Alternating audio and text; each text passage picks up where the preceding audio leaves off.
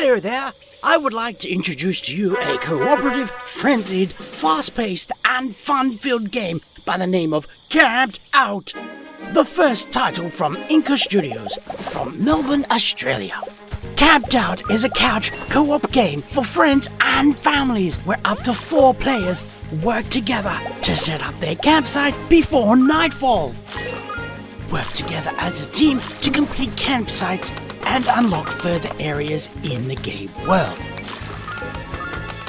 Throw into the mix some hazards from natural environments, such as bears, critters, ghosts, and spike traps, and things are sure to get out of hand quickly. Oh, there's a bear now! A hearty offering of fish! And the bear is on its way. Be sure to share the tools, as there's only 1 tool per job. A hatchet to chop down the trees, a pickaxe to harvest the rocks, a fishing rod for fish, and a mallet to finish off the job. Each level is a race against the clock, where players are required to build tents, construct a campfire, cook enough food, and get into bed before darkness falls. To achieve these objectives, players must harvest resources scattered around the level and satisfy the building requirements while avoiding hazards, navigating the landscape efficiently, and work cooperatively to complete the objectives as quickly as possible. Oh, that's 1 tent complete! Now, 2 tents complete. 3 tents finished, 1 to go. The last tent is finished. Well done, campers!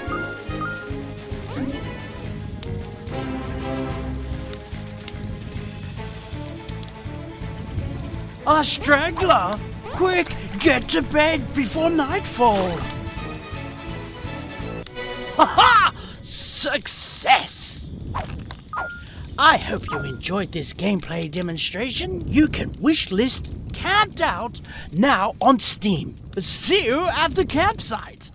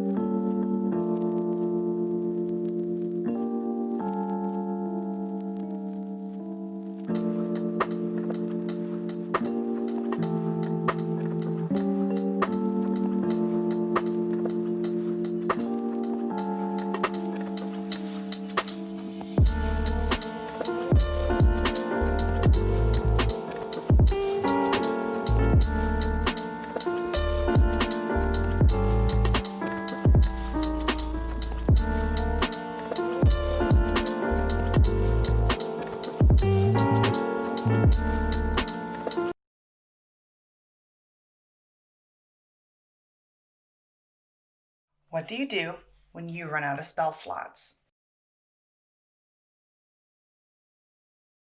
I'm sure you've wondered how I, Walnut, have become as well known as I am for never being in want of spell slots and always being prepared for any situation. Listen to the end for my trade secret. As you know, personally, I never run out of spell slots. As a level 10 druid, circle of the moon, mind you, I have so many spell slots and so many options. Do I want to scare off some feral cats with a little magic missile, cure an oafish paladin's boo-boo with a little good berry, or am I feeling spicy enough to drop a 3rd level moonbeam down on an entire illegal logging operation? I'd love to run out of spell slots. I would. That would mean I'm doing my best out there to protect the natural world. I suppose I do have to mitigate only having 2 wild shapes per day. Now, I know what normal people would think in this situation, but Walnut, can't you just save those wild shapes for when you're in the most dire circumstances? No, I say. Instead, I would say, what defines a day? Certainly, there's no law, no rule, that a day has to be anything other than the time between rests. And that's why I've developed a perfect system to skirt the rules, as it were. I need to do a big fight with a dragon in 30 minutes. Good thing I can turn into the mighty dragon's most feared natural enemy, a regular ass bear. But oh no, I don't have enough time to sit for 4 hours and regen my wild shapes. Guess I'll die. Sorry, the rest of my party. Has this ever happened to you? Not anymore. Now druids can perform not 5, not 6, not 7, but 8 equidistant mini trances, or naps as I like to call them, across the day. Why wait for your wild shapes to fully regenerate when you can get partial credit for a 30-minute nap blast? Sure, I could turn into a whole bear, but isn't it just as good to have my regular body and say like 1 bear arm for about 15 minutes? That's a whole 150 rounds of combat. If you can't get the job done with 1 bear arm in 100 rounds of combat, then why are we even talking?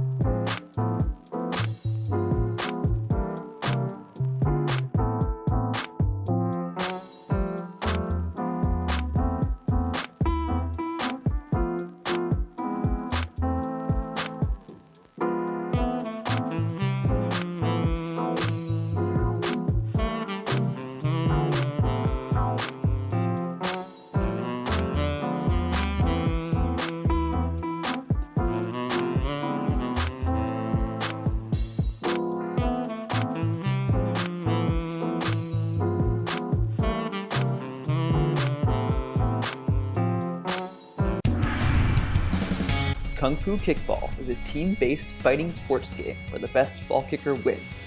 You gotta punch, kick, and headbutt your way across the field to smash the ball into your opponent's bell and rack up points. Hi there, my name is Jonah Wallerstein. I'm the designer and main developer for the game. I really wanted to make something that would be fun to play with friends, but also has the depth to be taken seriously at a competitive level. But a lot of getting skilled at Kung Fu Kickball is really understanding the jump. It takes some getting used to, but when you do get that perfect moment of hitting the ball out of the air at just the right angle so it bounces off the wall and into the bell, it feels great. So please look forward to Kung Fu Kickball coming out soon for Steam, Xbox One, PS4, and Switch.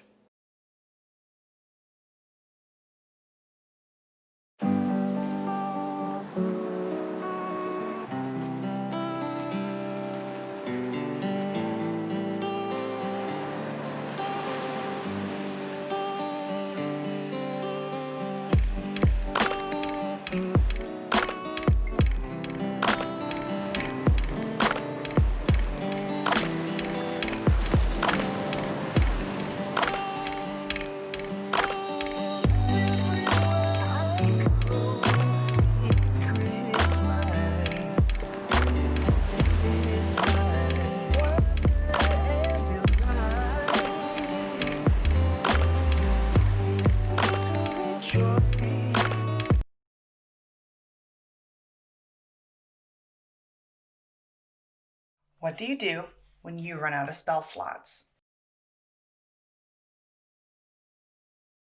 I'm sure you've wondered how I, Walnut, have become as well known as I am for never being in want of spell slots and always being prepared for any situation. Listen to the end for my trade secret. As you know, personally, I never run out of spell slots. As a level 10 druid, circle of the moon, mind you, I have so many spell slots and so many options. Do I want to scare off some feral cats with a little magic missile?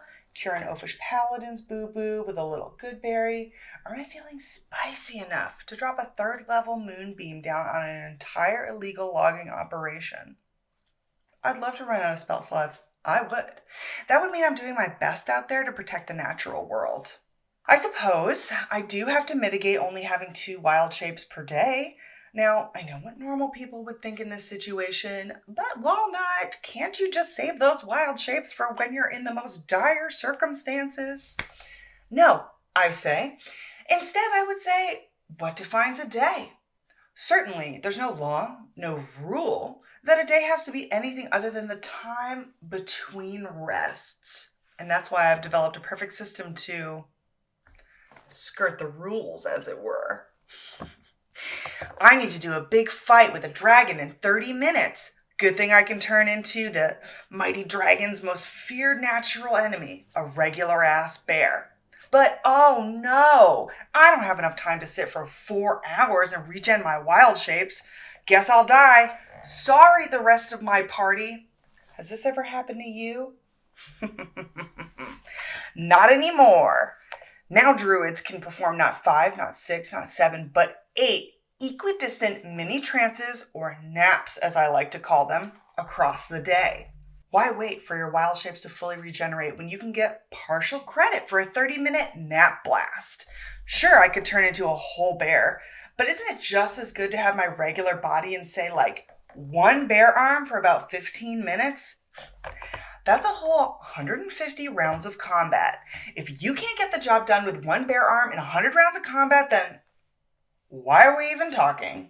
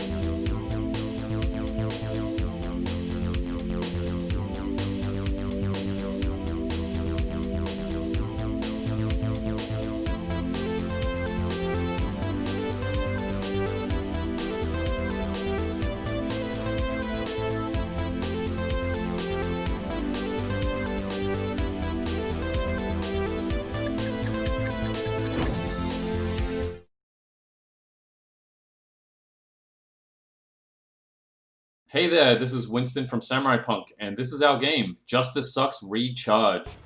We're thrilled to be a part of the PAX Indie Showcase. Thank you so much for having us, and we're really excited to get our new game into all of your hands from around the world. So before that, let me tell you a little bit about what this game is. So Justice Sucks Recharged is about Rumbo, the sentient robot vacuum cleaner that is on a quest for revenge through a neo-90s multiverse. So in the game, you'll be visiting a variety of 90s inspired, 90s pop culture inspired worlds, starting with this one called the Cyber Cruise, sorry. And on here, it's a futuristic ship that is run by terrible robots that is being invaded by the Sea Boys, a group of nefarious pop band pirates. So the pirates are on here trying to steal all the goodies and terrorize the passengers of the ship. But you, as a faithful robot vacuum, are not going to stand for that. What you have to do now is hack the gadgets in your environment and use all sorts of everyday objects to fight back against this pirate menace. You see there's all sorts of little robots milling about which have their own behaviors that can help or hinder you in your quest. One thing you may have noticed there, you're just flying into the enemy. Since you're a robot vacuum, you love cleaning. Cleaning is your favorite. As you clean up dirt and blood, it powers up your energy. So you see in the lower left, the red bar is your blood meter. And that will give you access to blood abilities. So I'll explain more when those come up. But yeah, each world in the game has its own sections with their own unique traps and gadgets that you can use against your enemies.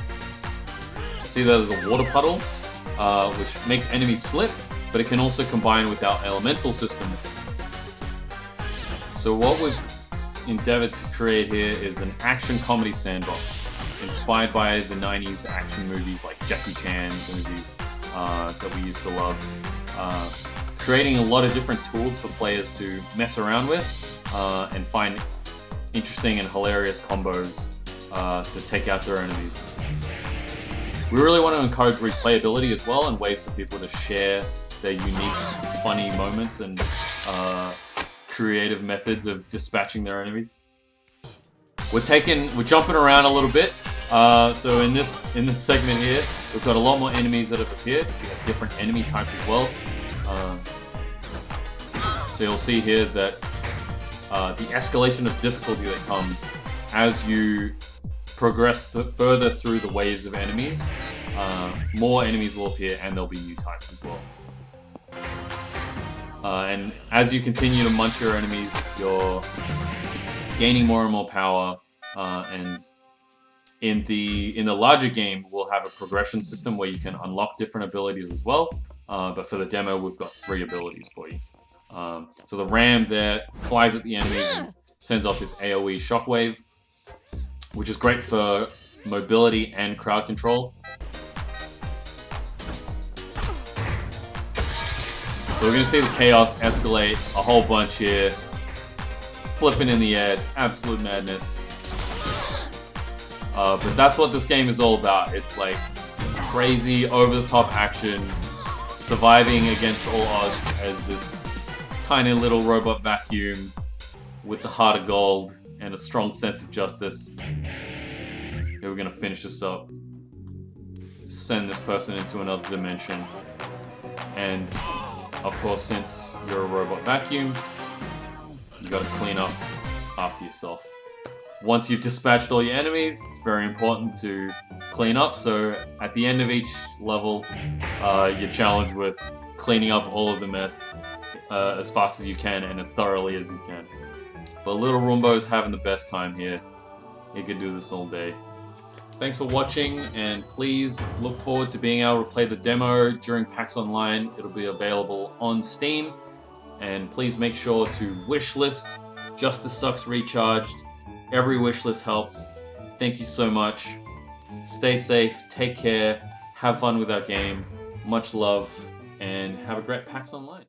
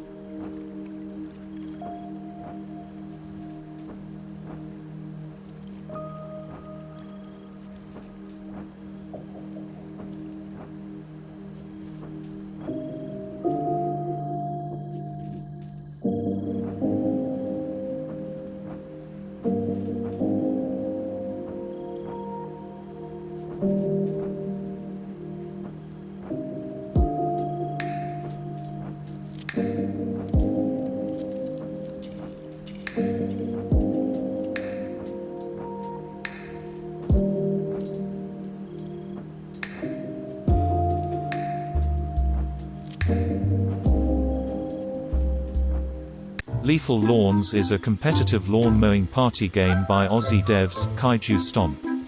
Set in everyday suburban yards, players mow grass for pocket money or can mow each other to steal their opponent's cold hard cash. Battle it out with your mates in teams or free-for-all across different maps and game modes. Supporting bots, custom game settings, online multiplayer and Steam Remote Play, Lethal Lawns is a great game to throw into your Friday night rotation. It's jam-packed for $5 on Steam, so check it out and get mowing.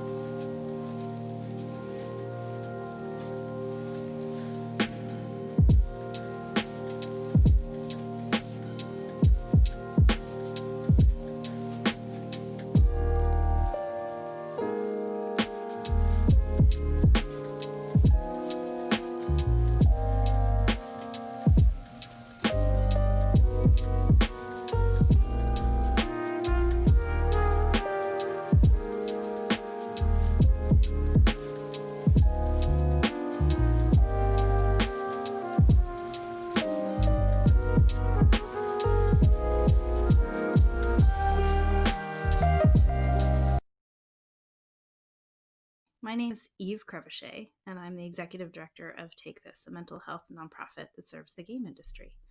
You may know Take This as a PAX attendee in the past from our AFK rooms, which are a feature of in-person conventions. And here we are at PAX Online with AFK Online. And one of the reasons that's so important is because just like in a regular in-person convention, a space that you can go to relax and quiet your mind and take a break from the intensity of the convention is important here too. And the reason we care about this, and the reason this is something even to talk about, is because an online convention, not only is it new, but it's also a pretty intense experience in ways that we're not used to. And so I'm here to help you identify some ways to take care of yourself, stay calm, and feel like you have your tools for self-care. So I encourage you to remember, even though PAX Online is a 24/7 convention for 9 days, that it's okay to miss things. You will, in fact, miss many things. It's okay to feel like you're not finding your friends. You will, in fact, not always find your friends online. It's okay to feel like this is strange. It's okay to feel distracted. And it's probably going to happen. Manage your expectations and understand that this is a strange experience and a strange new way of working. It's fine. It's okay. And take breaks. Walk away. Give yourself the opportunity to rest and recharge. Just like at a regular convention, the same basic self-care principles apply. Get enough sleep, eat proper meals, drink plenty of water, and walk away from your screen. In fact, that's what I'm going to do right now. I'm going to take this lovely mug of tea, which I drink every morning, and I'm going to turn off my camera, step away from my computer, and sip it. I hope you have a great time at PAX Online, and I hope you visit AFK Online, which you can find through the PAX website. There's an AFK page, and there's a link to AFK Online right there. And come visit if you need it. Thanks, and have a great day.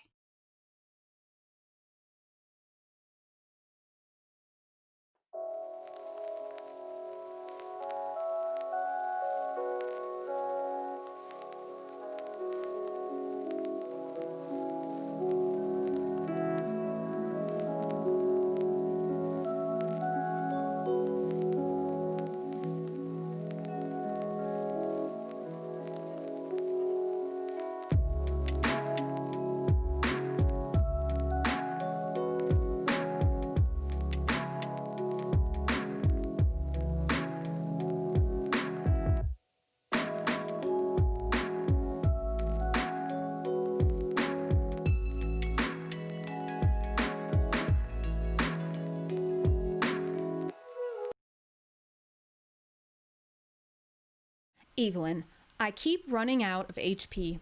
How do I keep my health up? From Unconscious in the Underdark. Unconscious, thank you so much for your question. I'm so happy to try to help.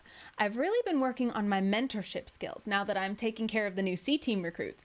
But I have to admit, I wasn't sure what HP was. I asked my totally platonic friend, Paulton, what HP was, and he laughed at me. But he said it has something to do with, like, not dying? So I assume it means happy and healthy peace feelings. Well, I definitely have lots of those because I am a servant of the Morning Lord, Lathander. Have you heard about Lathander? If not, let me know because I would love to tell you about him. But anyway, you said you keep running out of HP. Well, I can't honestly say that's something that happens too much to me as a 12th level paladin. Well, theoretically, if it was hard for me to keep my happy, healthy PCs up, I would probably invest time in some good, old-fashioned adventurer self-care. Having sworn the oath of the ancients myself, I like to go looking for rejuvenation in nature, especially in the morning. Oh, when was the last time you watched a sunrise? Oh, that's what you need for sure. The sunset this morning was amazing. The Morning Lord really outdid himself. I mean, if that's even possible. which it isn't. But just every morning I think it is, because it's so gosh darn beautiful. And okay, yeah, but the sunset this morning was amazing. Oh, but you know how love is like a flower, like a sunflower. Oh. One time, my professional acquaintance and pen pal Omen once sent me a pressed sunflower in a letter, and I thought about how love, like sunflowers, always bears fruit or seeds, and from those seeds grows new life, and new life is just like the dawn, like Lathander, the morning lord. Isn't that amazing? Everything comes back to Lathander. Lathander, Lathander, Lathander.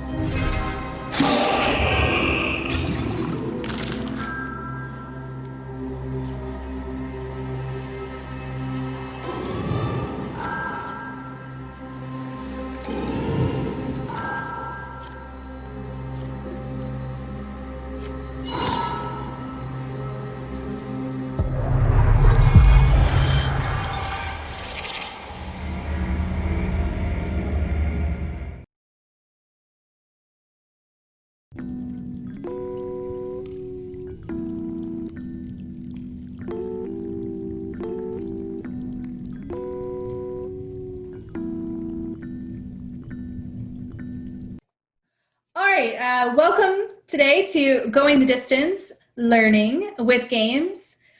I'm Liz Newberry. I'm going to be your MC for this evening. I'm joined here today with an all-star panel of govies. That's right, government employees out in the wild actually talking about games. We're so excited to be here. I'm joined today by a full cast. A little bit about myself first.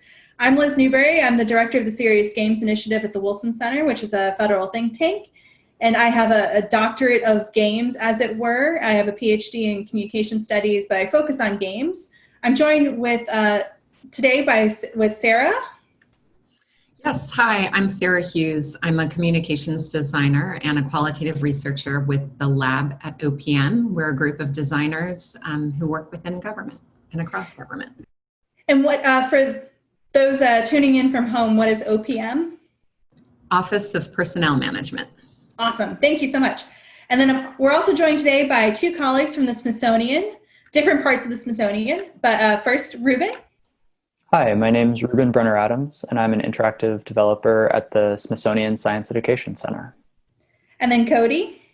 Hi, everybody. My name's Cody Coltharp, and I'm a digital interactive designer at the Smithsonian Center for Learning and Digital Access. Awesome. Thank you again so much for everyone who's tuning in today. We're going to be available also through the chat, so feel free to click like and subscribe. Wrong medium. Feel free to put in questions in the chat as we go through. We're going to kind of keep this at a quick pace, but just as an overview, not everyone in government knows each other, surprisingly. It's a big beast. So we're all coming out of a group called the Federal Games Guild, which is an informal community, which means that we're not formally organized through any government structures, but we're a bunch of people who believe in games and the power of games to activate the public and also in general meet our various mission goals, which means that we try to use games, we love games, and we're here to talk more about games. The mission of this particular panel is going to be to provide tools and insights that can be used for distance learning, specifically games, because we love them.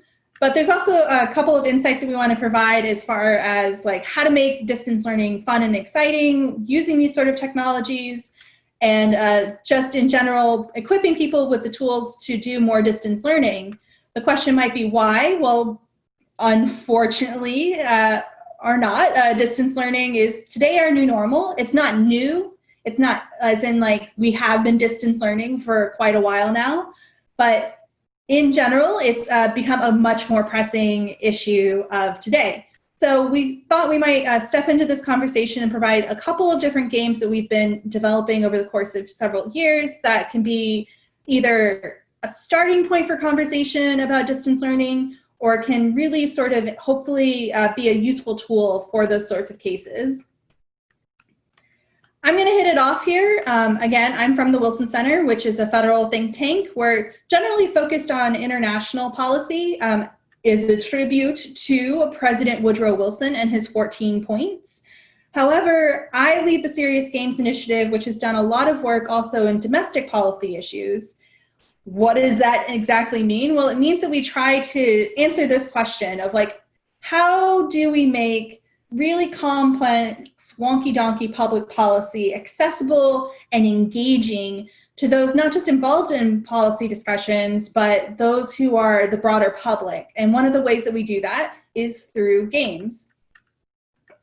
Serious Games Initiative, by the way, doesn't mean that I'm just like sitting here sad at my desk, although there's other reasons for that might be. But in any case, the Serious Games just means that they're games that are intended for an educational or positive purpose, which in this case is about educating around public policy.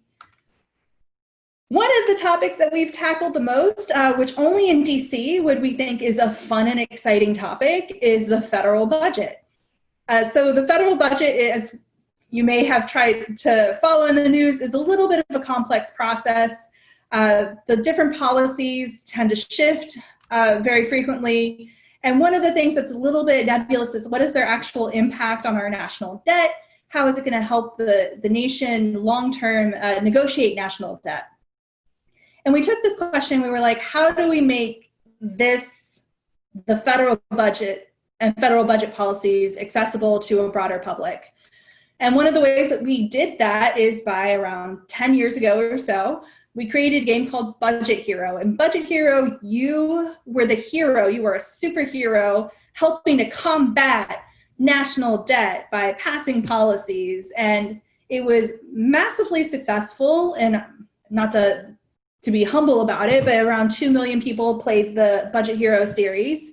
And one of the things that was really interesting about this game is that while you're allowed to select and freeform and sort of choose your own adventure with what policies you'd enact, it also engaged a really broad audience for that, especially for that time. It was very monumental, engaging not just kids, but also adult game players. So especially the more 65 and older, which I think are called silver gamers in some texts. We managed to engage those, and it was a very popular game for the time. We needed to update it, so the latest version of it, we partnered with the Brookings Institute to create the Fiscal Ship. Now, the Fiscal Ship is not just Budget Hero 2.0, because there were a lot of lessons that we learned from the Budget Hero process that we wanted to implement and really put into this particular game. One of those was, how do we make it more accessible and vital as a remote learning tool? Now, when I say remote learning tool, this game is not an extensive game. It's not long to play. It's more of a casual game, if you will. You can play it in about 15 minutes. But really, one of the things we wanted to think about is, how do we make it fun and exciting, not just for people who are playing it in classrooms, but also who are playing it, the 35 and older crowd is one of our major players, and how do we make it accessible and fun for them? Small note here, if you really want a very deep dive into Fiscal Ship, there are lots of YouTube videos out there where people have taken this particular game and gone policy through policy. Bless the YouTube streamers on that front. I will not make you do that today. Instead, I'll just give some highlights. So one of the things that we do in the Fiscal Ship is we take Congressional Budget Office data projections. So these are projections that estimate what the national debt is going to be long-term, and we convert them into the game and layer that with different policies. So as you pass policies, you can see what the impact is on national debt. You can also see pros and cons to those policies, which I'll get a little bit more into. But one thing, if you're thinking of exciting and remote opportunities, is to think about what data is out there and available. In this case, Congressional Budget Office data. You just go to a website and you can click on it and download it. And we extend those projections to a 25-year projection, but there's free and open data that you could take and use into a game. As far as playing it, the other thing we did was we kept it really simple. Again, this is like a 15-minute playing experience. You basically choose your mission, you choose what goals you want to meet, and then you pass policies to meet those goals and also decrease debt. So the idea is that you not just meeting your own goals, whether you want to protect the elderly in this case, or strengthen national defense, or shrink the government. You can pick those goals and you pass policies to meet those goals, but you also have to meet the meta goal of decreasing national debt. Here's just some quick screenshots. Basically, the flow of the game. You pick whatever policies you want. We have a new election edition out, so if you want to play through Joe Biden's priorities or Donald Trump's priorities, they describe what those priorities are to clue you into what policies might be correlated with those platforms. And you can always look for more information on that. Part of the reason we wanted to make this open choice, though, is because we're a nonpartisan institution. We're part of the government. So we're not steering you in a particular direction. We really wanted you to have the option to pick your own goals as part of this process. It's not prescriptive. Then you go to the next screen, you get a bucket full of policies, and you click through. They have quick, non-economist explanations, although all of our content has gone through a nonpartisan board for approval, and arguments for and against each policy, and then you pass a plan. Simple enough to do. Most of these, it will also let you know if the goals you pick are a little too tricksy, like if they're going to be too hard or conflicting to pass.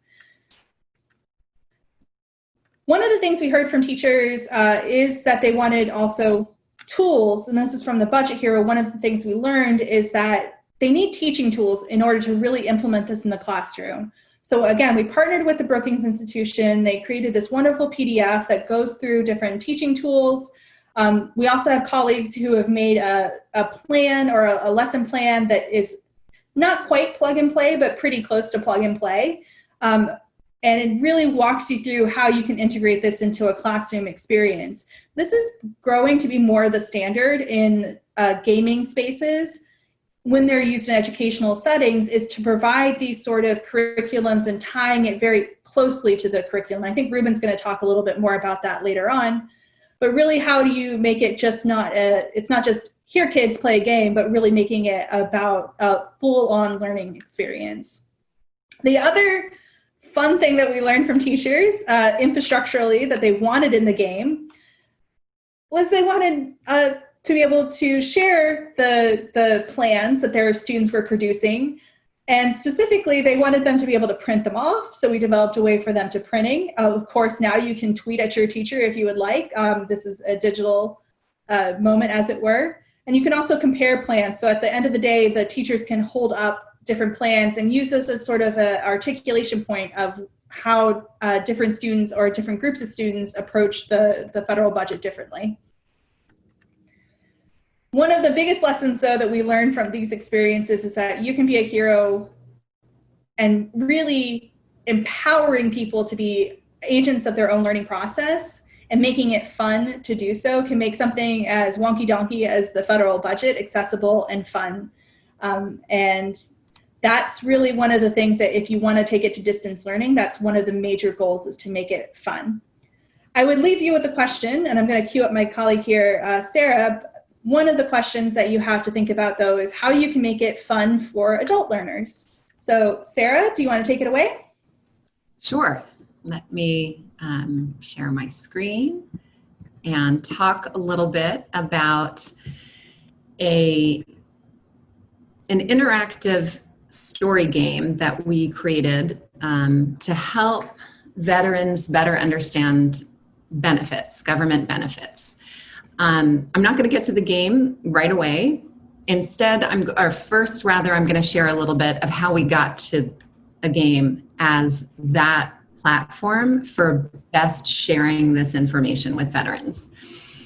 So I work with a design group inside government called the Lab at OPM. We use the human-centered design process to find out ways to make government service more responsive to what people really need. And so we use the human-centered design process to, as a way to answer a question that had been posed to us about how we might make VA benefits in particular help VA more clearly explain VA benefits to veterans based on their particular life circumstances and what they most needed, what they most wanted at that at a critical moment in their lives. And so that was the kind of the challenge that we took on. And our first bit of work was to really go both to VA and understand their needs and how they wanted to communicate VA benefits to veterans. And so we heard from staff within VA that they wanted us to build on what already exists, take full advantage of education resources that were already there. Don't start from brand new or reinvent the wheel. We also heard from them that it was important to communicate to veterans benefits offered by VA as a whole, not by any sub-office of VA or sub-office, so as to make the communication more clear. We then went and spoke with veterans, and we asked what would be helpful for you to better understand the kind of broad universe of VA benefits that you might be eligible for and that might help you at different moments of your life. And we documented what they told us. They said very clearly and strongly that they wanted to find out about benefits in a way that worked for them and that was convenient for them, that they could access at any time or moment throughout the day. We also heard from them that from the veterans, the many veterans we interviewed, that it was important for them for VA benefits information to come to them in a way that was customized to their moment in life. So don't show me if I am just starting out, in my 20s or 30s. Don't show me too much information about retirement benefits. What's on my mind is more so housing subsidies or the GI Bill. So customize your conversation with me based on where I am in my life. So what we did then is we came up with some different prototypes that we thought might answer the needs of the agency and, very importantly, the needs of veterans. And we used what we heard from both, crosswalked our prototypes against people's needs, or considering people's needs top of mind. And it was an interactive story game that we found best met those needs. In particular, an interactive story game would allow veterans to move through decisions and scenarios around spending education benefits, because in this particular game, we focus just on education benefits within VA. But it would allow veterans to move through different scenarios. How about I decide to spend my education benefits for my educational advancement? What if I were to spend my GI Bill benefits? What if I were to transfer them to my children? What decisions would that entail? What if I want to spend my education benefits on an online school? What if I want to spend my education benefits at the brick and mortar college in my own town? So it was a game, an online story game presenting several different scenarios about how to spend benefits that really allowed us that flexibility to customize the story of benefits based on people's interest at the time. The other thing that, again, we heard very strongly from veterans was, speak to me in a personalized, warm manner. And so that's also why a story game was the way to go, because we could set the tone and invite people into a story setting using like a narrative conversational tone. So the other thing that we took very seriously as we were building out this story narrative is we wanted it to be real, and we wanted it to reflect the actual life experiences that we heard when we interviewed veterans. So as to build our story world and our storylines, we took everything directly from our interviews with veterans. So we sat down and had a number of veterans and heard that there were some people who, when they were thinking about government benefits, they were really thinking about, how do I protect my home front? And how do I find those benefits that will help me do that? We heard from other groups of veterans that they were really they were just kind of starting out in life and looking to expand their horizons, and they wanted benefits that would help them do that.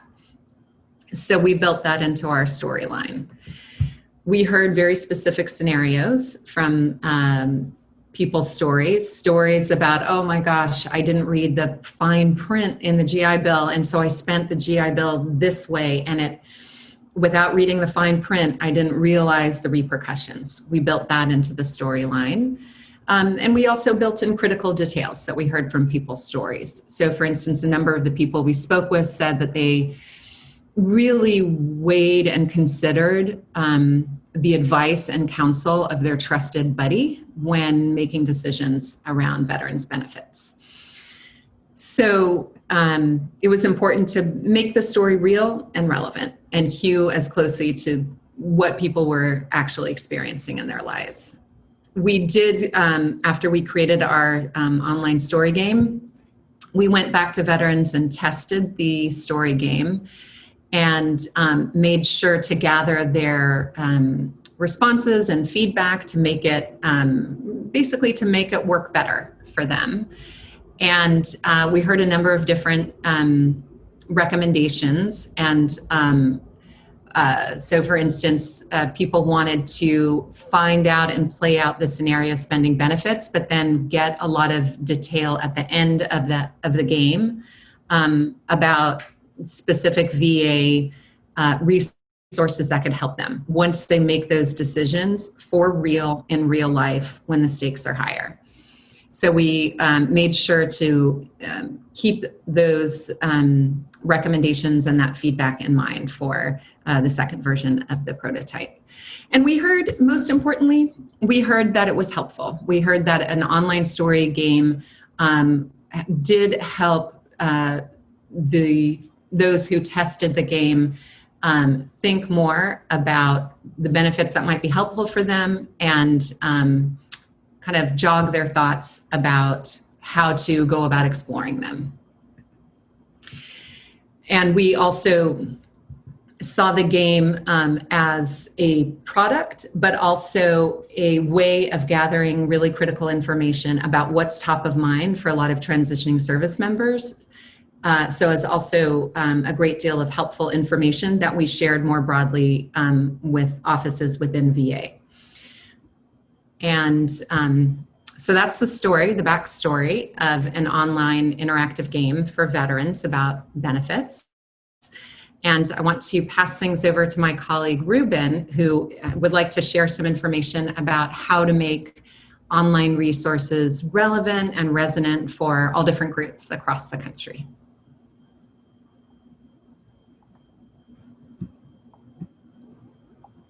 Thanks, Sarah. Like I said earlier, my name is Ruben Brenner Adams, and I'm an interactive developer at the Smithsonian Science Education Center, which is a small unit within the Smithsonian Institution. And I'm going to tell you a little bit about distance learning resources from the Smithsonian Science Education Center. And then my colleague, Cody, is going to talk about distance learning resources from the Smithsonian Center for Learning and Digital Access, as well as a couple of other units around the Smithsonian. So first, I want to talk a little bit about the Smithsonian Institution. When most people who have heard of the Smithsonian Institution think about museums, and they think about the Smithsonian Castle, which you can see in the picture here. And the museums, they're all around the National Mall in Washington, D.C. They're iconic buildings. They're really amazing cultural, scientific, historical sites. And there are other museums that the Smithsonian operates in other places around the country. But I want to point out that the Smithsonian not only is the world's largest museum complex, but it's also the world's largest museum education and research complex. And not only does it include museums, it also includes 9 research centers, 5 education centers, 3 cultural centers, 21 libraries, and a zoo, the National Zoo here in Washington, D.C. And I am coming to you from one of the education centers, the Smithsonian Science Education Center, and Cody is going to be talking to you about the Smithsonian Center for Learning and Digital Access, which is another one of the education centers. So Ruben, real quick, is it fair to say that you get to work with pandas? Not directly, but one of the games that I'm going to talk about does involve pandas, and we did get a lot of our research data from the National Zoo. Awesome. So one of the things that is clear about the Smithsonian is that it believes in lifelong experiential learning. Each normal year, the Smithsonian reaches 11 million people through our educational programming in person and 33 million people through museum visits. Obviously, that is in a normal year. So things are a little bit different right now. And that's why we're talking about distance learning. Going a little deeper into the Smithsonian Science Education Center, it is the only Smithsonian organization dedicated to formal STEM education. So that means that we're really invested in classroom learning in science, technology, engineering, and math. And we are specifically creating curriculum and resources that are great for teachers and students in the classroom. But in the case of our digital resources, we're also creating products that are useful for students outside of school, in supervised or unsupervised situations, and in informal spaces like after-school programs and other sort of less classroom-focused areas. The mission of the Smithsonian Science Education Center is to transform K-12 education through science in collaboration with communities across the globe.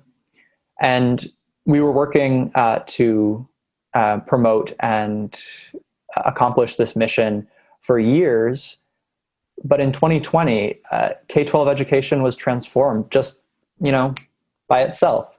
And so we have really had to adapt what we are producing and how we're engaging with our students and teachers to reflect the realities of a society where students aren't necessarily going to school 5 days a week, and may not be going to school physically at all. So here is the broad link for the Smithsonian Science Education Center's distance learning resources. I wanted to give it its own slide so that if you want to take a picture of it, you can easily find it and access it. On this site, we have a number of resources, and I'm going to talk about some of the highlights. So one of the best distance learning resources that we have is our collection of digital media. This includes games, apps, simulations, animations, videos. I think that's all. Ebooks as well. It's just a really, really amazing library of digital, interactive, and passive learning resources. A lot of them are good for ages 5 through 14 or so. Some are good for high schoolers, and then there are some great resources for adults and teachers and educators as well. From this group, I wanted to highlight two resources in particular. So this is a game called Tammy's Tower, Let's Think About Engineering, and it is an engineering design game for ages approximately 4 through 8, although Liz will attest it's great for adults too, and Cody as well. The idea of Tammy's Tower is that students will be building a tower out of simple shapes and learning about the physical properties of those simple shapes in engineering, geometric shapes. And once they've built the tower to a specific height, an animal, a heavy animal, in this case, an Asian elephant, or it could be a giant panda, will come running across the screen and shake the ground. And so the tower must be stable enough to stand up through the shaking so that Tammy, the main character in the bottom left there, who's a golden lion tamarin, can climb up the tower and reach the fruit on the branch overhead. So this is a really great resource for students, both in formal learning spaces as well as informal learning spaces. I've had kids love to play this. They would, when we were showing this at a conference, kids would take the iPad and not give it back for like an hour because they just needed to beat all the levels. It's super engaging and fun. It's available for free on our website at the link in the bottom left, as well as on Apple devices, Google devices, and Amazon devices for free download. And some of these games are in multiple languages, right? Yep, Tammy's Tower is available in English and Spanish. And I also wanted to note that if you go to that link at the bottom left on our website, You can also find a free lesson plan that accompanies the activity. It's not associated with any particular curriculum. It's just sort of a standalone lesson. So if you're looking for an educational activity to do with a young person in your life, whether you're an educator, a formal educator or not, you can easily jump in and understand what is going on in the game in terms of learning and in terms of mechanics. The other resource that I wanted to highlight is called Pick Your Plate, a global guide to nutrition. And this is for a slightly older audience.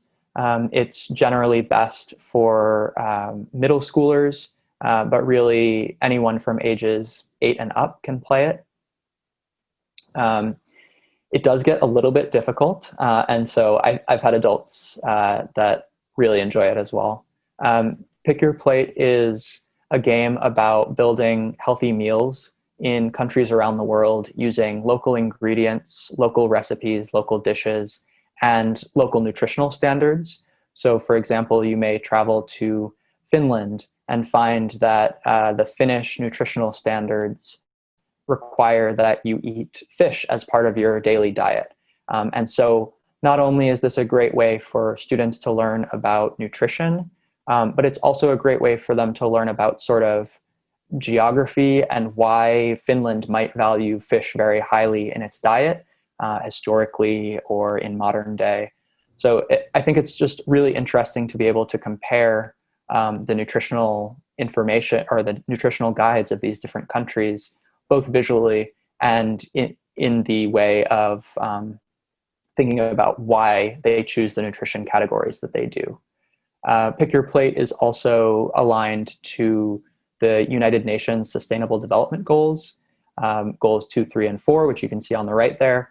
And it is also available for free in all of the places that I mentioned earlier. Yeah, I want to just jump in here really quickly. Please feel free to tweet at Ruben if there's a particular level or two that are too difficult. I have been doing that. I'm not salty at all about it. And I'm sorry for jumping in right here. My dog was barking while Sarah was presenting, so I didn't want to interject there. But Pick Your Plate is a very, very fun game, even for adults. Yeah, I really like it. I mean, I'm biased because I designed and developed it, but it's a really wonderful way to think about, even for adults, to think about what you're eating and what value it's bringing to your life. Or to travel virtually, right? Or to I travel by my stomach, so I mean, it makes sense. Yeah, so right now we have 8 countries in Pick Your Plate. That includes the United States, Mexico, Argentina, Lebanon, Benin, Finland, Cambodia, and Australia. So you can really go around the world and find local dishes and eat what looks good to you, and it's a really great time. I want to also mention that Pick Your Plate is part of a series of curriculum modules that we have available for free on our website as well. These are just like huge PDFs that you can download. You can download a particular part of them if you don't want to go through the entire module. But if you are an educator and you are looking for some United Nations Sustainable Development Goals aligned curriculum, this is a really great way. Or even if you're just looking for some free science curriculum, it's a pretty amazing resource. As you might imagine, Pick Your Plate is part of that middle module that you see there, which is called Food: How do we ensure good nutrition for all? But the other 2 modules that we've developed so far are called Mosquito: How can we ensure health for all from mosquito-borne diseases? And COVID-19: How can I protect myself and others? Which is especially relevant right now. It's a really great way for either an instructor-led or student-driven education to happen around COVID-19, what the risks are, how you should be preparing yourself. And it's actually fairly readable for ages 9 or 10 and up. And it's available in 24 different languages so far. So that's a pretty great resource. We partnered with the World Health Organization to develop that one. So yeah, like I said, all of these are available at the link in the bottom left. And with that, I want to pass it on to my colleague, Cody, from the Smithsonian Center for Learning and Digital Access. Thanks, Ruben. And he got the name of our organization right every single time. I'm so impressed. Such a mouthful. So I'm going to share my screen real quick. And before I jump into some of the games that I want to share with you, I'm also going to show a few of the educational resources that we have to offer that are specific to digital learning, or distance learning rather. So similar to the link that Ruben shared, the link is here at the top. So learninglab.si.edu/distance learning. At that site, you'll be able to find all the different resources that the Smithsonian has to offer on distance learning, divided by the different audiences, from caregivers to young children all the way up to teens to even adults. So I wanted to highlight three of those. The first are what's called choice boards. And so you can see here on the left side, a choice board has 40 activities on each one, and there are 10. And it's organized by science, social studies, culture, and arts. The next one is a summer road trip activity guide for those that have kids that are elementary age. It's chock full of educational activities that are super high touch that they can do on a road trip, or if they're bored at home. And then finally, the distance learning education guide. This is divided up by age, and it is just a comprehensive list of everything that the Smithsonian has to offer as far as distance learning. So there's a lot of activities out there. The Smithsonian is huge, and sometimes it's easy to get overwhelmed by having too much. But if you are just feeling totally bored or wanting something to do, then I recommend going to this site. So on to the games. I'm going to share 3 games from our office, and then I'm going to share a couple from other offices. But in general, the theory is that the Smithsonian has a lot of stuff. We have millions and millions of artifacts, artworks, images and paintings and texts and audio. And the Smithsonian is not just about collecting this stuff, but it's also about collecting those stories. And so our theory about games is to take those stories and present those objects in a way that is super engaging and super fun, and has an impact on the audience more than just looking at a regular object and listening to it or reading some kind of placard. So I'm going to give you 3 examples of that, and then I'm going to go into 2 additional examples from other museums. And I'm going to be as quick as I can, because otherwise Liz will remote call my cat to jump into my lap to cut me off.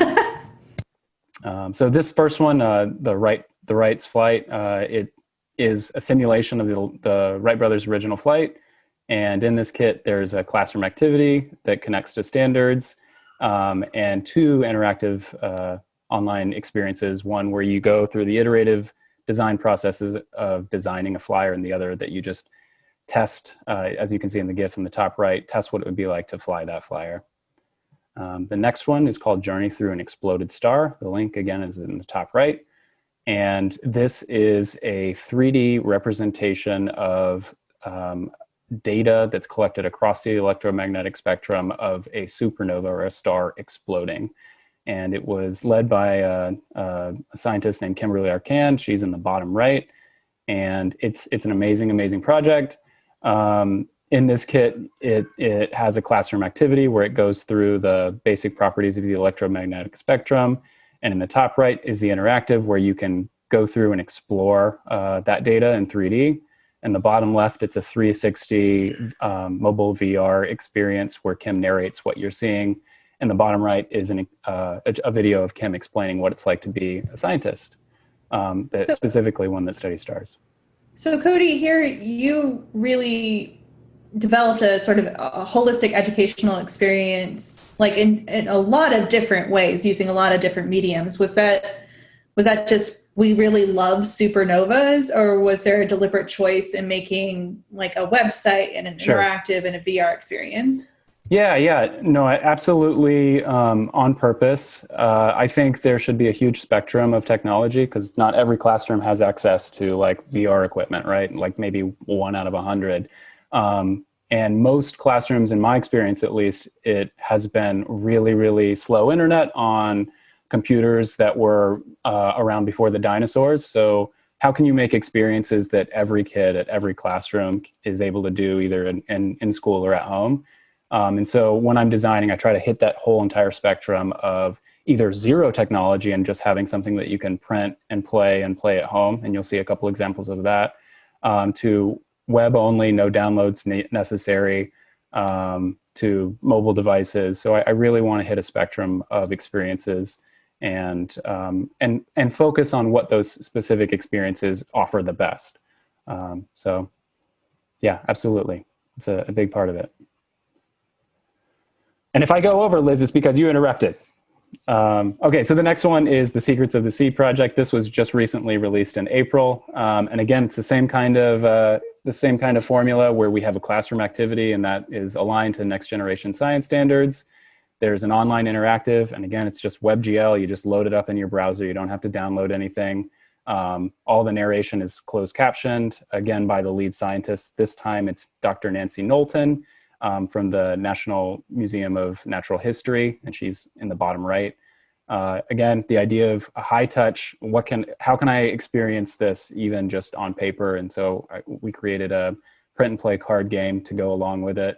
And then that video of what it's like to be a marine biologist. And we're really lucky to have Dr. Knowlton because she's had just decades of experience to work with the oceans, and she just has this incredible knowledge and this incredible voice around the oceans. So that's Secrets of the Sea. And now I'm going to jump into two other projects that some of my colleagues have made. This is the Apollo Moonshot, and this is for Apple and Android devices. And it's primarily an AR app that it provides a bunch of different experiences where you can have the lunar module rotating around your room. But it also has a lot of really amazing archival footage and rarely seen footage, and as well as some audio recordings that were previously unreleased, all from the vaults of the National Air and Space Museum. So it's a really, really neat experience. It tied in with a video series that they had worked on. And the last one, Ripped Apart, from the National Museum of American History. And in this game, it's for Apple and Android devices. You assume the role of a museum curator and you try to solve a mystery using real documents dating back from the Civil War. And it's kind of a ghost story. It's really fun. And I highly recommend this one as well. So that's all I've got. If you want to access the resources that all of us have shared, there is a short link in the bottom right of this screen. So it's s.si.edu/PAX 2020. And with that, I think we'll do a farewell and jump into questions. Liz, I guess I'll pass it back to you. Great. Thank you so much, Cody. I was very scared to ask any further questions, but now we'll give everyone else an opportunity to ask questions. So feel free to jump in, and we are very grateful that you came to our panel and looking forward to any sort of questions, quandaries, or ways that we can direct you beyond the scope of our presentations. Thanks.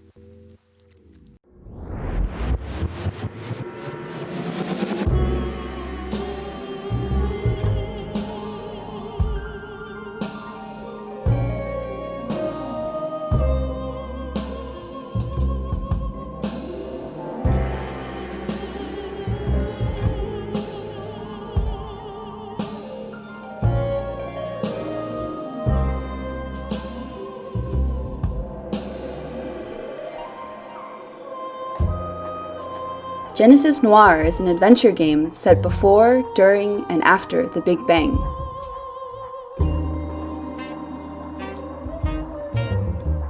A cosmic gunshot aimed at the heart of a god rockets the universe into existence and must be undone.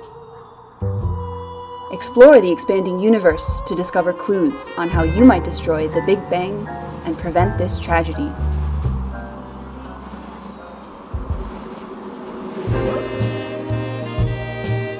You'll stumble through seedy speakeasies, transform energy into matter,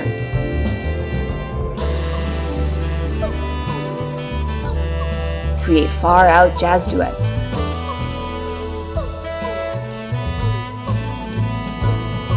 discover what's inside a gas giant,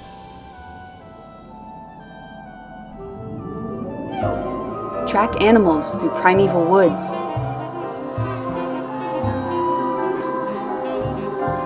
and watch stars die in this film noir creation myth.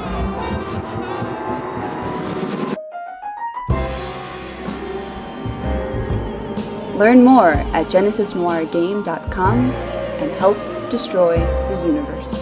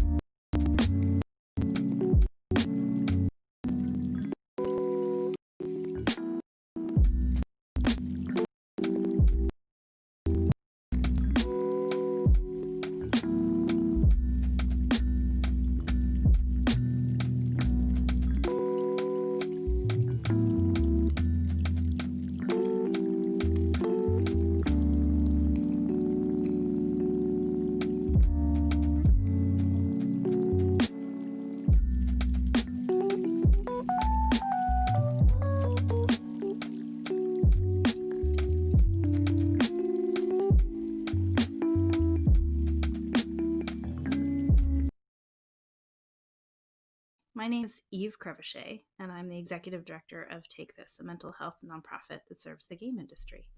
You may know Take This as a PAX attendee in the past from our AFK rooms, which are a feature of in-person conventions. And here we are at PAX Online with AFK Online. And one of the reasons that's so important is because just like in a regular in-person convention, a space that you can go to relax and quiet your mind and take a break from the intensity of the convention is important here too. And the reason we care about this, and the reason this is something even to talk about, is because an online convention, not only is it new, but it's also a pretty intense experience in ways that we're not used to. And so I'm here to help you identify some ways to take care of yourself, stay calm, and feel like you have your tools for self-care. So I encourage you to remember, even though PAX Online is a 24/7 convention for 9 days, that it's okay to miss things. You will, in fact, miss many things. It's okay to feel like you're not finding your friends. You will, in fact, not always find your friends online. It's okay to feel like this is strange. It's okay to feel distracted. And it's probably going to happen. Manage your expectations and understand that this is a strange experience and a strange new way of working. It's fine. It's okay. And take breaks, walk away. Give yourself the opportunity to rest and recharge. Just like at a regular convention, the same basic self-care principles apply. Get enough sleep, eat proper meals, drink plenty of water, and walk away from your screen. In fact, that's what I'm going to do right now. I'm going to take this lovely mug of tea, which I drink every morning, and I'm going to turn off my camera, step away from my computer, and sip it. I hope you have a great time at PAX Online, and I hope you visit AFK Online, which you can find through the PAX website. There's an AFK page, and there's a link to AFK Online right there. And come visit if you need it. Thanks, and have a great day.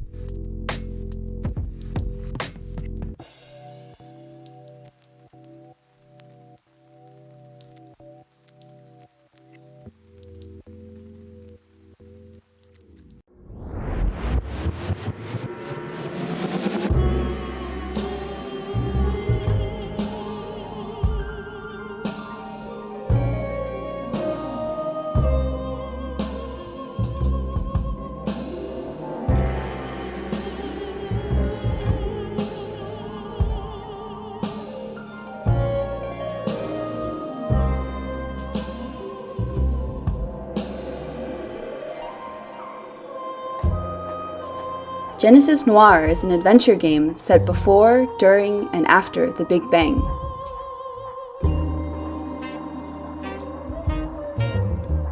A cosmic gunshot aimed at the heart of a god rockets the universe into existence and must be undone. Explore the expanding universe to discover clues on how you might destroy the Big Bang and prevent this tragedy.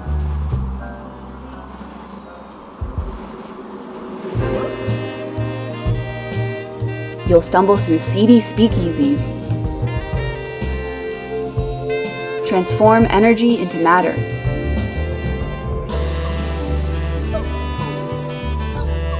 Create far-out jazz duets.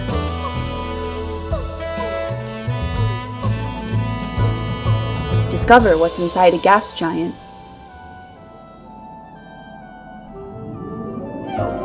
Track animals through primeval woods.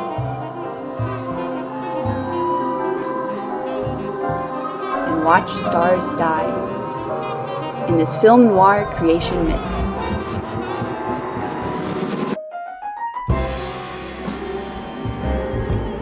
Learn more at genesisnoirgame.com and help destroy the universe.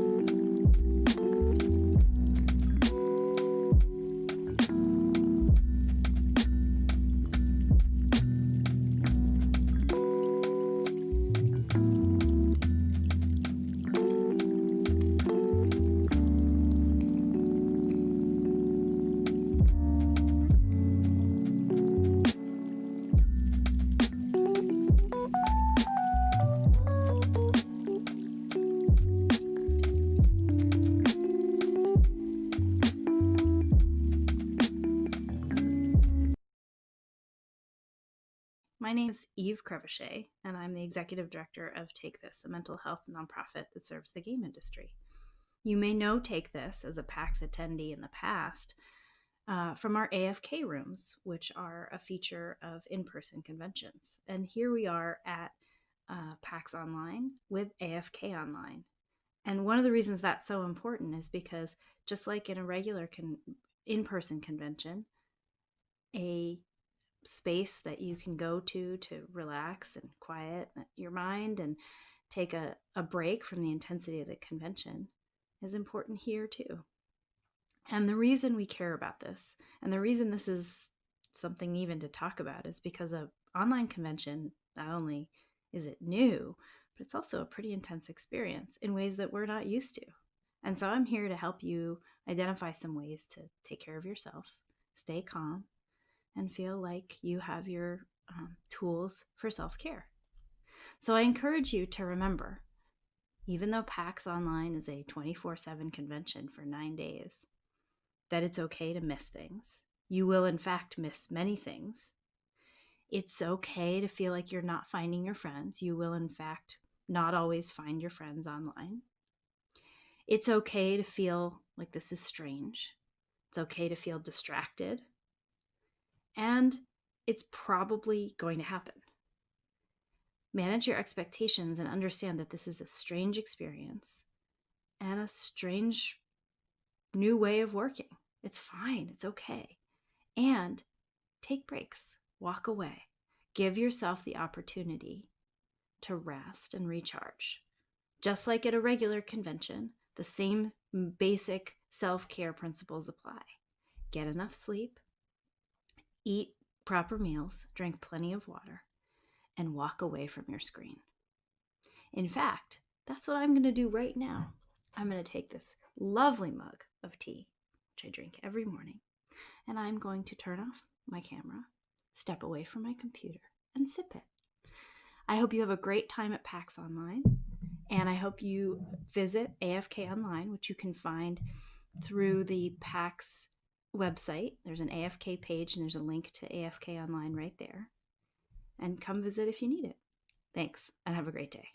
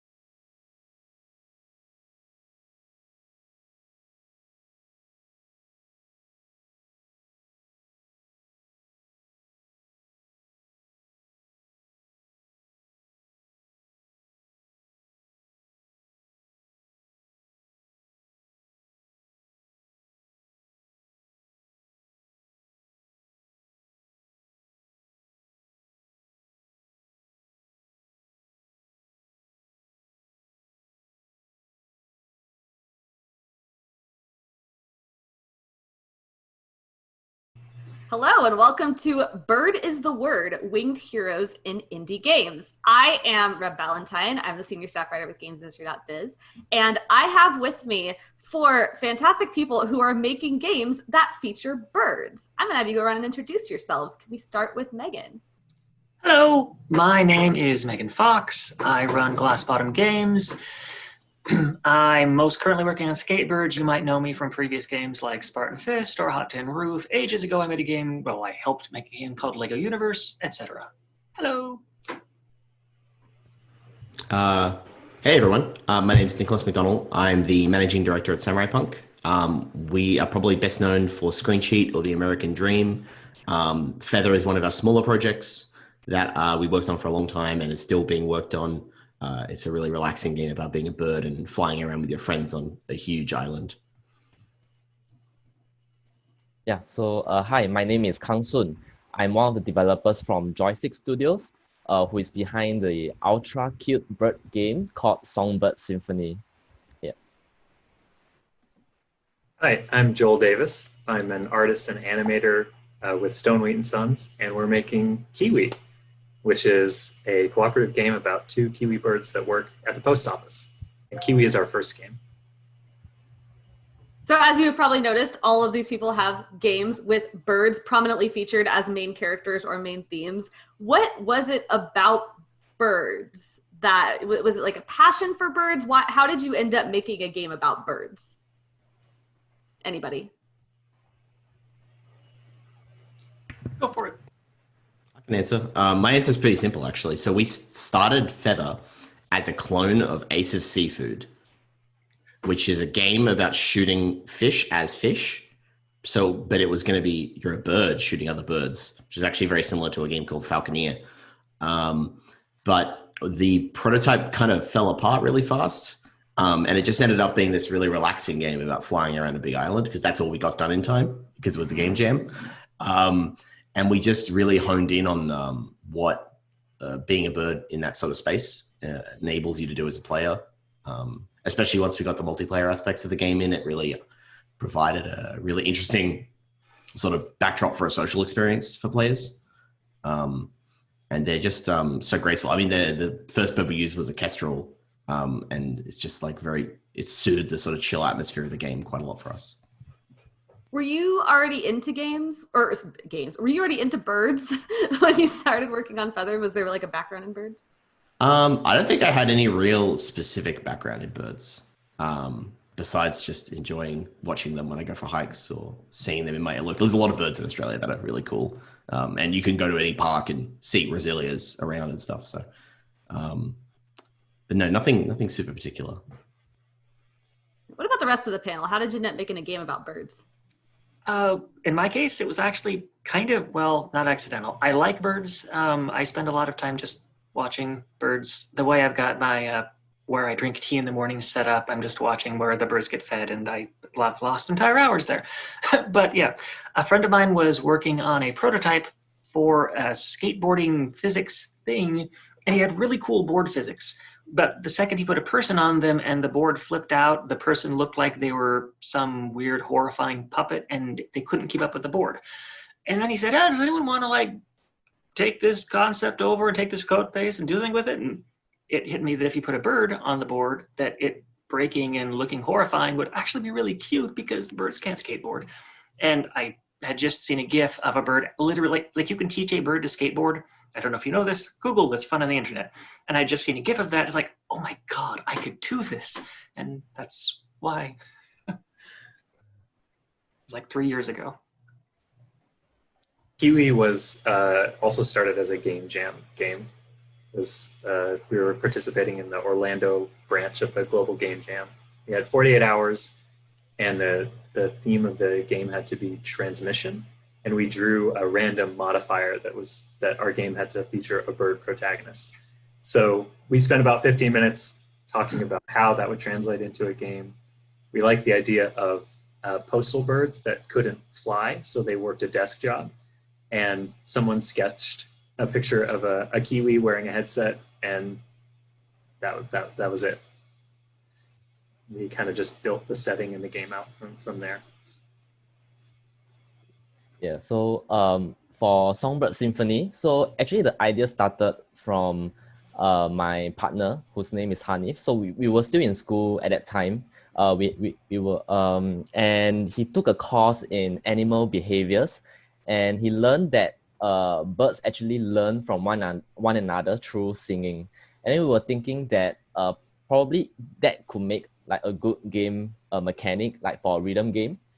And for myself, I like games as a storytelling medium. So I was like thinking if there is a way to mix both like rhythm games and storytelling elements together in a game.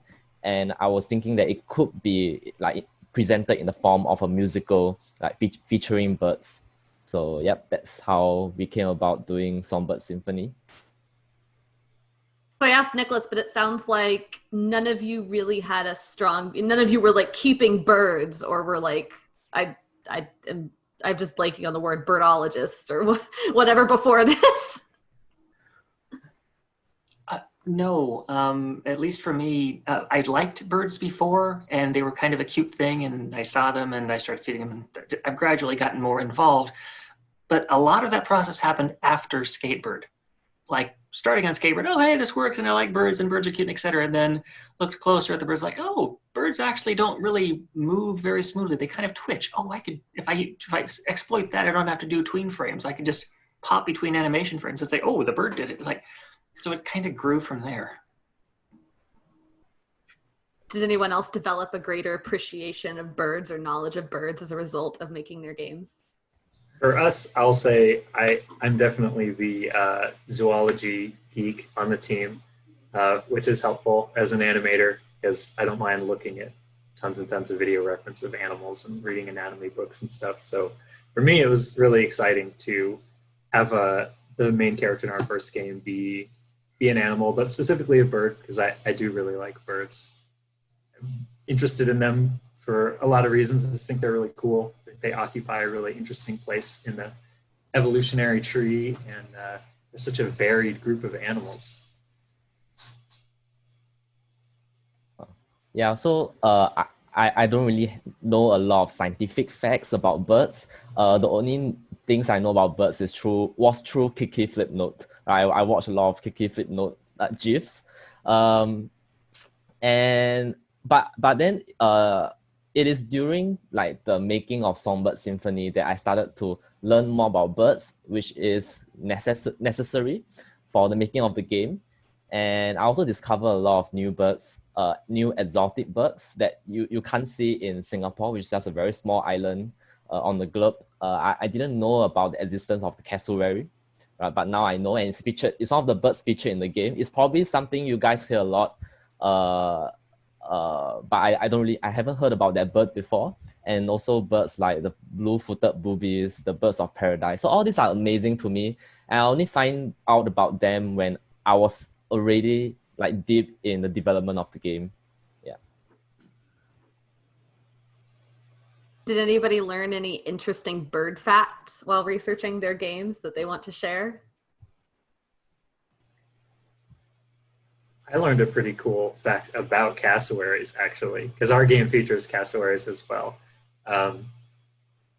That they produce this low frequency, almost like infrasound that's just on the verge of human hearing. You would assume they make like a screech or a squawk or something. They produce this really low rumble where they get low. I don't know if you've ever seen a cassowary. I have one with me here today. I don't know how well this is showing up. They occasionally show up in Australian zoos, and they're really scary. Yeah, I'm sure. I think I had that exact same figurine as a child, and I don't really understand how. This one's new for me. Yeah, that was a cool fact about cassowaries that I learned. It's like the deepest bird noise in the bird kingdom. I've kind of got the same thing. I don't know if it's not the deepest, clearly, but I was trying to find out. So I've got kookaburras in my game, which are a ground parrot. No, sorry, kakapo. Kakapo or kookaburra. One of them is the bird that laughs, and one of them is the green ground parrot, and my brain is stalling on them. So regardless, the fluffy green ground parrot that's really friendly because they have no natural predators where they live. I was trying to find out the call that they make, and it turns out they only really make 2 calls, one of which is way too horrifying to put in a video game. And the other one is they actually dig out these not really burrows, like hollows in the ground, which are literally speakers, and they hunker down in them and they thump. And their mating rituals are like a goth club, sort of. Like a bunch of them get around and hunker down in holes and thump. And the ones that make the deepest, loudest bass get the ladies. If they had like spinner hubcaps and the cars that hopped, they would be all the way there. It's like, it's adorable. And because of that, I've thought about trying to like canonically turn them in the game into like DJs or something. But yeah, it's a very strange bird fact. Look it up, I'm serious. Bird dating game on the horizon. Any other cool bird facts?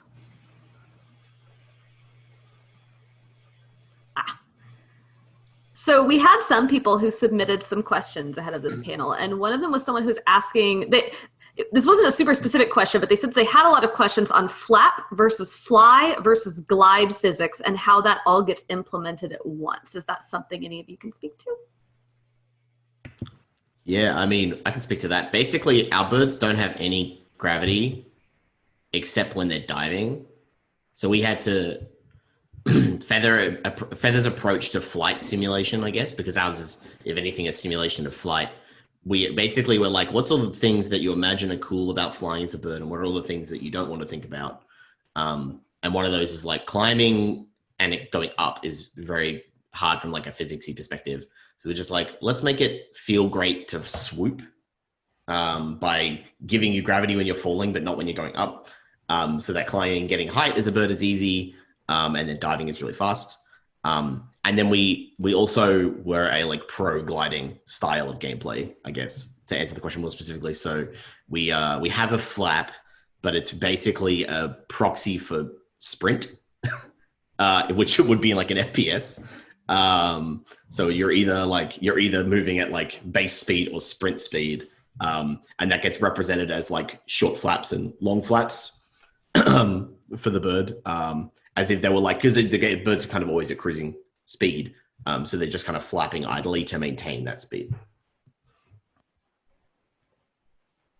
Yeah, I think flying in feather feels really good. So I tried that game before. I met Nicholas at Busan last year, and the moment I sat down, and the game felt so good that I didn't know how quick time just went by.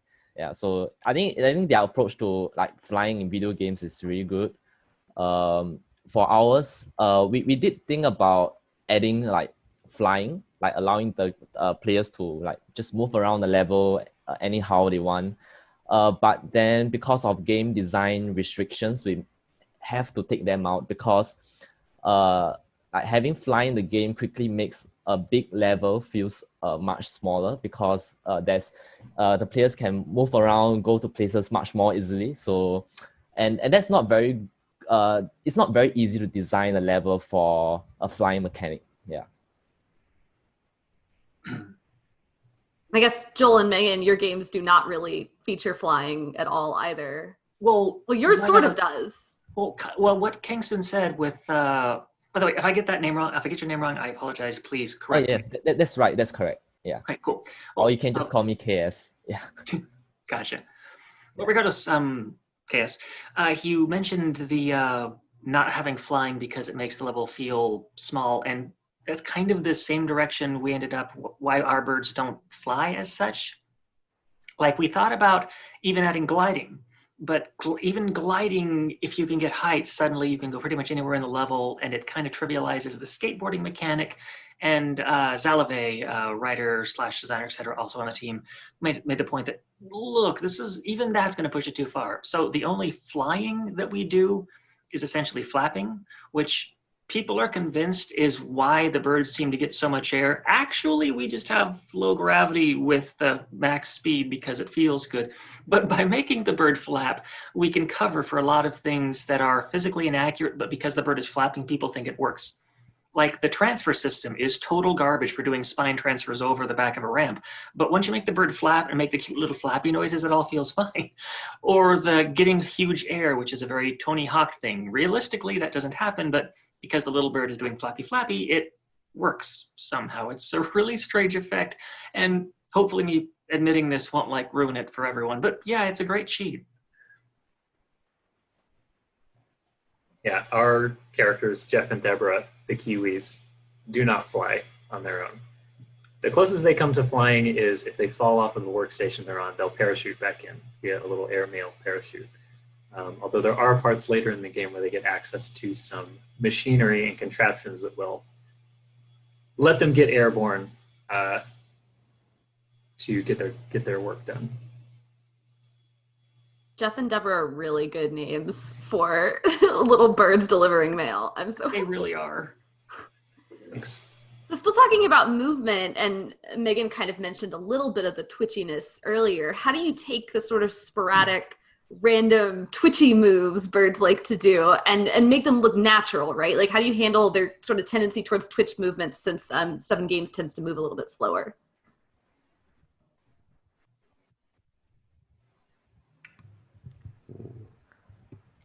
I mean, sorry, we basically just don't do it at all. That was the thing a lot of us talked about how we sort of learnt more as we went through the process.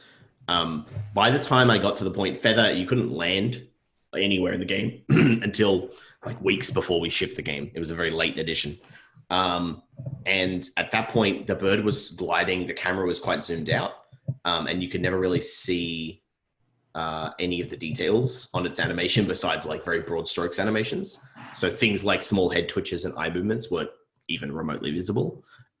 Some of those animations I started to bring in when we did landing, but I could point later to the quality of the rig in Feather, but it was not designed to let the bird stand and sit on something. So based on the restrictions, I wasn't able to get a lot of it, but I was able to get a little bit of it.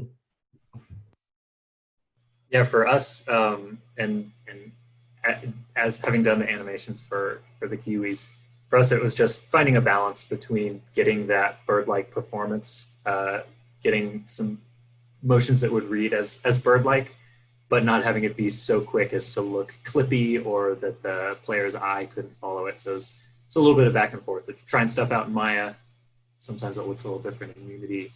And also, the nice thing about our characters is they have, they're this little ball of fur, and then the beak sticks way out. So when if the head moves just a little bit, that translates down the beak. You can really see that stand out in the level. So, but yeah, there's definitely, I think I would definitely say their movements are, we tried to get that performance in their idle animations and stuff, but it's definitely slower than it would be in real life, just because it's easier to follow with the eye.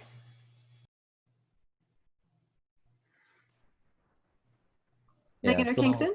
Oh, go ahead. Oh, go ahead. You first. Oh, oops. Yeah. So, for our game, because it's a 2D pixel art game, so we can afford to be totally like unrealistic. It's totally cartoony. There's no real bird movements in it.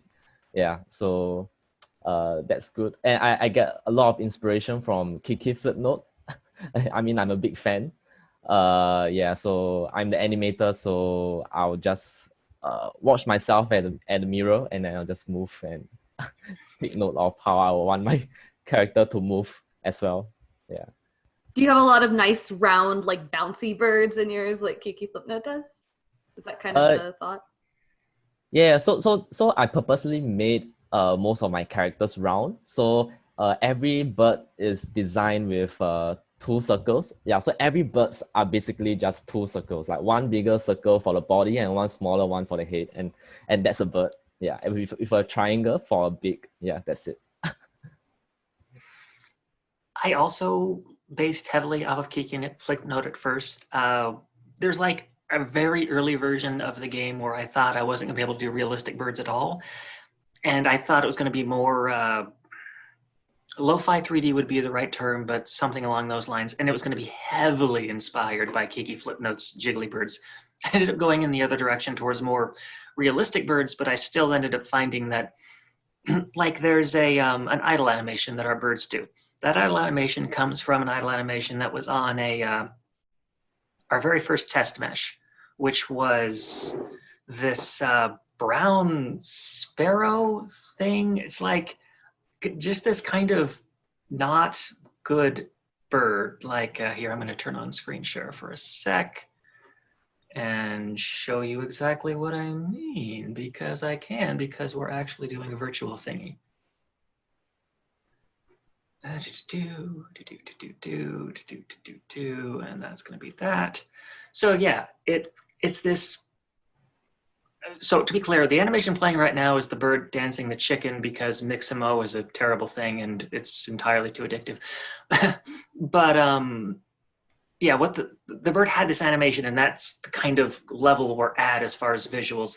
That was basically meant to be a stop and peck and idle. But I found that if I sped it up to like 4x speed, it felt more like a bird because it's going faster and twitchier, and it looked like the bird was dancing. And that kind of came through into the current game totally by accident because the animator was like, oh, well, you pointed at this as the reference. So yeah, I did that too. And that's why our birds do this kind of high-speed jiggle dance thing, which ends up making them read more bird, presumably because it moves faster and has more twitchiness to it. And it also works well with the music. It's this weird whole thing that I can't explain. What about challenges with rendering birds? Small birds especially seem to have quicker movements. Does it like pose any challenge with normal animation? Like what about rendering feathers? Is there anything animation-wise that's interesting about birds? Oh my God, yeah, I can actually, since I'm actually set up to this. So yeah, we, oh my God, we had so many issues with feathers. Like here, check this out. This was an early test where we were trying to see if we could do feather tech, and we used bacon as a reference, and it was horrifying.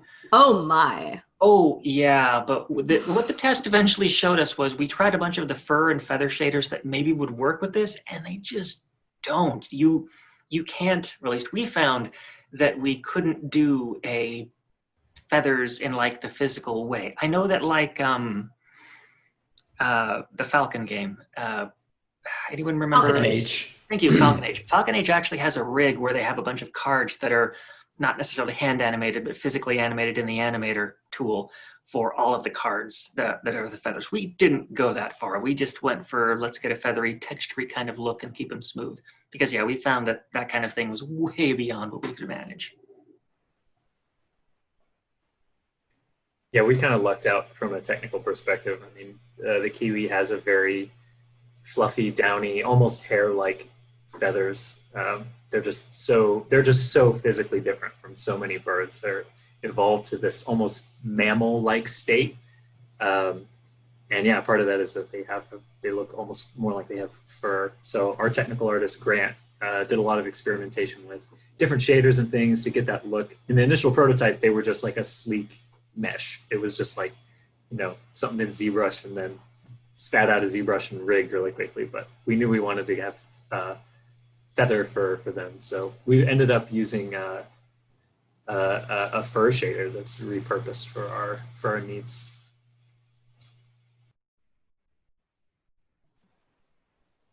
I can speak a little bit. We in the original Fruits of a Feather prototype, I actually used a cloth simulation to animate our cards on the bird's wings and on its tail. We didn't have much plumage on the body and still kind of don't. Generally, all the feathers are just on the wing and on the tail.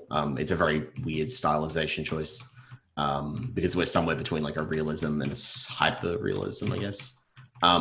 We ended up dropping that for performance reasons because a lot of the solutions that we run into are just like huge performance sinks. And I pointed to how bad the birds look when they land. I'm just landing in our game now because I have it open. I'll just screen share the game. But you can see the amazing landing animation that my seagull has here. So birds also do really interesting things with their wings and with their feathers when they perch. So that was a really weird challenge to run into. So like my shader solution, which we flew with for the actual flapping and sort of wind movement, that works fine when they're gliding, but as soon as they land, you just get all these problems that we didn't have time to solve.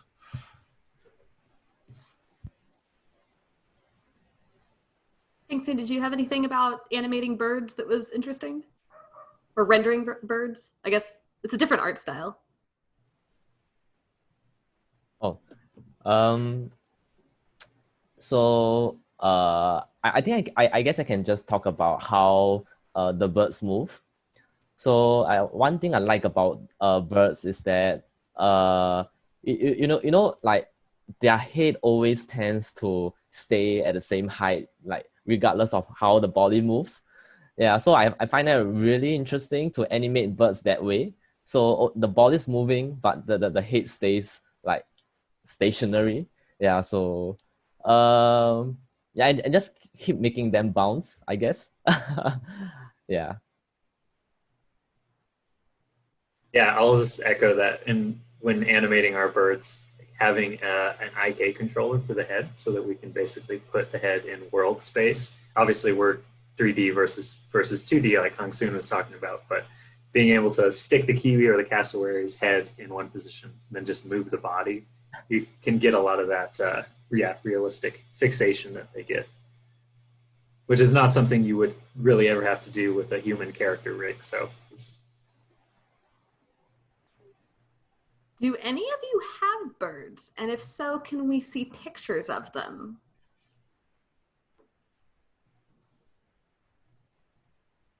Oh no, the camera. What is that? It's my skate chicken. Oh. Yeah, I don't actually own birds or anything, but I do have a skate chicken. Anyone else own a bird? No bird? I also have plush birds. Plush bird? Oh my God, they're adorable. You too! There they are, yeah. That's Jeff and Deborah. No birds. Did any of you do like any? Did you like do studies of birds? Did you go watch? I mean, you, Megan, you said you have the birds outside that you watched. It. Do any of you like go study real birds? Do you have friends with birds, or like how did you watch birds to figure out what they were supposed to look like?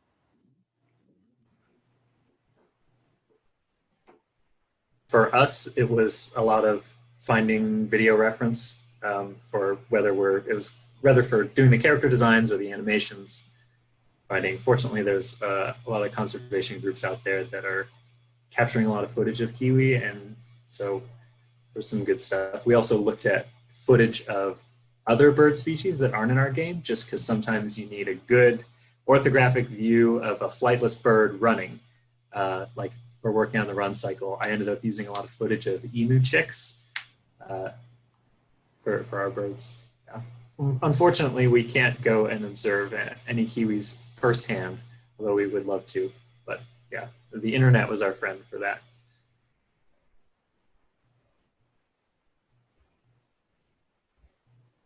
Any of the rest of you do any bird watching or any bird studies?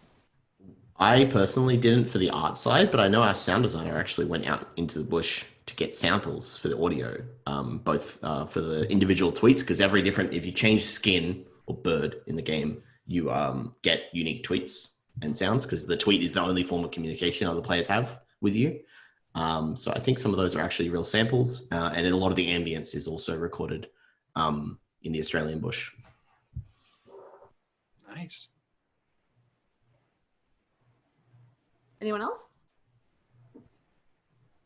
Yeah, so I think like every modern kid, I watch a lot of YouTube videos, and David Attenborough's documentaries, I watch a lot of them, especially since I started working on Songbird Symphony. I watched even more, and right beside my girlfriend's house, there's a park. So when I visit her during the weekends, then I'll get to see some real bird action like outside her house. I mean, it's just cool, interesting birds flying around. But otherwise, in the more like populated areas in Singapore, it's mostly just crows and miners. So not many interesting birds. Yeah. Crows are good birds, though.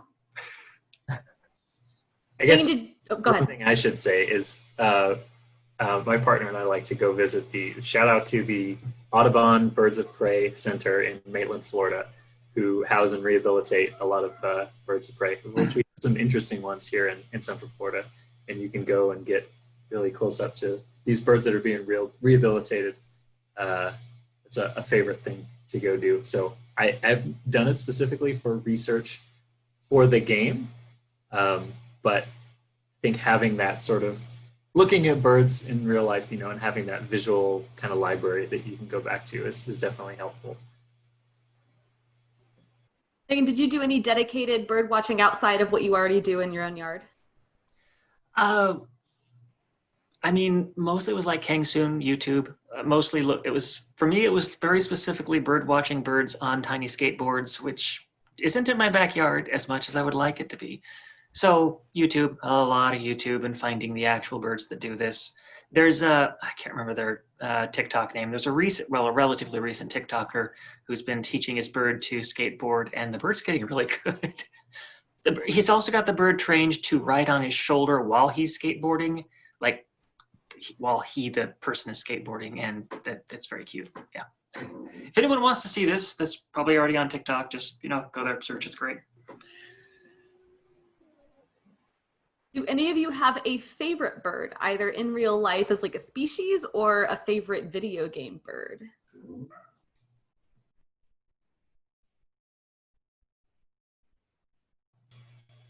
I do. I'll just go back to the Maitland, Florida Audubon Birds of Prey Center, which has crested caracaras, which are a type of falcon that is mostly lives in Central and South America. But we have a very small population of them here in Central Florida. I'm in Orlando, so they don't live in Orlando proper. But we have this really unique biome in Central Florida that is prairies. A lot of people don't think of prairies when they think of Florida. But these falcons spend a lot of their time on the ground. They run around and scavenge and catch snakes, and even sometimes have big little burrows and stuff. They're a really cool looking bird, and I think they're my favorite bird. They have a few rehabilitating at the Maitland Center. There they are. Yeah. Those guys are adorable. They're really cool. It's like a long-legged falcon. I think my favorite's probably going to be ravens. Ravens, crows, or why am I drawing a blank? Corvids, Corvidae family birds. They're very intelligent. They mourn their dead. They hold grudges. They teach their children to hold grudges. They're really cool birds. And we get a bunch of them in the Northwest. Like we get ravens around here where I live, since I'm out in the country. Closer to town, you get crows, tons and tons and tons of crows. And a lot of times I'll go out on lunch breaks and go sit by the water and feed them French fries and stuff. And they seem to enjoy it. Is that holding grudges thing the same thing that I've kind of seen around, where like somebody will do something mean to a bird and then the flock will just like bother that person forever, basically, until they move? Yeah, so you can, what they found in studies is that someone can, for instance, wear a mask of some famous politician, one of the big recognizable rubber ones, and they haze birds. And the crows will fuck with that person, anyone wearing that mask, for years. That way, way outside of the lifespan of any one bird. They teach their children to who to haze, who to like, etc. In the same way, recognizable people that are nice to the birds can get essentially guardian spirit birds that will just follow them around and be friendly and happy to them. This is a problem in that what the birds are referencing is not necessarily like the things humans think of when we look at recognizability. They're looking more at clothing style, hats, because hats are visible from the top, which means that if like an asshole in a trilby starts fucking with birds, crows in an area could start fucking with everyone who wears a trilby who comes through or something. So it comes across in kind of strange ways, but they're wicked intelligent, and they work as a clan. Any other favorite beloved birds? I think the birds of paradise species of birds. I like them because of their wacky dance moves, and all for the sake of getting a partner. Yeah, so I think that's really cute. Yeah.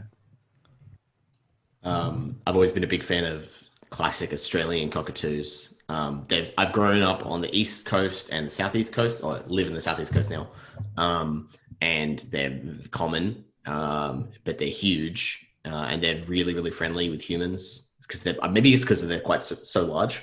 But if you leave bird feed out and they start eating it and you go up to them, they're not going to go away. So a lot of the big white ones. And there's many places where they have feeding areas in public, like national parks, where it's not like these birds are in cages and they bring them up to do feedings and stuff. They just have someone who sells the seed, and all the cockatoos in the area know to come here every day when there are people. So you can be around like 50 of them while you're just sitting there holding some seed. And they're just very large and obnoxious animals that are very beautiful. It's wild to me that you just have those around. I mean, we're kind of in the same boat. I'm in a city. We've got, pigeons and crows. That's what we got. So that's really cool. Go ahead. I just really quick wanted to respond to what Megan said about corvids in the Northwest. The biggest, fattest crow I've ever seen was at Hurricane Ridge in Olympic National Park, and every crow I've seen then has paled in comparison. Not literally, because crows tend to be very dark, but no other crow has quite lived up to that. Hurricane Ridge is also known for being an area where the birds have all been trained through years and years to be hand-fed, basically. So you go up there with some nuts, you put it at your hand, and a bird appears. It's really freaking awesome. How did each of you decide which species of bird to include in your games? We actually crowdsourced it, essentially. Like the birds that I see most often, so chickadees, black-eyed juncos or dark-eyed juncos, house sparrows, the standard backyard birds, because I see them a lot. I would like those in, but I did a lot of since I have a Patreon, just do polls for people that really want their birds in the game, or people that did a Kickstarter backing. There was a tier where they could suggest birds to be in the game, just that kind of thing. Since everyone, at least in what we found, is that everyone had their own idea of what bird had to be in the game. Like that was going to be the iconic skateboarding bird. And there were a lot of choices, so we just kind of went, okay, let's just do as many of them as we can. So yeah, that was our approach.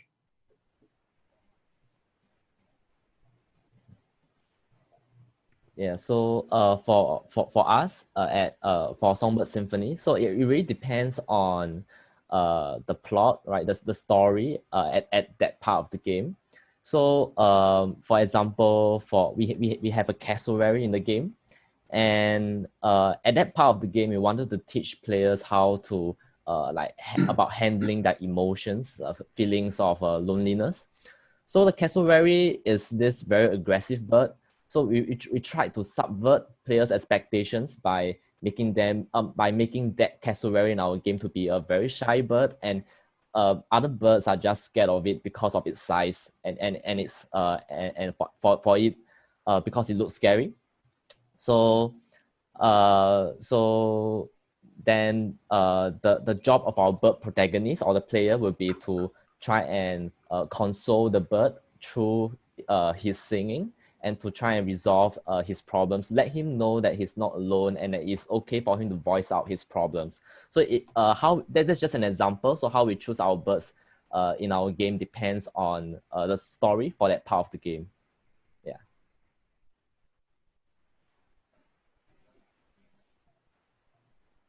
I want to talk about, I just wanted to mention that the part of the game that Kang Soon is talking about, the reason the cassowary is so sad and shy is because the kookaburras are laughing at him. Or laughing at her. But the kookaburras are a bird that just laughs naturally. Yeah. It's really cute. Sorry. Just a misunderstanding.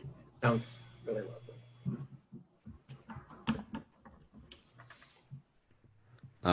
For Feather, we actually launched the game initially with only one bird. So it was a kestrel to start with, though poorly modeled on my part. My actual artists took over the character art when we did updates. People obviously demanded their skins, demanded their particular birds that they wanted.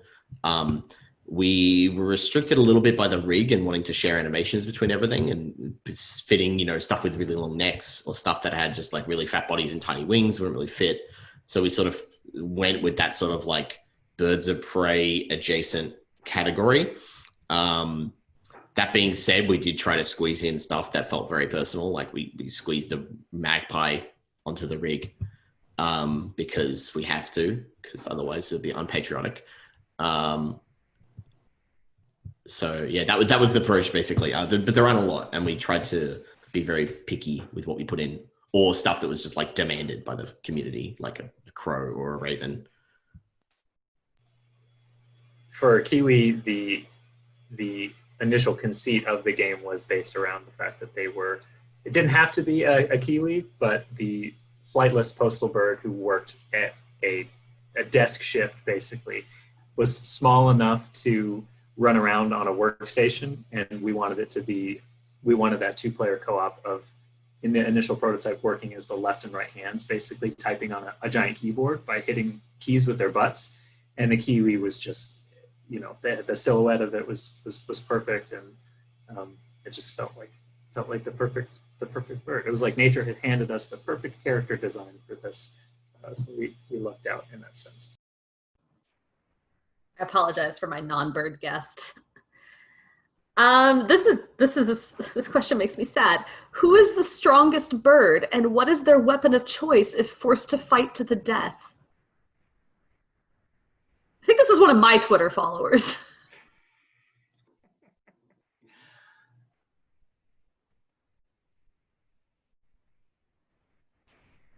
No one wants to even consider this? Unfortunately, it's a minor bird. This is coming from a place of living where there are minor birds everywhere, and they're not meant to be here. Australia is obviously known for invasive species introduced by other countries. in the bird world, the minor bird is strong. What is the minor bird's weapon of choice? So I grew up in a house that had palm trees like next to it, so it's a palm tree because they nested there, and my parents' bedroom was right next to them, and they couldn't sleep often as a result of that.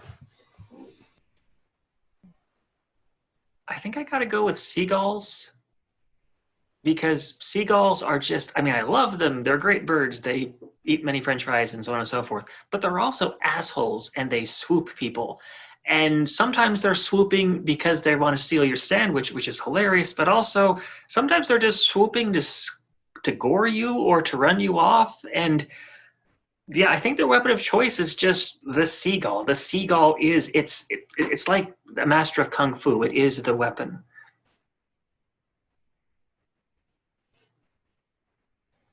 Yeah, I think for me, it will be this bird called the koel. So there are lots of koels in the place where I'm living in, and it makes lots of noise in the morning. I think that is its biggest weapon. Like everybody will be woken up by this bird, and it goes like ooh, something like that. Like it's a really it's a very recognizable call sign, I guess. Yeah, it's the koel is annoying. I just Googled Coel, and I don't think that I can necessarily share the Google image results just because it's kind of a mess. But I like how many of these are edited images of what I presume to be Coels with a bunch of text overlaid talking about how ridiculously obnoxious they are.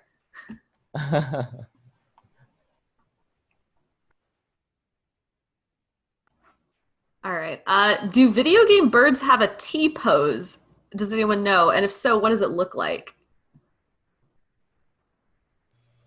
I can show you what our birds look like in their default pose, although I'm assuming the question asker was imagining what the T pose would look like with the wings, so yeah, you won't be able to see that, but I can show you what this is our kiwi's T pose. It's not very exciting. It's a kiwi in just a completely neutral pose. This is what they look like without their fur showing. And the nice thing is they don't have wings. We haven't even modeled wings for them. Their wings are so tiny and vestigial that they might as well be non-existent.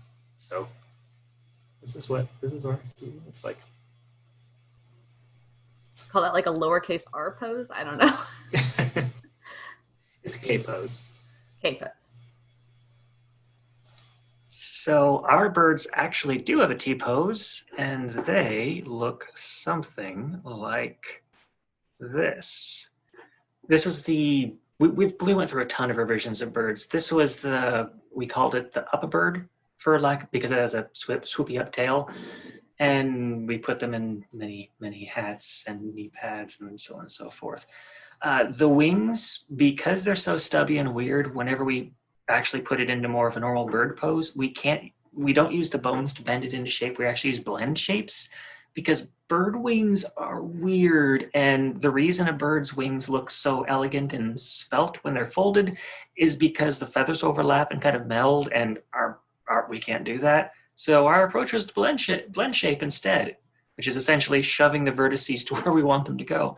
And that worked pretty well. Oh, and the headphone bird ended up being the iconic bird and became the title image. And I have no idea why. So that's our T-pose. Birds just look good with headsets. They do.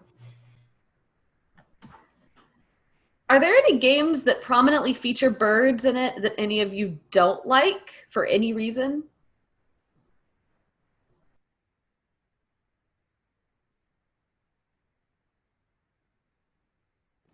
No strong dislikes of bird games? I didn't play it, so it's kind of a hard reference. But Battlefield 1 was like called out for having this sick emotional moment where you play as a bird and you like fly over the battlefield. Huh. And at the time I was working on Feather and I was like, oh, this is shitty. Like I kind of embarked on this game because I really was, at the time I was making a shooter at the same, at the studio, we were also making a shooter. So I wanted to I was making Feather because I was like, I don't want combat, I don't want violence, I don't want guns. I just want like a nice thing for people to enjoy. And then it's like this AAA game comes out and does probably renders their bird way better than we do. But just I guess misses the point. But there's no games that feature birds directly.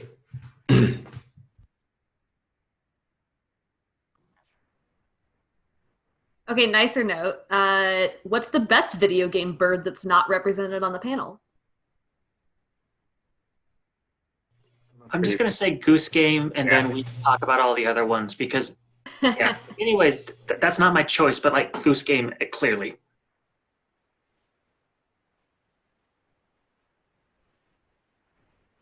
Any other favorite bird games?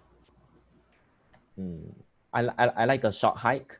So I think that game came out about the same time as Songbird, and so after having released a game, and I decided not to touch any games for a while or do any games related things. It was making games is a very tiring process, and so I was looking for cute casual games to play, and I found a short hike released just a few days after Songbird was released, and it's a cute little game that I managed to finish in just 3 to 4 hours, and I love it a lot. Yeah, I think to me that is one of the best bird games I've ever played. It's another Kiwi game, but if anyone's played Ivy the Kiwi, it's a really cute DS and Wii game where you it's kind of like Lemming style, drawing paths for this bird because it's flightless, so you have to let it pass it as a platformer. It's very, very cute little Kiwi asset in it. I just thought of a this is going to sound weird, but for anyone that's played World of Warcraft, there's a race in World of Warcraft it's their version of the Aarakocra from D&D, that they have the Arakoa, this humanoid bird race, which in WoW was very heavily inspired by the Skeksis from Dark Crystal, and they have designed this really cool culture around them, and the flightless versions and the flying versions, and I always thought that was really cool. And they really nailed the twitchy head animations on those characters. Their architecture is fantastic. What was that Warlords of Draenor that they were really prominent in? Oh man, I wanted them as a playable race so bad. Oh, me too. They sold a really good mount in Burning Crusade. I remember that. Yes, I know the one you're talking about. Are there any games with non-player character birds that you would retell from the bird's perspective?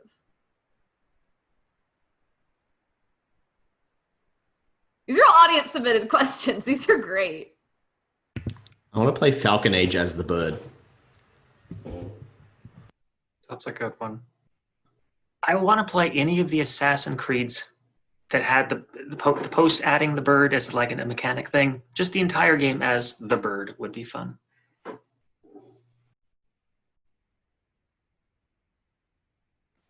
I think for me it would be the chickens in the Zelda games. So if you hit a chicken enough time, then there'll be an army of chickens will appear and kill the player. So I really wanted to, maybe a game in their perspective, where did all their chicken friends come from, where do they stay, what they are thinking when the players are hitting them. Yeah. I'm moderating. I don't have a comment here, but I gotta shout out the Rito from Breath of the Wild. Rivali rules. I would play a game as Rivali, or Cass. Cass is the bard. I would love a game as Cass. Cass, we need an entire Cass game. Cass Oh my gosh. Traveling musician, fantastic.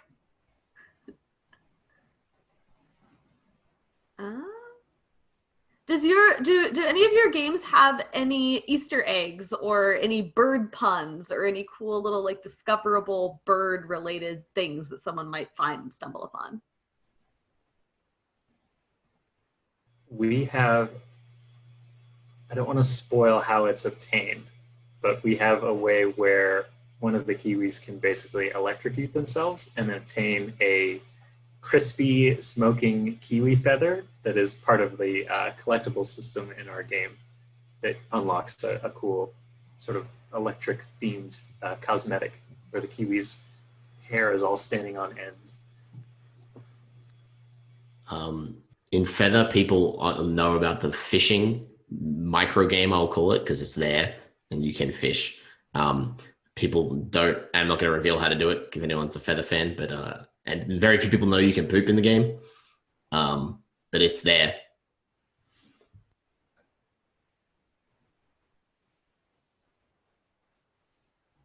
Any other Easter eggs or little hidden bird related things or puns? Anyone have a good bird pun? I'm sure there are a lot of bird puns that will end up because, I mean, the game is being written by Zalave and Master. The poop thing reminded me. We're thinking of adding pooping to Skatebird too. Bird pooping is just like a thing that birds do. It's one of the reasons why I don't really want to have birds inside. Bird owners just get used to putting towels on their desk and so on and so forth because birds, they don't have anuses, so they just kind of enter their little pooping pose and then they poop wherever they are, and that's just how they do. So working that into the game as a weird little Easter egg would entertain me. I don't know if they're gonna do it or not. You're like post-release DLC for pooping DLC. That's one thing you got to say for birds. You know, you can see scat from a lot of different animals and be like, I don't know what that's from. But when it's a bird's, you know it. Oh, I've got a bird fact from this that I did learn because of the game. Whenever birds are nesting, the baby birds obviously defecate because everything living does.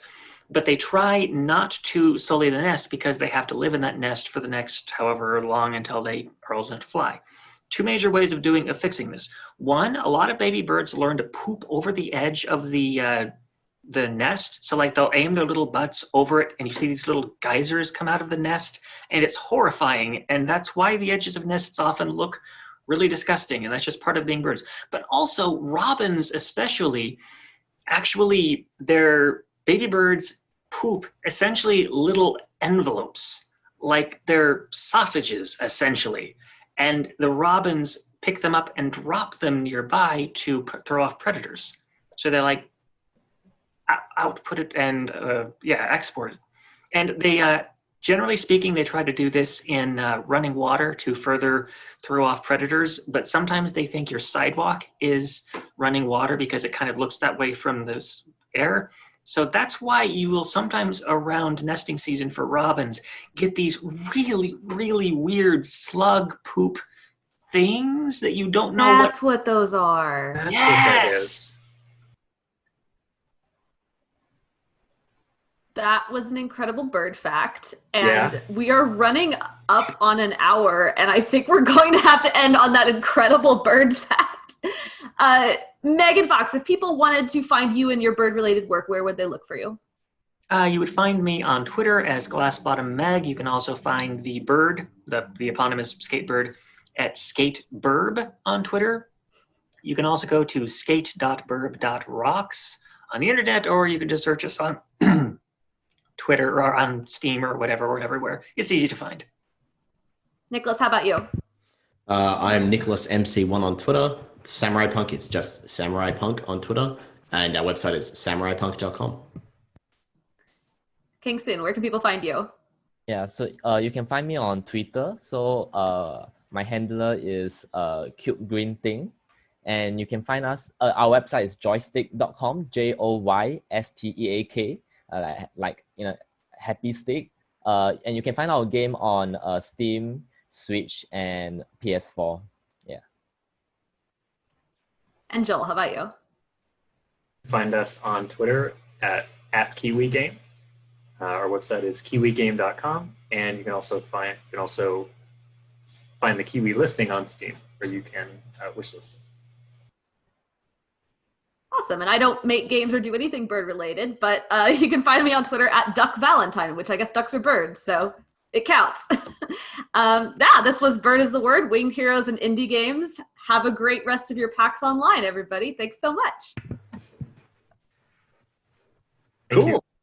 And we're off.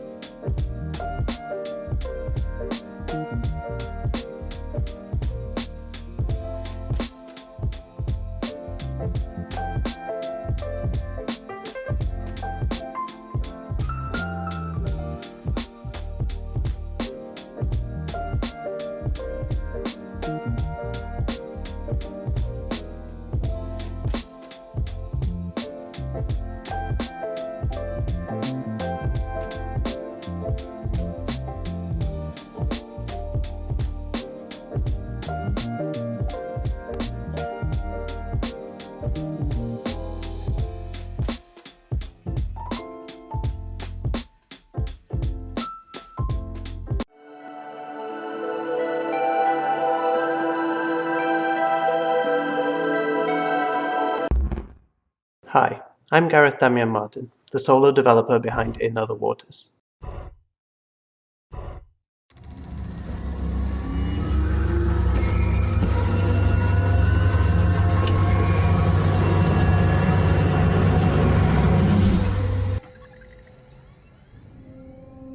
In Other Waters is a narrative exploration game that casts you as the AI assistant to a xenobiologist as they explore and study an alien ocean.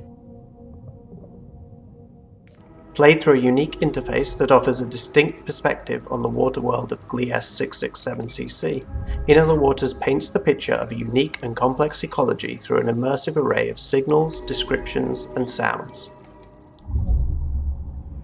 As well as offering a compelling mystery as you help Ellery Vass track missing scientist Dr. Minei Nomura and uncover the complex history of this planet, In Other Waters also rewards free exploration and scientific study.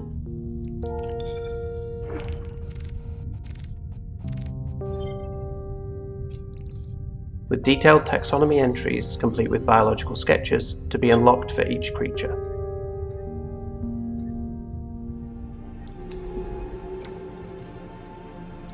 Imagined as an alternative to the militaristic and colonial focus of most science fiction, In Other Waters is a game about humanity's relationship to the ecologies that surround us, and our insatiable curiosity about the natural world.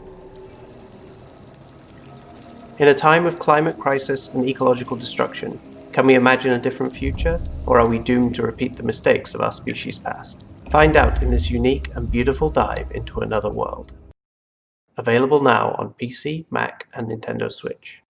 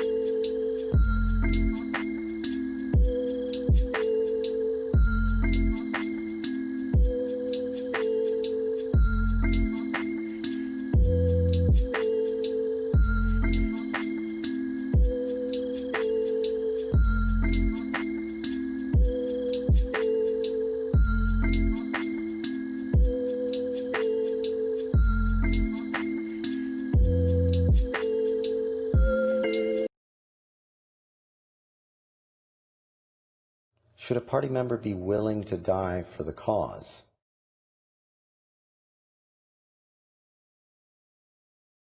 I think whether they're willing to die is irrelevant. Are they able to die for the cause? Don't underestimate that by itself, because then they can die for the cause unrelated to their willingness, and that is much, much more flexible. I'm not advocating the death of party members before their time. By and large, a coworker is much more valuable when still alive, most of the time. But like so many things, you have to take it on a case-by-case basis. And don't forget, in most cases, a cause is unsympathetic to how it is achieved. If the party's goal was to save someone's life, that person might want to say something about it before the party takes action. For example, if you had to imprison 1,000 people in Avernus to save one person, they might say, "Don't put yourself out on my account. I like it down here." It seems bad until you actually show up, and then it's pretty cool. The kind of quests we get are about kidnapped dignitaries or trade disputes. But if the cause is for real clarity, real meaning, the inner workings of the universe, that is worth dying for. It's worth me dying for. And whether or not you agree, it's worth you dying for. Probably first. I am just trying to make the point. If you're seeking forbidden knowledge that can't be obtained with non-occult methods, you don't want to hesitate in the moment with ethics. A wise, long-storied drow philosopher once said, "I'm not giving away my shot." If you had one shot, would you take it or just let it slip? That's from the Book of Lolth. Lolth is a spider goddess they made me worship for a while.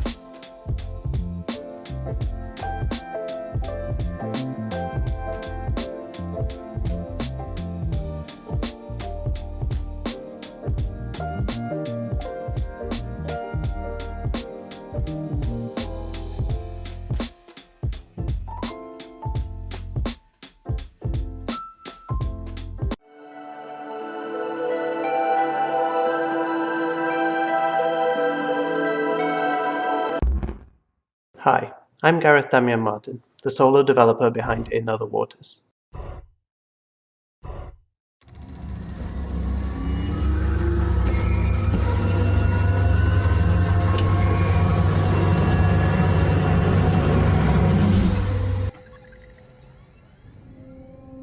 In Other Waters is a narrative exploration game that casts you as the AI assistant to a xenobiologist as they explore and study an alien ocean. Played through a unique interface that offers a distinct perspective on the water world of Gliese 667cc, In Other Waters paints the picture of a unique and complex ecology through an immersive array of signals, descriptions, and sounds. As well as offering a compelling mystery as you help Ellery Vass track missing scientist Dr. Minei Nomura and uncover the complex history of this planet. In Other Waters also rewards free exploration and scientific study.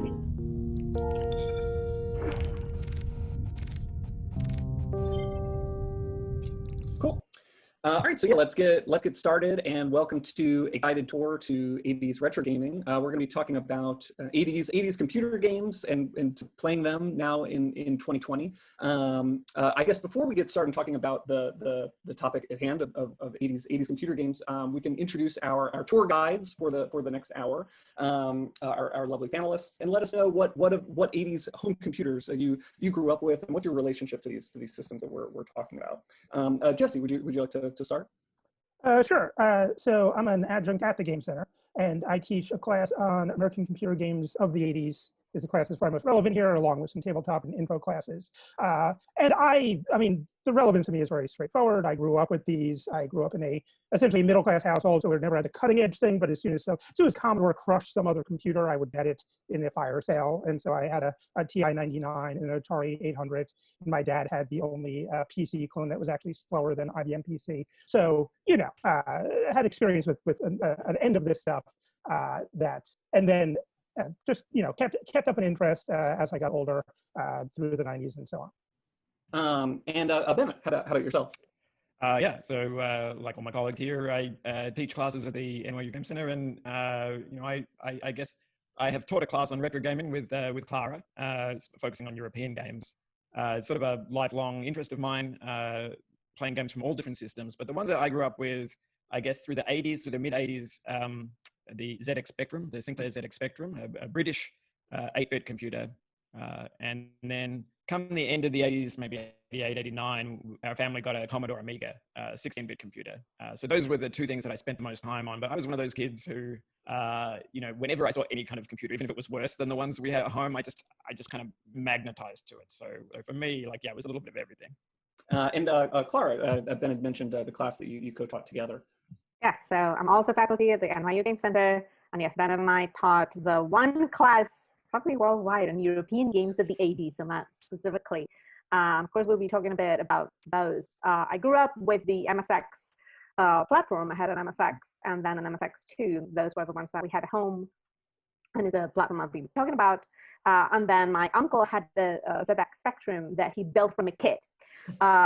So those were the ones I had the most access to. Also in the neighborhood, whenever anybody bought a computer, they called my dad or me, even though I was very little, because we apparently knew how to read the manual. So yeah, I fiddled a bit with computers like the Amstrad CPC, for example. So, but yeah, my experience is mostly with the MSX. And Naomi Clark, how about yourself?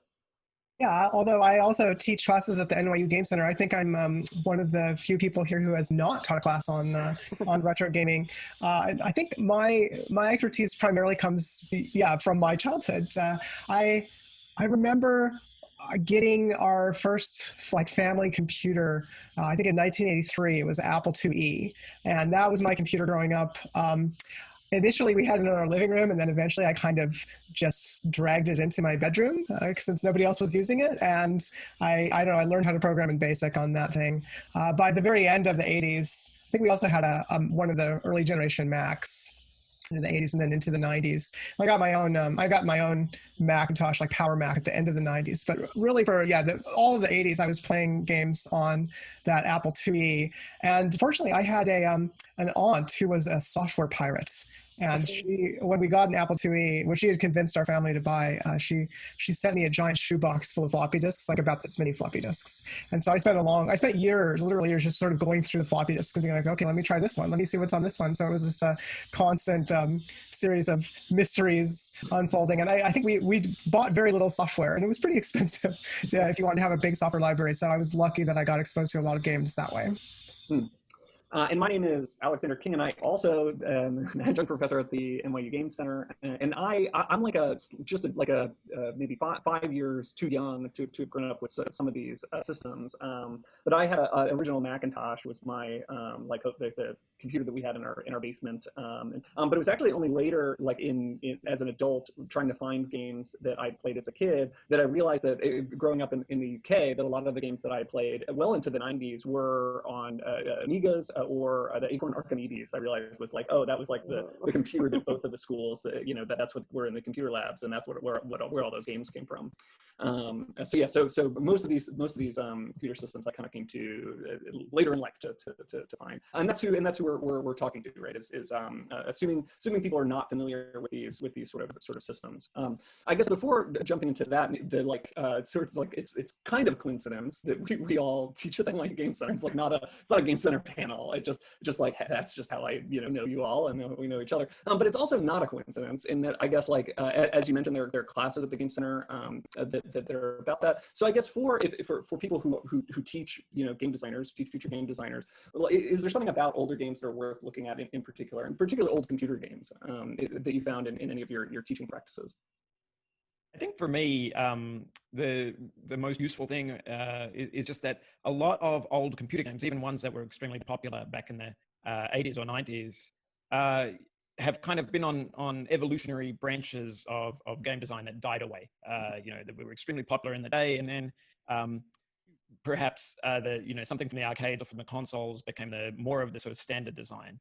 And so there's a lot of ideas back there that are kind of interesting and successful in their own context, but have been forgotten. So just like if you're writing a pop song, you might go and listen to some jazz records from the 60s for ideas that have been forgotten, get something, kind of freshen it up.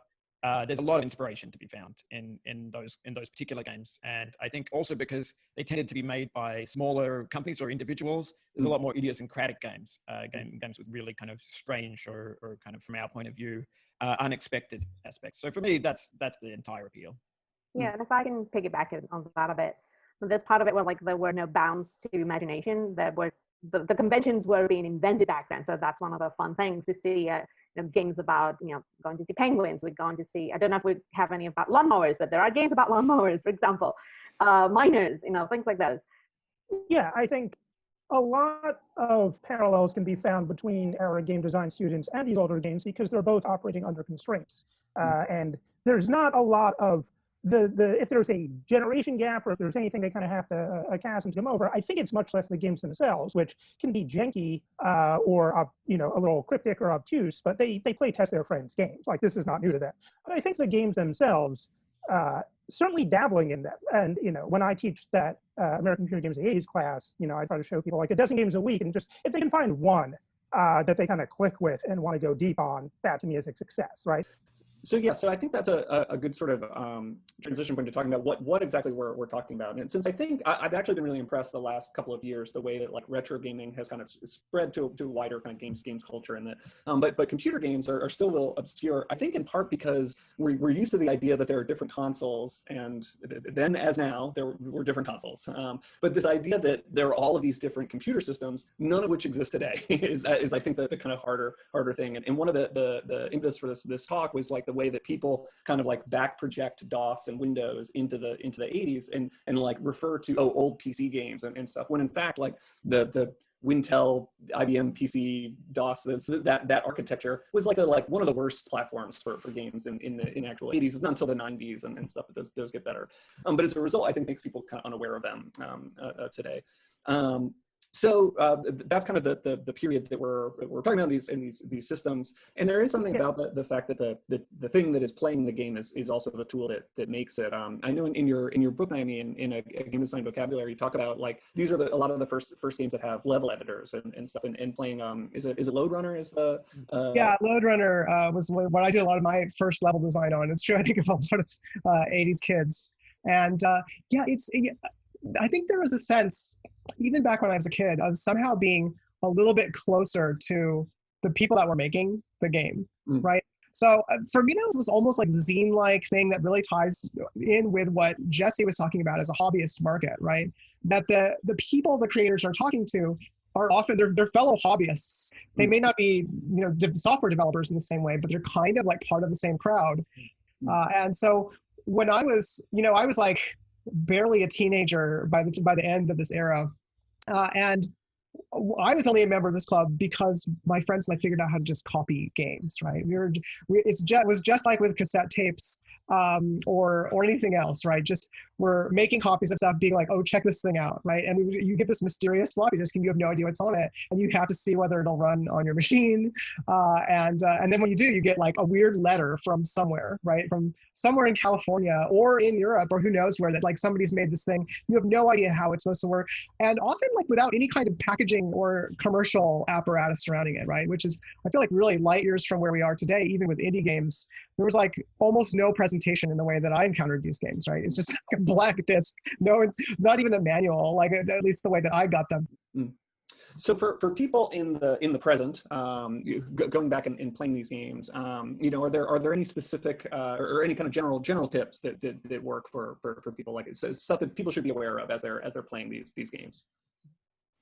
Well, I mean, the first thing is that you often have to read a manual, right? I mean, for a computer game, the presumption is that you're coming to it with an openness to do some work. It's not going to tutorialize you. It's not necessarily going to tell you all the buttons. There might be a strange procedure for loading it up that's different than every other game. You can still get those manuals. They're almost all captured and stored online somewhere, but often not with the actual game media. So it's not like a NES game you just pop in a ROM and they all have the same interface. Especially old 8-bit computer games. All have their own keyboard layout. They have different support for controllers. It can really be different. I think you need to come to it with a readiness to do a little bit more work to be able to kind of extract the goodness out of the games.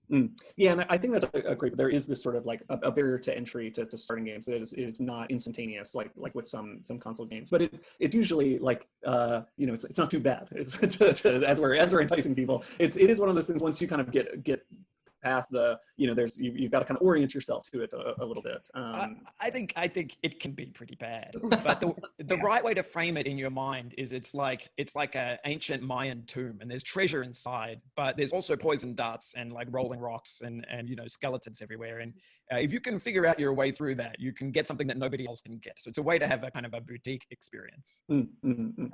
I have a special relationship to this because it took me literally years of my childhood to figure out how to play some Apple II games because I never had access to any manuals, right? I had to figure everything out by trial and error. It's like playing an experimental game these days, right? Where it's just like, you don't know what the buttons do. You just have to, you don't even know like what the goal of the game is or anything. But there's no substitution for an experience like that. And I would almost say, like, I would almost encourage people, like, at least with some games, like, try to see if you can just figure it out from scratch, because it is enormously frustrating. And then when you figure it out, it's quite an unusual sensation. But I just had no alternative, and so I would get frustrated. I would stop. I would come back to a game maybe a week later to be like, can I figure that one out again? And so it's good that I had like a big stack of pirated games. Yeah, like Naomi, all of our games were pirated because I'm from Australia, and Australia is one of the worst piracy countries in the world. We're second. Yeah, Spain might be first. Spain is up there as well, and that meant that we often didn't have the manual, and so it really was like a process of just trying to extract the smallest little morsel of fun out of something that was this black box. I had the same experience. I do think, I just wanted, because I guess I was the one person who did grow up with the manuals. I didn't have a lot of the games, but I basically did later when I had access to an Amiga through my stepfather at a lot of pirated games. I had kind of that same experience.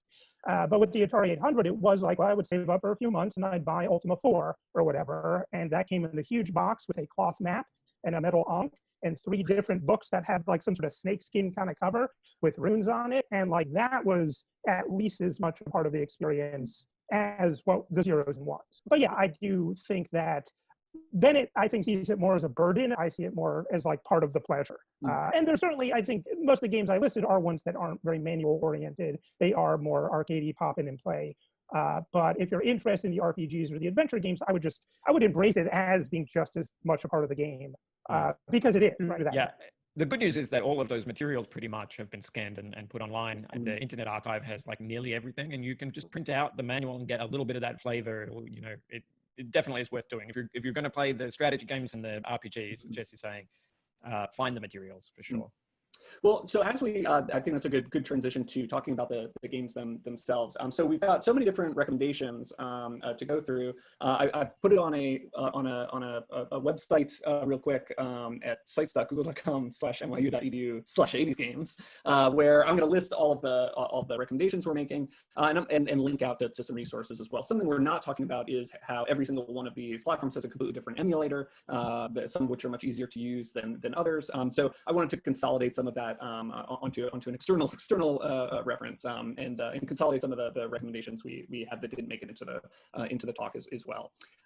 So let's dive into talking about some of these particular platforms and the kind of guided tour of some of the games on them. And so I asked each of you about some particular platforms and what games would be good for somebody in the present to go back and play and experience this platform. So this is a different kind of curated list, right? Like this isn't, these are not the most commercially successful or most influential from these platforms. These wouldn't be on the best of lists necessarily. These are ones that like today you could go and play and would give you a good sense of the platform. That might be slightly different than what was most popular or most successful in the period itself. So I think first up we've got the Commodore 64, and for each of our platforms I have an era commercial to kind of set our mood real quick. So let me cue that up. I'm more alive than ever before. My friends are knocking down my door to get into my Commodore 64. It's mind-boggling. Commodore 64 lets you play hundreds more games with any video machine plus draw program. Perfect. Great lead in for one of the most successful platforms. So Jesse, you gave us a number of these. So why don't I'll cue them up and you tell us about some of these recommendations that you made. I think first up is Space Taxi. Yeah, I think Space Taxi is just a really fun, accessible game. It's in the lunar lander kind of gravity. You're a taxi, you're going to fall unless you push the thrusters, inertia. It's crazy taxi, so like you're landing, you're picking people up. There's a great little voice, hey, taxi, and then you take them to where you go. And it's just remarkably modern. Like there's 24 different levels. They're very varied. They have different kind of puzzles. You can access them in different, like the easy, medium, and late shift. You can randomize it. Like it really, in a way that games from the early 80s normally do not try to do at all. Is trying to make itself accessible to kind of all skill levels. And yeah, it's just fun. and then a very different vibe is below the root, your second recommendation. Yeah, I want to recommend something in the RPG-ish vein, but to stay away from the really heavy kind of grindy stuff. And this is a game actually co-made by Dale Disharoon and Zilpha Keatley Snyder, and it is a canonical sequel to Snyder's trilogy, the Green Sky trilogy, which is, and I mean this in the best possible way, essentially YA Ursula K. Le Guin. Like that's the vibe. It's very good. I read them last summer because I want to play this game, and you don't need to though. It's basically an action RPG graphic adventure, a really nice original setting. And because it was kind of a game aimed at kids, one secret is 80s games aimed at kids, at least they thought about the UI and they play tested it in a way that they often did not do for adults. So yeah, this is a fun one that you could play for a few hours and kind of get the feel for it. This is Castles of Dr. Creep, which again, not an all-timer by any means, although a big influence on Prince of Persia. Which I would, if you were to play an 80s version, I guess I'd play the Apple II one. But I think, again, very accessible, does some surprising, like it actually is the first game I've ever seen to tutorialize like every kind of obstacle by putting you in a room. And it's like, this is how the teleporter works. And there's a little sample puzzle that's trivial to solve where you use the teleporter and so on and so forth. But yeah, I mean, don't really need the instruction manual. And it has an interesting co-op-y puzzle mode that is fun with 2 people. And yeah, just a fairly accessible game. The co-op mode I strongly recommend. It's much harsher and meaner than a modern co-op game, but it's a ton of fun. And I came to this game recently, so it's no nostalgia here. It's just a good time. And I think this was one of your recommendations, Bennett, as IK Plus.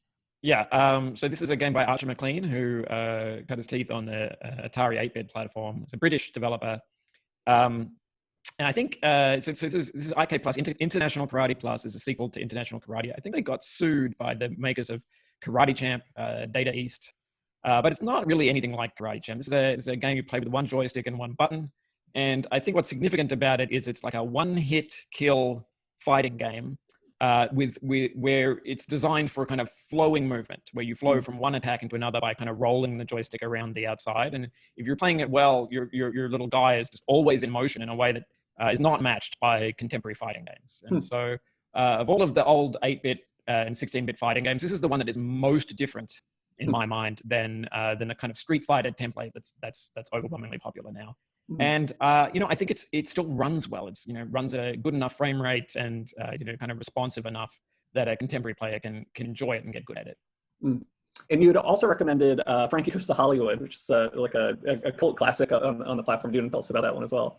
Yeah, this was commissioned by the band Frankie Goes to Hollywood, and it's a kind of a psychedelic game. One of the first, even though it was done under this kind of weird contract work commission situation, you're walking around these houses. This is a good one to play without the manual, because in the first instance you're walking around a village and invading people's houses and rifling through their drawers and stealing their drugs. But once it starts to actually occur to you what the kind of payoff in this game is, it's going to blow your mind. I don't want to ruin it more than that. It is such a trip. So yeah, I'll recommend. Yeah. Yes. I think a favorite of a lot of ours of this platform.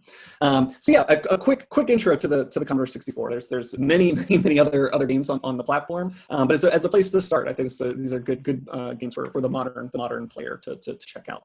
Our next system is another very popular and has a huge library is the ZX Spectrum, which I also have it's one of its famous commercials. Recently remade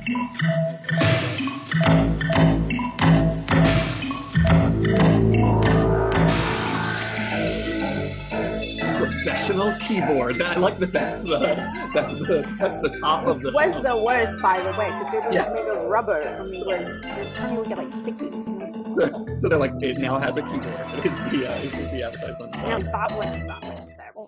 And the Spectrum is an interesting one. It's more console-like than since it was like such a mass market. I think the original was 99 pounds. It was like a more widespread, and the games are smaller and kind of more console-like. So we have a few recommendations. For the first is Alien 8, and this was a recommendation of yours, Bennett. This is actually a sequel, but it's one of the early games by Ultimate Play the Game, who went on to become a Rare, very famous maker of games like GoldenEye on the N64, Perfect Dark. But when they were breaking through, they were making these isometric 3D games in a way that nobody else had figured out how to do. It's a perfect example of a game that's best to play on the Spectrum. It had slightly faster CPU, which made the 3D work better than it did on systems with better graphical capabilities generally, like the Commodore and the Nintendo. This is the best platform for playing these from that period of time. It's also just what I like about it. I say it's a sequel to a game called Night Law, which was the real revolutionary title. But I like this one better. It's like an open world sort of puzzle game. You have to figure out which order to solve the rooms in, as well as how to solve the rooms. And they're all kind of 3D jumping puzzles. It runs pretty slow by modern tastes. But what you can do is actually speed up the emulator and play it as though the ZX Spectrum was 3 times as fast as it was in reality. And then it approaches the playability of a console title. And I think we'll get. I think we have Night Lore another recommendation as well. And how about Lords of Midnight? Mike Singleton was interested in this idea of taking the kind of board game, like the strategic board game scenario, and turning it into kind of first-person views, and sort of blending RPGs and board games in a certain way. This is a game that I think is really interesting and that resonated well with our students when we forced them to play it.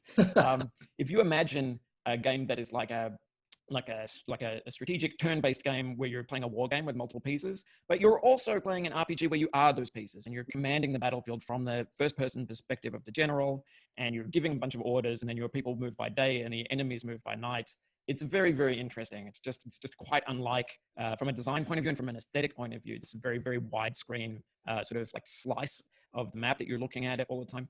makes it very, very unlike any game before or since. And I just think it's cool from that point of view. I love how it looks, and it's just very interesting. Yeah, this is one that I came to in modern times without nostalgia, and is definitely one that once you get over the initial barrier of kind of getting used to the interface, is this totally singular experience. It's very like your Lord of the Rings. You're the big battle scenes in Return of the King, but also Frodo, and you're like doing both of these things at the same time. So it's really wild.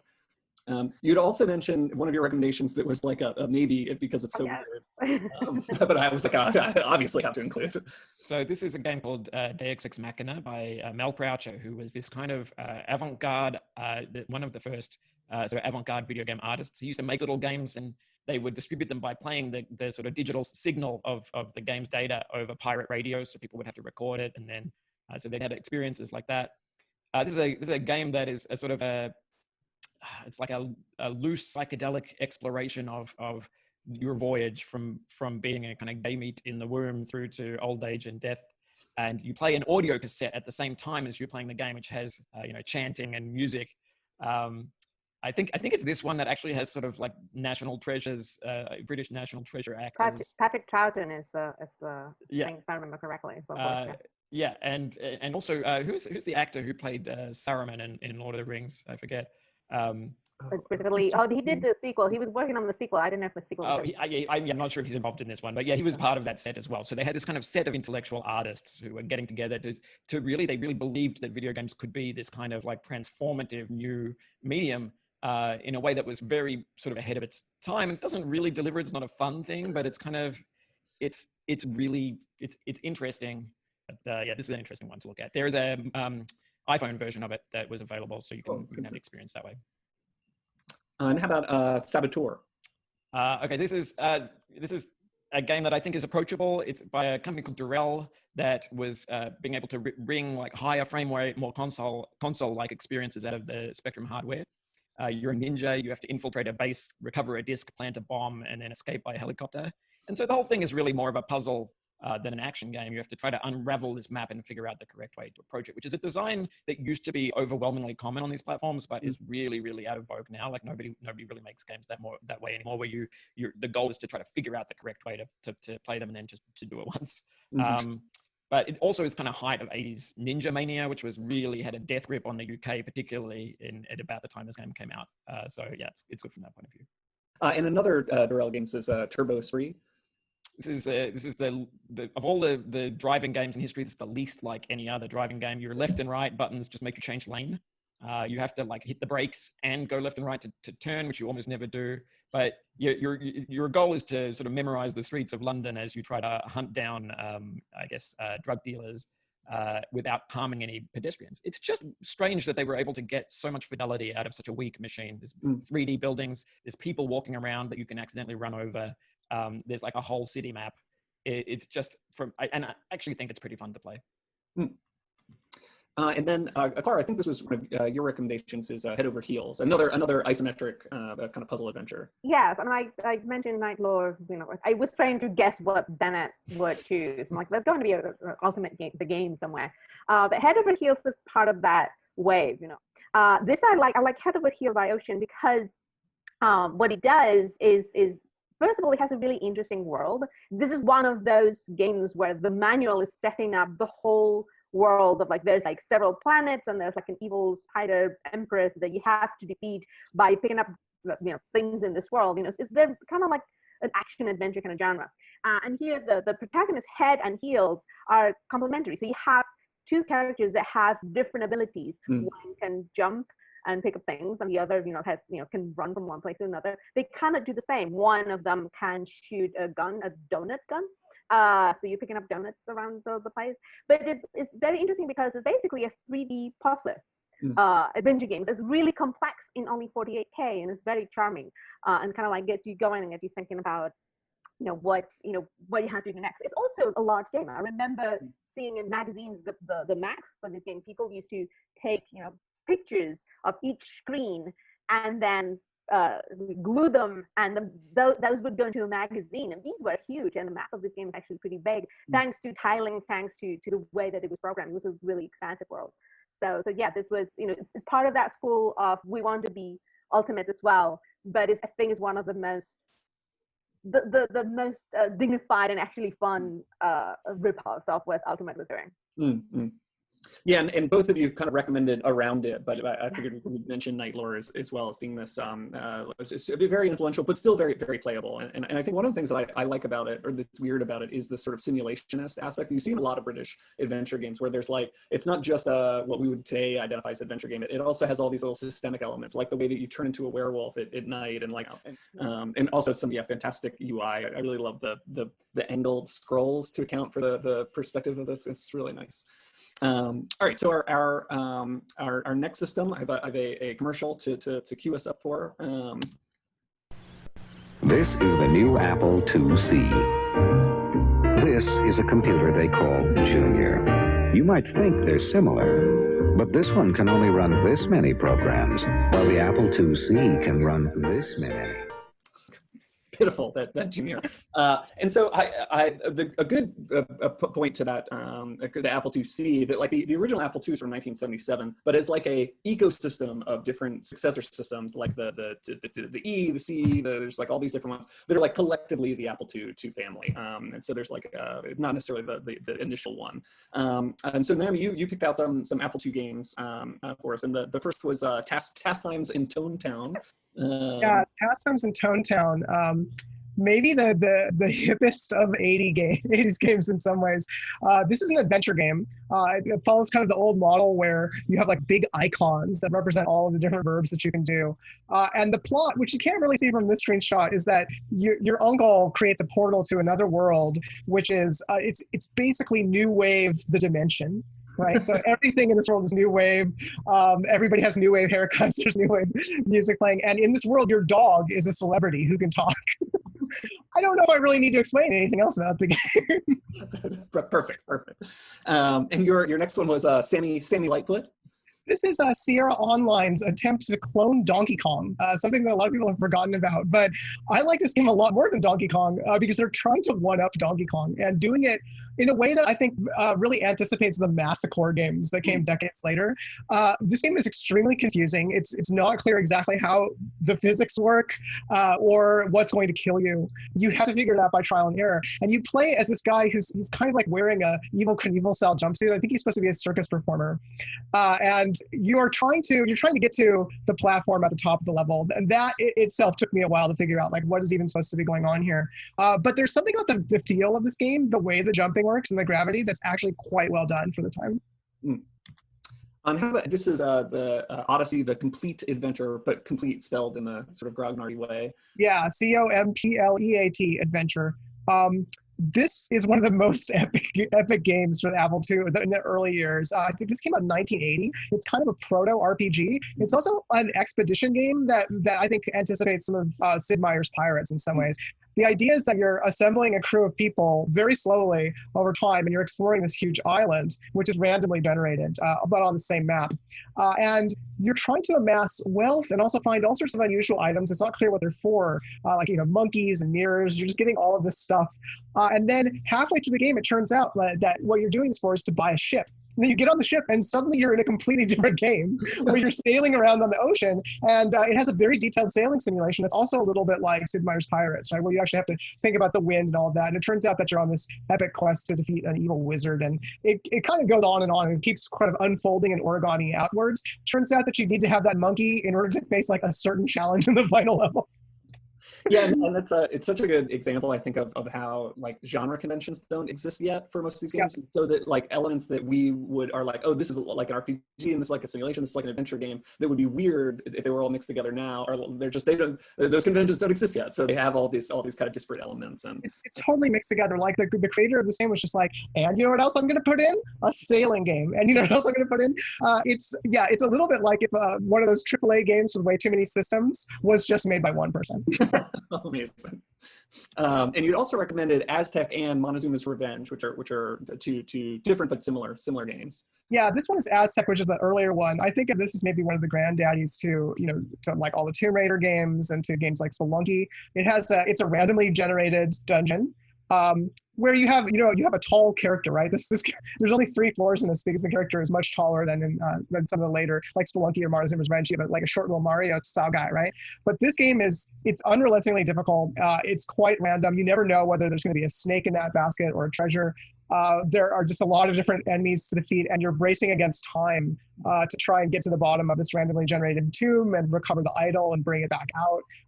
It's a very nicely difficult game. It has terrible feel and terrible controls, but that's like part of the experience. So you're kind of like you're trying to like see if you can not fall through the staircase and land on the alligator, especially because you can blow up the walls and stairs in this game. It's all destructible, which was kind of mind-blowing at the time. Yeah, I remember like doing the thing where you're trying to crawl so that his hand is just over the edge of a ledge so that you can drop an explosive on an alligator who's 2 floors below me. Right. And our last Apple II one was Ultima 4, which Bennett, this was your recommendation as one that like especially you need to read the manual. This is the one to like kind of engage with all the extra material. Yeah, I mean, to Jesse's point about the feel is this came with a cloth map. It doesn't have to be cloth, of course. You could look at a JPEG. With a book of spells, which you were expected to read and memorize, and a book of monsters, and on top of that, an instruction manual. A lot of this game happens in your head. As you can see, there's not much room for text. There's not even much room for stats and numbers.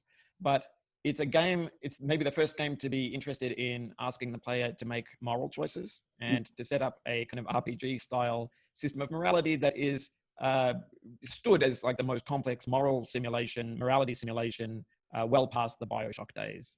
It's got some kind of complicated 8 virtue system, and you're expected to try to live up to all of them, even though they conflict.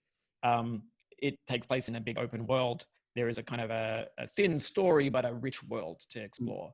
And this game will give you a lot if you put in the effort to play it. Unfortunately, there's no real kind of modernization of this idea. So if you want to experience that kind of like morality simulation, like I'm saying, this is the game to go to. That's the end of our Apple II. Our next platform is the Amiga, which I have a great little commercial for. I am the Commodore Amiga 500 home computer. Dazzling animation at your command. I am the Commodore Amiga 500, a multitasking home office in your hand. I am the Commodore Amiga 500, total home video you control, and arcade quality games in stereo. And now, you can be everything I am.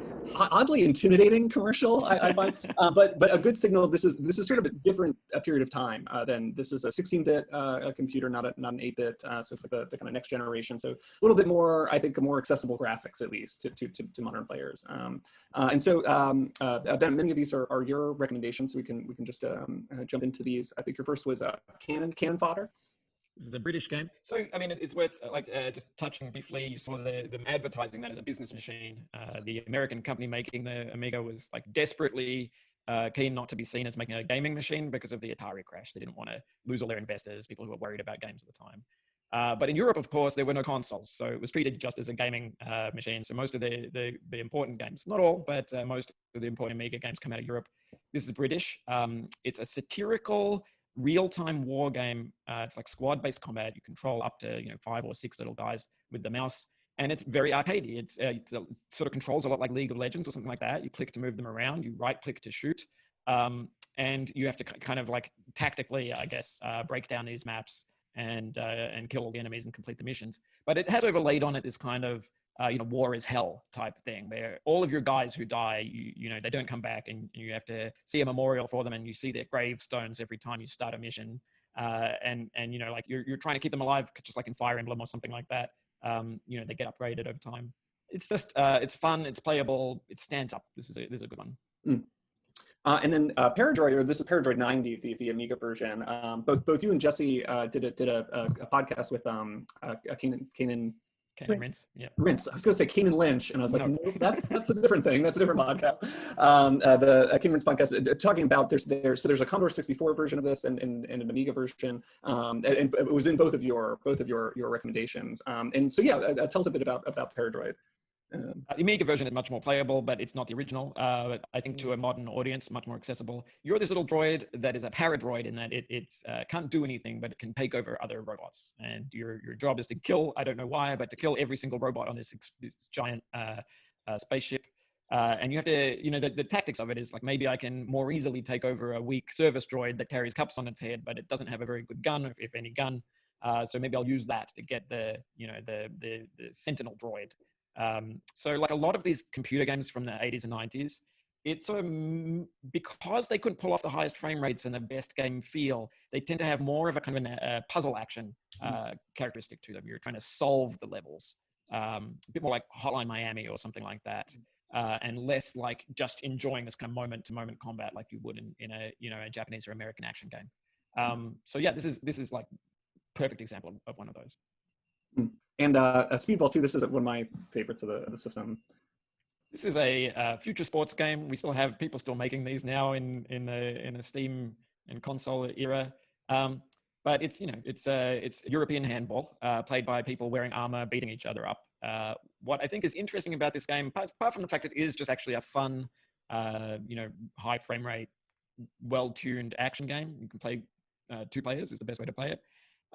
It's a really great example of what I love about the Amiga, which is that it had this pixel art styles that fed through the Scandinavian demo scene and American graffiti art styles to produce this really kind of particular approach to color and shading. And I think it's really interesting, and it's something that people can and should and maybe already do borrow quite heavily from in modern indie games. This particular game is a prime example of how an Amiga game looks in my head. And how about It Came from the Desert? This is one of my favorites. This is what we thought interactive movies were going to be. We thought that, so this is a company called Cinemaware, an American company that was concerned with trying to make interactive movies. They're trying to make a B movie about giant ants that get mutated by a radioactive rock. It's like the way that they do it is that it's sort of a visual novel interspersed with action sequences that capture different things, like an ant attack, flying a plane, driving a car, having a knife fight at the drive-in. And they're trying to give you just a little taste of everything to get enough of a sense of time and place. It's really interesting, and it plays pretty well. And as a result, it was kind of hard to get a good representative screenshot for a number of these games because all these different modes are so different. There's it's not an FPS, but sometimes an ant will attack and you have to try to shoot it. Right. Yeah, exactly. And then our 2 last ones you recommended, Syndicate as well. Syndicate is another squad-based tactics game. It's sort of Blade Runner sort of style. It's that isometric 3D that we were looking at from the 8-bit machines. This is Peter Molyneux's magnum opus, I guess. I really love this game.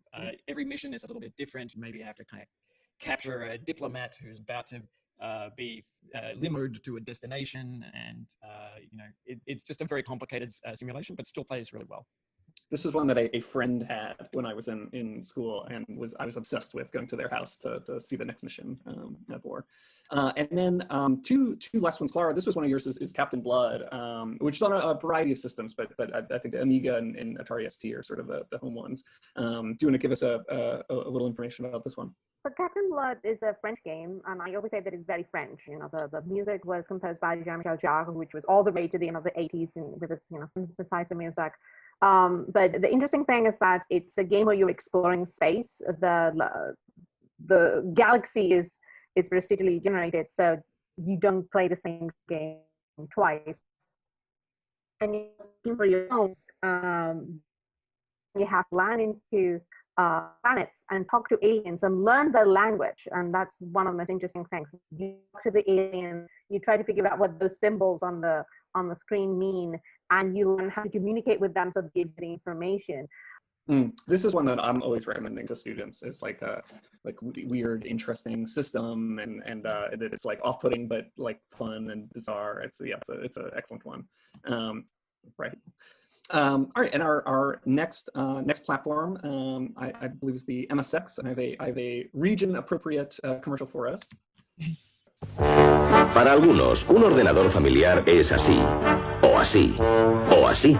Para Sony, un ordenador familiar es así, sencillo, práctico y útil, para ordenar, estudiar, trabajar, jugar y para aprender juntos toda la familia. Los ordenadores Hitbit son compatibles MSX y pueden crecer. Es un Sony. This was an international platform, so there were commercials for this in every region that it released. So I grabbed one from Spain, or according to YouTube. I didn't remember this ad, but I guess that was the ad that we were showing when I was a kid. Yeah. Well, the MSX was less a computer, more a computer standard. Mm-hmm. So it was kind of advancing the way that we have kind of like standards that different manufacturers can use. So Sony was making MSX computers, Toshiba was in Japan, but Philips and Pioneer in Europe were also making. Pioneer is European or Japanese, I don't know. But there were also European manufacturers making it. Like they were a bit all over the place, and they were following these standards, the same standard. And so I think it's a really interesting one for modern American players, since unlike a lot of the systems we've seen that originated in America, even if they maybe had a bit bigger sales overseas, the MSX is one of the few computers that's like almost no American footprint. There are a few, I think there are a couple of developers, but it's mostly Europe and in Asia where games are being made for this. So your first recommendation is a classic. So most of the games that I'm recommending are Konami, because they are the ones that have withstood the passage of time, and some of them are versions of games that people might be familiar with already. But they were really different for the MSX. And the first one is, of course, I had to talk about Metal Gear. There's no Solid, just Metal Gear, 1987 for the MSX2. Yes, this is Kojima's first game as a lead that he actually inherited from somebody else. And what is interesting is that, first of all, if you've played the NES version, that's not the original. This is it. The story premise, is all there.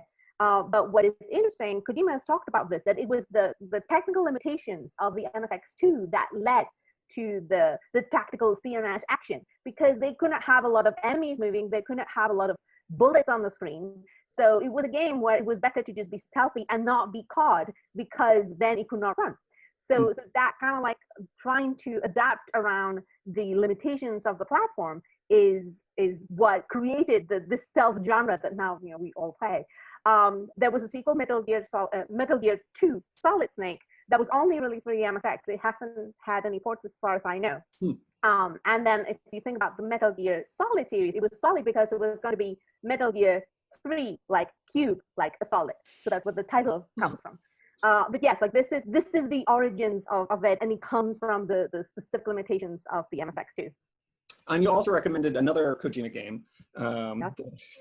Well, this is Antarctic Adventure, which was from '83. It's one of the early Konami games for the MSX. And this is basically a reskinned racing game. So instead of a car, you have a penguin. And instead of having all the cars, you have to dodge seals and cracks on the ice. And you have to go from A to B within a specific amount of time. You're going to visit all the international stations in Antarctica. And that's the game. The interesting part was the sequel, Penguin Adventure, which was Kojima's first game as an assistant. And that adds up a bunch of new mechanics. There are merchants, and you can buy items that can speed you up. You can fly over, the seals, and you can, like avoid obstacles. You can also get a gun for the penguin to kill enemies, apparently. And you're also fighting dinosaurs. So that's kind of, and the premise is that you have to find this golden apple to rescue, to heal the princess penguin. So it becomes like very weird. It also has an impossible ending where like you can only win if you pause a game once, not twice, no, never. And it's kind of part of that weirdness. But it's a game that's still very playable. But both of them are still, really fun and really engaging. And you also recommended Vampire Killer, which is one. There's a lot of confusion around some of the Konami games that are on MSX and on Nintendo, because it's Castlevania, but it is also not at all Castlevania. Exactly, yeah. So Vampire Killer, one day I'll learn enough Japanese to try to justify that this is the original game, although it's probably not. There was the arcade version, and this was developed in parallel to Castlevania. It was what we could call now a launch title for the MSX2. It was released around the same time as the first MSX2 machines were available. And one thing that is different is that while the Castlevania for NES has scrolling levels, this has an open world. There's platforming, but the levels are really large. It's similar to Symphony of the Night, for example. That thing that now we associate with the Metroidvania, it was doing it early on, before even Castlevania figured it out. The only thing is that because of, again, technical limitations, you can only see one screen at a time of the large space. But that was one of the sign differences. The other is that it has some RPG elements, is that you can also find merchants. Konami had this space where merchants were in all the games, and you can buy items apart from finding them in the environment. But it was advancing things that you would see in later Castlevania games in '86. And you also recommend a shoot 'em up, the first kind of explicitly arcade genre we've seen so far. Yeah, and it's interesting because this was an exclusive title for MSX2, as far as I remember. There might have been other ports, but shooters were not great in the MSX precisely because of frame rate, precisely because you could not have as many sprites on screen as one would expect with a shooter game. This one is usually acknowledged. This is not a Konami game, by the way. The company was called Compile. And what is cool is that you start the game and there are these cutscenes that are like anime cutscenes. And it's, for the time, it's really, really spectacular. You have, a protagonist and you're like kicking ass, fighting aliens. And it's also like, it's very smooth. This was towards the end of the life of the MSX2, like as a kind of like blooming platform. As Jesse was saying before, this was when people have figured out how to make the best out of the MSX2 graphics and how to do this. So it still plays really well. It's like really smooth and really, really cool. Lastly, you recommended The Maze of Galliolus, which is a rare, it's a very influential one. Yes, this is a sequel to a game called Nightmare with a K. That was also a thing in the 80s. This is a kind of open platform, had a huge map, kind of like Castlevania as well. And this also had, two protagonists who had different items, and they had access to the maze from different places. And it was really complex because it was platforming, it was, RPG elements, finding out items, using items in a specific way. Each character could not use the same items. There were things that one character was better at than the other. And it's been very influential in games like La Mulana, which was playing a direct homage to the Maze of Gallius. Yeah, I think of it as it's a like Metroidvania sort of mold. This kind of like map you're exploring and backtracking and collecting items and very accessible to play today. I think it's really a lot of fun. And full of secrets, right? There is a kind of aesthetics of secrets in games of this era that does not exist now in the YouTube era where everything is spoiled. So I think it's always interesting for people now to play games which are just packed full of like secrets or like even entire other games hidden within games. Something we used to love in the 80s that has almost died away completely. And Ben, you had an MSX recommendation as well, which was Penguin Coon Wars. Yeah. This is one I've just found. Sorry, the one that I left out of my list. I chose it. So this game, it's just two-player dodgeball, I guess, is really the design. You're trying to throw balls past the other person or hit them to stun them. But it's really just, it's fun in a way that makes it more accessible than nearly everything else on the MSX. And I find that when people get given this game to play, even contemporary players who didn't grow up with this kind of thing, they tend to love it. So yeah, definitely worth a play. Okay, so then, so we'll take a look at the original Macintosh. And my short ad for Introducing Macintosh. It does all the things you'd expect a business computer to do. It does a lot of things you wouldn't expect a business computer to do. And it does some things no other business computer has goes ever on done for a while before. talking about all of its great business capabilities. But yeah, we're talking about the games on it. This is like a sort of like a lost history, the early games on the Macintosh, and like a lot of really great examples on this game and on the system, and so visually distinctive as well. Jesse had made the point about this like 1-bit kind of art style. It's just it's like there's a resurgence and interest in, and so it's worth taking a look at. Both Jesse and Ben, you'd recommended the Fool's Errand. This is just like a classic. Did either of you want to tell us about this? It's just incredibly good. Like, you can play it today and it's just as good as it was, and it really uses every possible part of the game. Like, it is made by an artist. It is made by a person who does puppets and animation and like just a polymath, and who knows nothing about computer games and just puts all of their energy into making this like very perfect game where every aspect of it matters. And often you get stuck in a puzzle because you're like, well, that can't matter, and it does, and then you solve it. I think it's really it's what we it's think just of. an excellent puzzle. Sorry, it's what we think of as an indie game. I think really importantly, and it's an indie game because he spent 25 years working on the sequel. And you can only get it by paying the guy directly. There's no platform. Ben, you'd also recommended Dark Castles when you've talked a lot about before. This is the Macintosh's answer to Prince of Persia. It's, as far as I know, the first WASD and mouse game. So you aim the guy's throwing arm and throw rocks with the mouse, and you make him move around and run using WASD and space. It has action feel unlike any other game now in a way that contemporary students find almost impossible to deal with. But it's it's a beautiful game, and just aesthetically has just a huge amount of style. Yeah, it's one in the NYU Game Center library where we have a vintage Macintosh. Playing this on the original hardware, the art is like really astoundingly good. I'm sure this will how this gets compressed will mush together a lot of pixels, but it's really beautiful. And you also recommend Deja Vu. This like a Mac venture, I think is part of that series. Yeah, so this series of Mac venture games had the idea. Well, they've given us this nice API for making windows and dragging icons around, and like what if every part of the game is an icon that can be dragged by the mouse, and so your inventory is a window full of like little draggable icons that you can drag around inside of like containers and stuff, and then moving around you do from another little sub window, and that just gives it a very strange feel. It's like a noir detective story. You wake up not having any idea who you are, and you're trying to sort of unravel a mystery. Still playable now. I knew about this game in the 80s, but only played it a couple of years ago, and I played it through, and it stands up super well. And Jesse, you'd recommended Inigo Gets Out. This is like a relatively deep cut, I think. I mean, it was very influential because it was talked up by game designers and a big influence on Loom, right, which is a LucasArts game that had a very minimal UI by Brian Moriarty. And yeah, it's a hypercard game, right? It is an early hypercard. You can play it in about 3 minutes. It's very charming. You follow a little cat around and you click on things. And but yeah, I mean, it's sort of here to stand in for checking out HyperCard in general, which was this very accessible, very flexible kind of system for people making their own games and database stacks and other pre-World Wide Webby kind of stuff. And yeah, there's Amanda Goodenough made several sequels to it. You can find those as well. They're all very charming, and yeah, certainly the most accessible games we've covered probably because you click on the cat and it does it.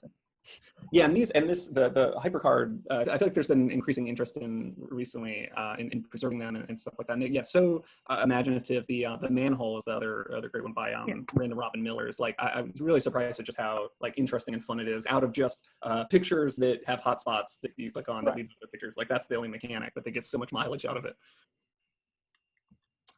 And you'd also recommended Shufflepuck Cafe. This one is on a lot of other platforms, but the Macintosh one's like I think the original and best. Yeah, and I mean, one thing that distinguishes the Mac from all the other computers we've talked about is there's no joystick, right? I never have seen a joystick attached to a Mac. And so if you want to play action games, they'd either be keyboard and mouse like Dark Castle or just mouse, right? In Shufflepuck Cafe, it very much feels like a game designed to teach you how to use a mouse. Like it is about, in the same way that Breakout is about a paddle or Marble Madness is about a trackball, Shufflepuck is the pure mimesis of like, I move the mouse and the puck moves, and if I move the mouse fast, I hit the puck fast. It also has the animations are very charming. You face different aliens that each have different quirks. And I think the guy's name was Gene Portwood. He also worked on Carmen Sandiego. This is a Broderbund game. And he had a career like as a Disney animator in the 60s and 70s. And so, yeah, there's a very clear charm that comes through. The Amiga version is also good, but I think the Mac is probably the one to play. Yeah, I think it's this opponent who starts out with like the best AI, but as he gets drunk, he gets really... Every time he makes a shot, he gets worse. Such a good mechanic. And you also heard Hidden Agenda is one of my favorites as well. Yeah, I think this is probably in the 80s class. I have students, they write critical play reports every week. And I think this is the #1 game, honestly, in terms of just best reviewed, most consistently. Everyone who plays it really likes it and writes something interesting about it. And yeah, it's a fascinating game where you are the newly elected Democratic president of Chimerica, a fictional Central American country in the 80s. And it's kind of a mix of choose your adventure and sim. I mean, there's numbers in their systems, but you're talking to people and choosing. You have a bunch of advisors. You choose things based on that, and it really just does like you feel screwed from every direction. In a sense, like when you are playing this game, it really just gives you the sense of like there is no good answers to any of the stuff that I'm confronting, and how you deal with it, and also the idea that your advisors, you may tell them to do something, doesn't necessarily mean they're going to do that thing because they have a hidden agenda. And so certainly, as compared to most sim games, which are much more solipsistic power fantasies, in the sense of just like I control the city and I set this and I zone that and the things happen. This is actually in a lot of ways, even though it is rougher because it is more of a choose your own adventure kind of structure almost. But yeah, a really compelling game, really well researched, really interesting. And yeah, definitely you can play it on DOS, but the graphics look way better. They're mostly like still photos of people and stuff like that, and they just look way better on the Mac. And you also recommended Chris Crawford's Balance of Power. Yeah, I mean, as crossword games go, I might even say Siboot, but this does feel like the one to check out. And it also has an entire book he wrote about the underpinnings and assumptions behind the systems. So if you're kind of interested in looking at these from a more academic or like kind of diving into it, like this is an incredibly rich text. And it's essentially, yeah, very much a game designed around the Mac UI, the drag and drop windows. It was kind of a big hit. It got a very intellectual New York Times article about it as, you know, a game for adults. And it's not the most exciting thing in the world because you are just kind of looking at a lot of charts and like kind of sussing things out.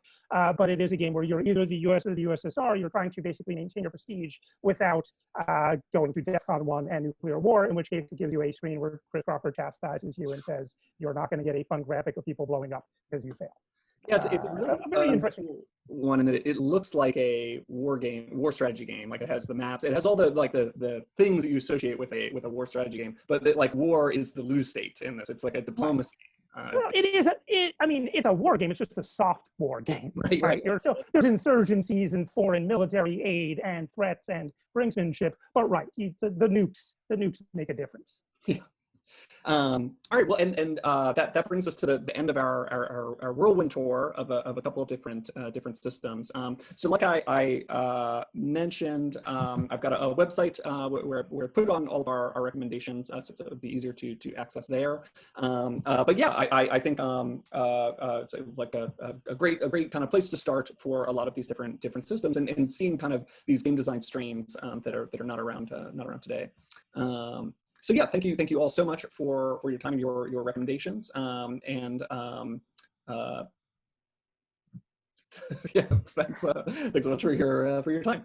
I guess we'll see you later. It's weird because we're pre-recording this, so it feels like but we'll see you all later. Bye. Bye, everybody.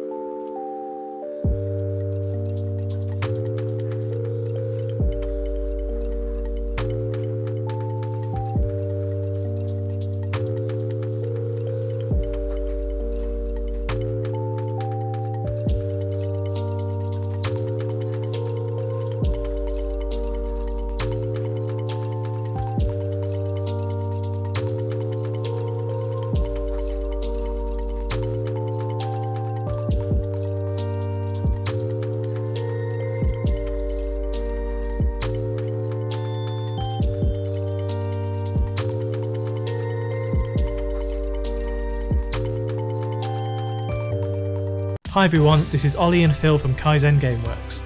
Our first game as a studio is Paradise Killer, first-person, open-world murder mystery set on the bizarre Paradise Island, home to a secret society of dead alien god worshippers.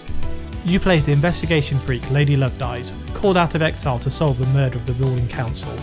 The demonically possessed prime suspect was found with the murder weapon outside of a locked-door crime scene. Is the official story correct, or do you suspect a conspiracy centuries in the making is at play? With Paradise Killer, we want to make you feel like a real investigator.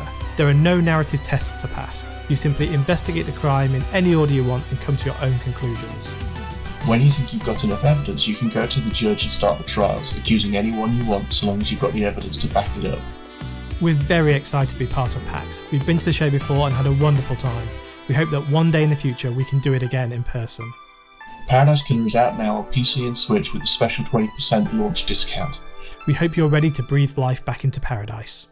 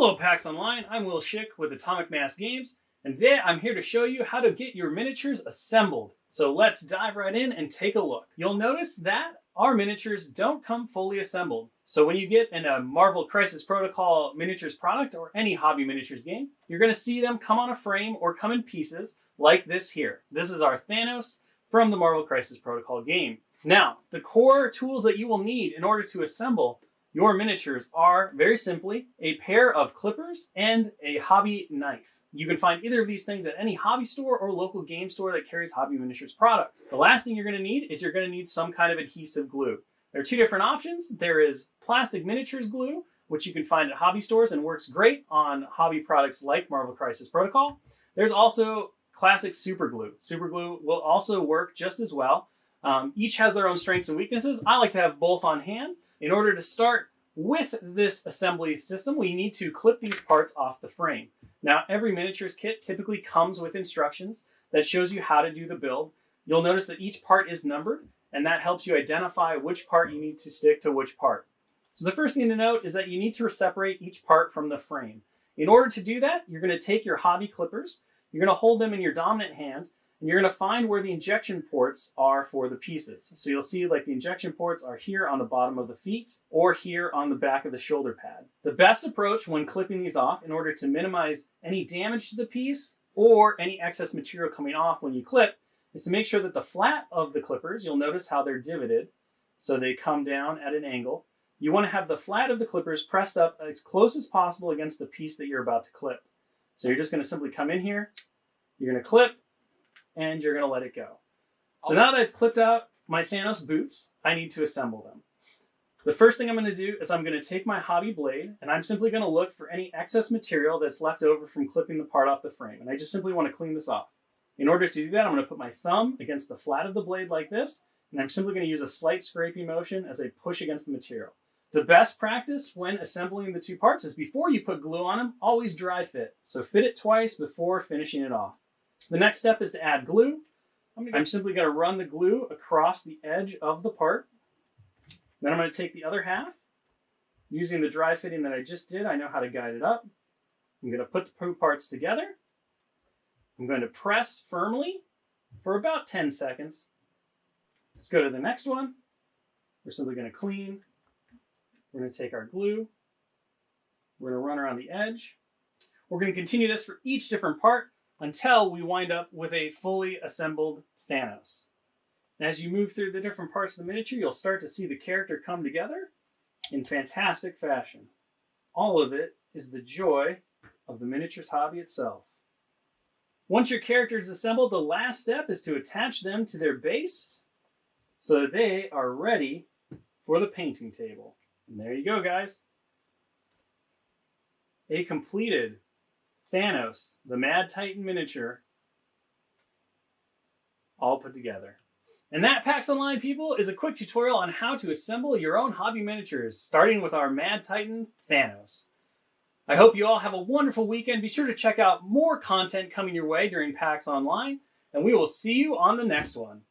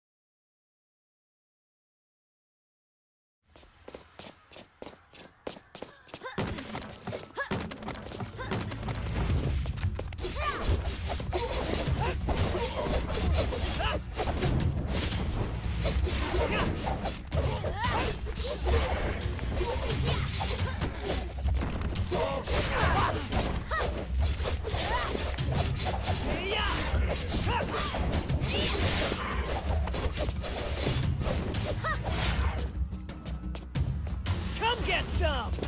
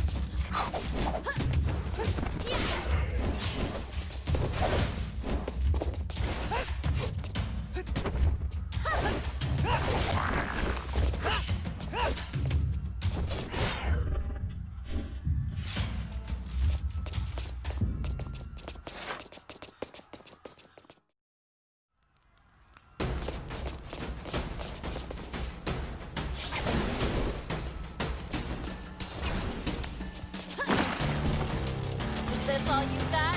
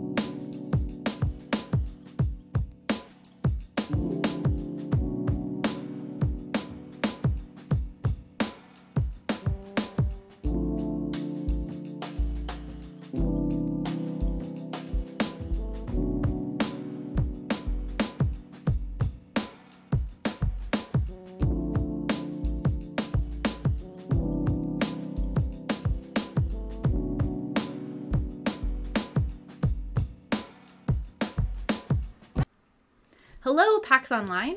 Welcome to our panel today. We are happy to be hosting Session 0 Critical Conversations. My name is Elizabeth Kilmer. I am a clinical psychologist and the Director of Education and Training for Game to Grow. Game to Grow is a 501c3 nonprofit where we use games of all kinds to promote educational, personal, and community growth.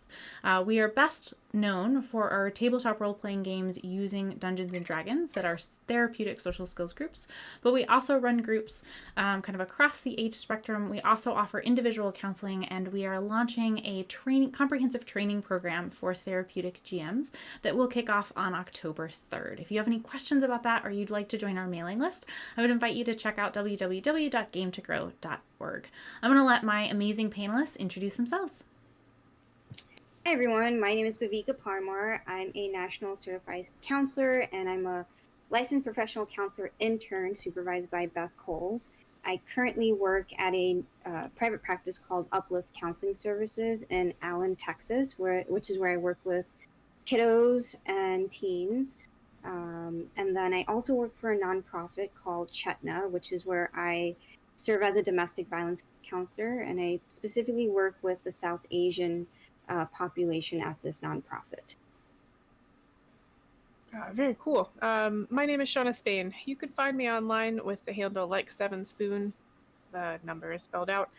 I am not a clinician at all, but I do run a bunch of games. I'm currently running 3 campaigns, 2 of which are streamed. I'm a player in a couple of others, and then I run these one-shots where I introduce new players to Dungeons & Dragons. I'm also doing a weird storytelling experiment on Sundays because I like D&D.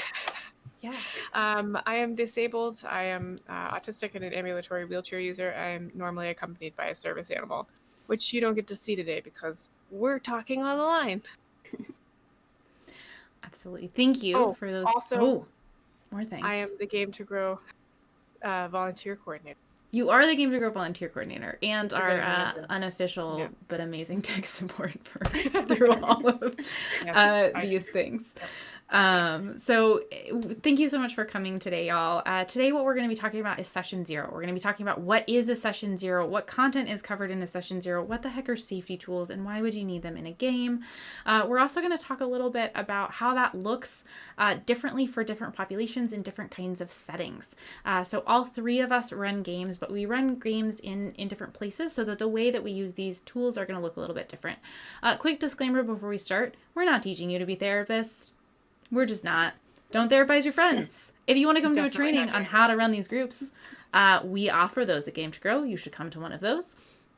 But this does not give you any kind of permission to go therapize your friends. However, you can use a lot of the tools that we're going to be talking about today to communicate better with your party, to communicate better with the people around your table, to make sure that you are actually all on the same page so that you want to keep playing games with each other.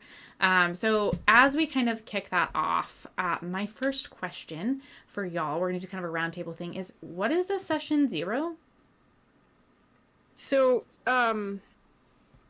for me, a Session 0 is what happens before the party actually starts to do anything. And so you can do all kinds of things in the Session 0. Like often if you talk to other GMs that don't know what a Session 0 is, but you say, well, did you sit down with your players and figure out like what they were all playing together? Like, did you do that all at the same time and maybe work in a little bit of like, maybe some of them knew each other ahead of time and like work out some of the secrets you wanted to sprinkle through. And they go, yeah, I did that. It's like, cool, that's part of your Session 0. What I tend to do with it is to lay down a lot of the ground rules. So in my games, I'm a storytelling GM, so I like to do collaborative storytelling. I'm not out to get my players, which often shocks them. And I don't appreciate them being out to get me. And so I lay that out. I also don't memorize the rule books. I've had people bow out of my campaigns because that's not the game for them. They wanted combat-heavy games, and I don't run combat-heavy games. They wanted all of the rules as written. I don't run my games like that. And it's better to find that out in a Session 0 than to be 30 sessions in and be like, why am I miserable? I don't like being miserable. I'm supposed to be doing this for fun. And then hating somebody. That's the worst. So get it out there at the beginning. Absolutely. Yeah, I think with session 0, oftentimes our main goal is to get on the same page, right? Because the idea is you want to outline like what is the purpose of this game. Maybe the purpose is having fun. Maybe the purpose is relaxing. Maybe the purpose is like flexing our storytelling muscles. Maybe the purpose is like I just want to fight things all the time. Maybe that purpose is therapeutic. Maybe it's around social skills. Maybe it's around identity development. Maybe it is around dealing with kind of past trauma or anxiety or depression. But if you and your players are not on the same page, it's going to be very, very challenging to to meet any of your goals. I had somebody come to me and they were like, I want to play an ADHD character. And I said, what about, why? What about that makes sense to you? And they were like, well, I might have ADHD and I kind of want to play through that. And I was like, awesome. I'm not a therapist. I'm not going to diagnose you with ADHD. If you can tell me some mechanics that you want to use that for flavor, but if you just want to say squirrel all the time, like, what does this look like? And if we hadn't had that conversation, it would have gotten really awkward, you know? And I set aside time in the session 0s to talk about that. I talk about how I don't, nobody that attacks you is going to have gone insane due to some physical trauma that left them crippled. I will not be doing that in my game. I would appreciate it if you don't do that either. It protects people, you know. It keeps situations from happening. Another thing I do is orcs are not inherently bad. I don't take entire races of people and make them evil. That doesn't work in my world. And I was in a session 0 very recently, and somebody had to change their backstory. But because I'd explained why, right? Like I don't appreciate the racial divides in real life, and I certainly don't want it in my game. And there's no real reason for it. It doesn't take the fun out. So I was able to work with that player on figuring out a way that entire race of people hadn't, wasn't her opposition. It was more of a we found a better storyline where, I don't remember what it was. Maybe it was a group of orcs, but it wasn't the entire race. It was just this one, group of 4 orcs or something like that. That's another thing that would have been good, because if we'd gotten 10 sessions in and then she revealed her dark past, and it would have been really hard for me to be like, nope, session 10, like, no, I don't like it. It's not fun. Absolutely. So it sounds like, Jonah, you do like a session 0, which is that like all the players in one place at one time? Like this is officially like this is the session that we have before session 1. Do you meet one-on-one with your players? What does that look like? It depends. So right now we're all online, and so I recently started up a game during COVID, and we streamed that, I think we streamed the session 0. I think. Is this the game I was in? Because yes, we did. Yeah. So that's right. I did it on purpose so I could point at it. Yes, I did stream a live session 0. But I also use Discord heavily. So I've got private channels with each of my characters, and I was able to use those. Each of my players, I was able to use those to ask certain questions about their characters. And to have back channels. So if somebody is like, if I give a note to somebody, I'm like, do you read it to the party? And they're like, no, I keep it to myself. I send it to them in a back channel. But it also gives me a place to be like somebody picked up a turtle recently, and they were like, I wanted to like have actions and things. And I was like, well, let's talk about that. So instead of doing that at the table, I was able to do that more offline. So that can be helpful. I've had players come to me and be like, I just need to talk at you for an hour. It's like, great. It depends on what the player needs. If the player wants to write you a novel and that doesn't work for you, maybe in the session 0 being like, I love your novel. It's amazing, but it doesn't work for me. Can you give me some bite sizes? That's where you end up compromising. But yeah, I try to get everybody together at least once before the session starts to prove that that's the time we're all going to meet every week. Mm-hmm. Every week we're going to meet at this time, and to let everybody get to know each other, because it's very rare that I put a group together that everybody knows each other. Okay. So it sounds like an alternate goal of a session 0 for you is making sure that like everyone is actually capable of showing up at the time intended. Yeah, I love that. Yeah. So Bhavika, I think you and I might do at least our therapeutic session 0s a little bit more the same, where they might not look exactly like the traditional, this is where we're meeting for an hour or 2 hours. Can you tell me a little bit about that? What that looks like for you?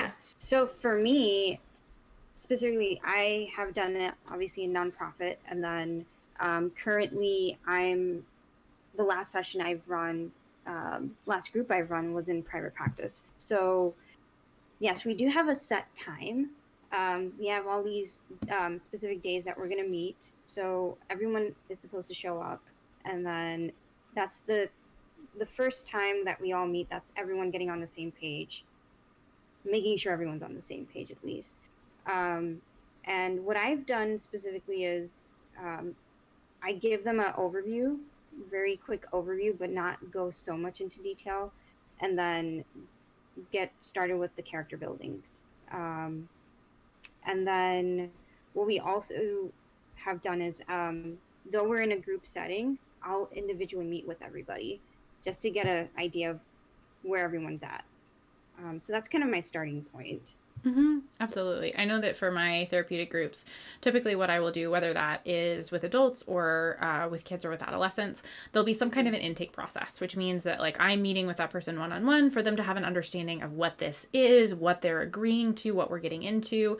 A lot of times when we have players coming into therapeutic groups, there's a really wide range of experience. I'll have players who not only have never heard of or experienced D&D, but fantasy might not be something that they've engaged in. They might not engage in any kind of video games or board games like that. That might be a pretty foreign world for them. And so really kind of reinforcing that like you don't have to have any experience to be in my groups. I may also have players who have been playing D&D for longer than I was alive. And so we have to have conversations about like what kind of GM am I? What edition are we playing? What does that look like around the table? They hate it or not. Exactly. And so oftentimes that will happen as like as a one-on-one kind of conversation. We'll talk a little bit about character building as well.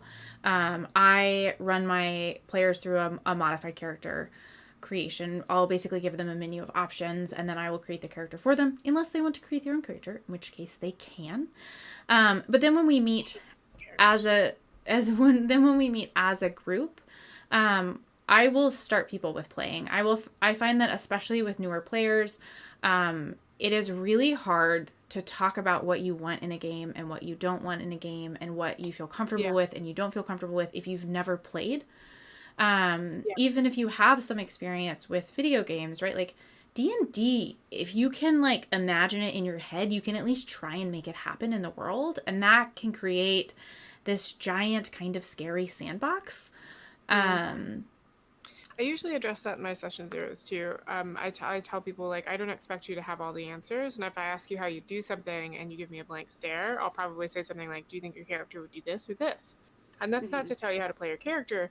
It's to give you some options. And if you don't like any of those options, but you can think of a third option, then tell me the third option. It's, you don't have to pick A or B, pick C, I don't care. And if you're like, I don't know, I just don't know, I'll come back to you. That's part of this. You're still going to be involved even if you don't have the answer right then. That kind of thing. So we've talked a little bit about kind of talking about how you GM, right? So how are you as a game master? What kind of game are you playing? Is this going to be a combat heavy game? Is this going to be an intrigue heavy game? Is this going to be a puzzle heavy game? When you're meeting, what the expectations are around that. Are there any other things that you think are really important topics that you would consider like session zero content, whether you cover them in a session zero, whether you cover them in an outside setting? We do like a yes/no list. So it's so I reach out to all of my players ahead of time to be like, are you available on this day at this time every week forever? Do you want to play D&D with me? I'm a storytelling GM. Cool. Everybody agrees. I'm going to ask you for a private yes/no list, and then I'm going to smash it all together because everybody gives me one, and then we're going to all agree on it as a party. And the yes/no list is things you want in the game and things you don't want in the game. So an example of things you want in the game is I would like there to be queens instead of king. Cool. Things you don't want in the game, entire races of people being evil. Stuff like that. And I include my own stuff in there that I don't want to do. And when we agree on it as a group, that means the group is acknowledged that we're going to avoid doing something that would be upsetting to somebody. And that's something I always do in a session zero, and I regularly update it as well. Absolutely. Yeah. I think what I've started to do, well, I've been doing it, I should say, is assessments, having some form of a simple assessment and a questionnaire, just to get some insight beforehand, right? Before they really delve into the adventure to see where their mindset is. And then, once we're towards the end, wrapping up the group itself and then having a post questionnaire, to see what's changed. So I found that to be really helpful. Just getting to see where are they coming from, what is their perspective on all of this, and what do they hope to gain. That's something that's been really important and helpful. Absolutely. I think especially for therapeutic games of any kind, right? If this is a therapy, if you're engaging in mental health treatment, you probably have some goals. Those goals don't necessarily have to be really well formulated. You don't have to go in. Oftentimes people will say, I want to feel better, or I want to communicate better, or I want to like stop being angry all the time. But you should be able to work with whoever your provider is to talk about what those goals can be generally. For kids, sometimes they may not have explicit goals, but their parents or guardians might have goals, or might be able to talk about some things that have been challenging, right? Maybe they're having a really hard time getting along in school. Maybe they're having a really hard time concentrating. Maybe they're having a hard time making friends. Maybe they're getting bullied. And so having an understanding of both the general goals of your group as well as the individuals can be really, really beneficial as you're thinking through and planning out your games. On the like social fun side of it, I'm not going to therapize my friends. I'm not going to do that. It's sounds awful and is also unethical on so many levels. But I still want to have an understanding of what people are trying to get out of the game. So I'm not going to give someone an assessment to figure out like what anxiety and depression symptoms they're popping on. But I may ask them questions about what they're hoping to get out of the game, how long they're hoping to play. Shona, I know that you did this with a game I was in. Part of our kind of session zero was like, hey, we're going to play through this adventure. And then at the end of that adventure, we're going to decide if we want to keep going. And we're going to decide if that's something that we want, if it's something that we're able to do because of our schedule. So I think setting the stage, and you did this you did a really, really good job of this, of we may get to the end of this adventure and you might want to continue, but your life doesn't let you. And that's okay. And so setting the expectations around things like that, like what is the length of this campaign, is something that can be really valuable for your players. And that's something you're also going to do in treatment, right? If this is a 10-week session, but you have the option to extend that, it's important for people to know at the outset, to have an idea. And a lot of this revolves around consent, right? We want people to have informed consent, which means I am actually aware of what I'm agreeing to. If I start this game thinking that it's going to be, combat light and role play heavy, and it is the opposite of that, and I have a really bad time, that doesn't mean I'm being a bad player. That means that there was a miscommunication. Exactly. And so it's really important to kind of talk about that, especially because you're often, go ahead. No, you finish. Yeah. So you're often playing games with your friends. You do not want a D&D campaign to destroy your friendships. No. So one of the things that I think you bring up there is, if I may, is you got to set up lines of communication. If a player has feedback for you, you want that right away. You don't want to wait until the next time the GM decides to do another session check-in. And so I try to, in the session zero, set up like, if you have a problem with something I'm doing, can't read your face, autistic, so write it down or get me on the phone. Please share that. I'll know you're trying to be objective, and I'll try not to take it personally, and I'll make changes. I also encourage them to talk to each other, so they have their own PC channel that I'm not privy to usually, which I just realized I have to recreate. Yeah. And then they can talk amongst themselves. That means that they have a safe place to talk to each other. I also encourage smaller subsets of the groups when they come up via play, as like, maybe you two should talk about that offline. But I always try and give an avenue of feedback, right? Like you pick away. You can send me an email. I'll make sure I sync with you every 2 weeks, something, so that there's always a check-in. That one I've always done, but there are other things that, I've learned, right? Like session zero, my very first campaign didn't have a session zero. I didn't know what it was at the time. I cobbled it together for my second game when I first started hearing about it. But I think that's an important thing to acknowledge as well, is yes, this is a good recording. Watch this, good tips. But we're all learning this too, and we're gonna keep learning this. I think I'm looking forward to. I learn something every time I talk to y'all about this kind of thing. And it's something that is it's gonna be different depending on the group that you're in, right? That's true. I would say like the biggest mistake that I hear about when we're having these conversations with people, or the biggest like pitfall people can fall into, is like, oh well, I've been playing games with my friends for years, and I know these people really well, so it'll be fine. right? But if you are great at communication, like that's awesome. I'm great at communication. My husband is also a psychologist. Our degrees are literally in communication. Does that mean that we're always the best at communicating with each other? No, it does not. So even the best of us kind of need, it's really helpful to have a framework to set those expectations of like, what happens when I do get really pissed off, or I do get really sad, or I do get really frustrated, or like, we're going to talk about troubleshooting in a minute here. Like, having an understanding about like what are the correct channels to go through can be really helpful. It does not have to be this like contract that you and your friends all sign. Yeah. It can be, but it doesn't have to be. No, and I think it's important that if you've got somebody that definitely needs rules, give them rules. Mm-hmm. Like if in a session 0 they're like, just tell me what to do, tell them what to do, and try and foster, you know, some where they can make some decisions. But I don't know how to say this. If your party is all friends offline and they all have a fight right before they show up at your table, that can lead to some very interesting gameplay, which isn't always super fun. And then it becomes your responsibility somehow as a GM to mitigate that, which I think leads us into the how to triage stuff. Or should we jump into some troubleshooting questions? Sure. Okay. Yeah. Let's jump into this. So like, these are some questions that I have pulled from kind of other trainings that we've done, as well as panels that have addressed these kinds of topics in the past.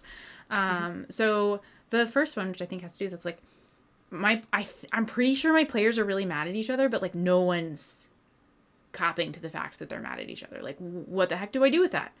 Like we set up this whole grade session 0 and we said that we were going to talk when we were mad at each other, but now everybody is mad and nobody's talking about it. What do you do?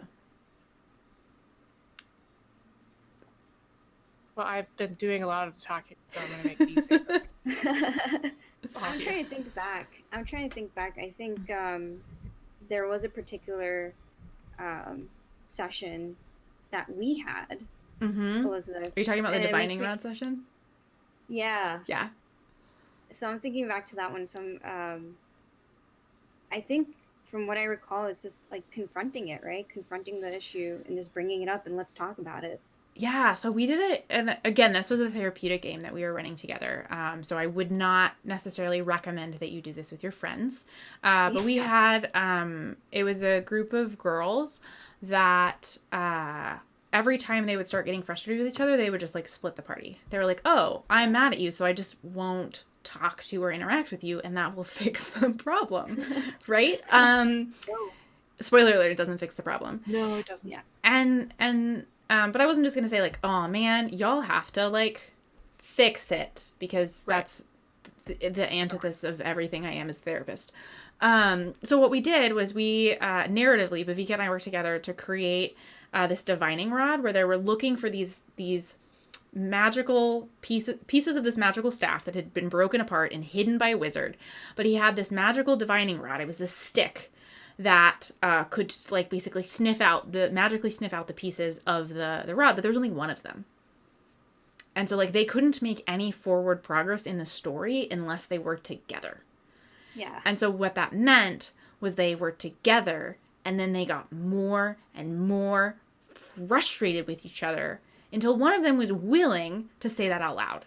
Now, the reason I wouldn't necessarily recommend this for a friend game, right, is when adults get more and more mad at each other and then explode and they're just friends and there's not this contract that we're going to sit down and we're going to talk about our feelings, and sometimes this is going to be hard, right? Like again, we're thinking back to the purpose, right? The purpose for me was not to sit down. I wanted them to realize that like just trying to split up or just not talking about it is not actually going to fix the problem.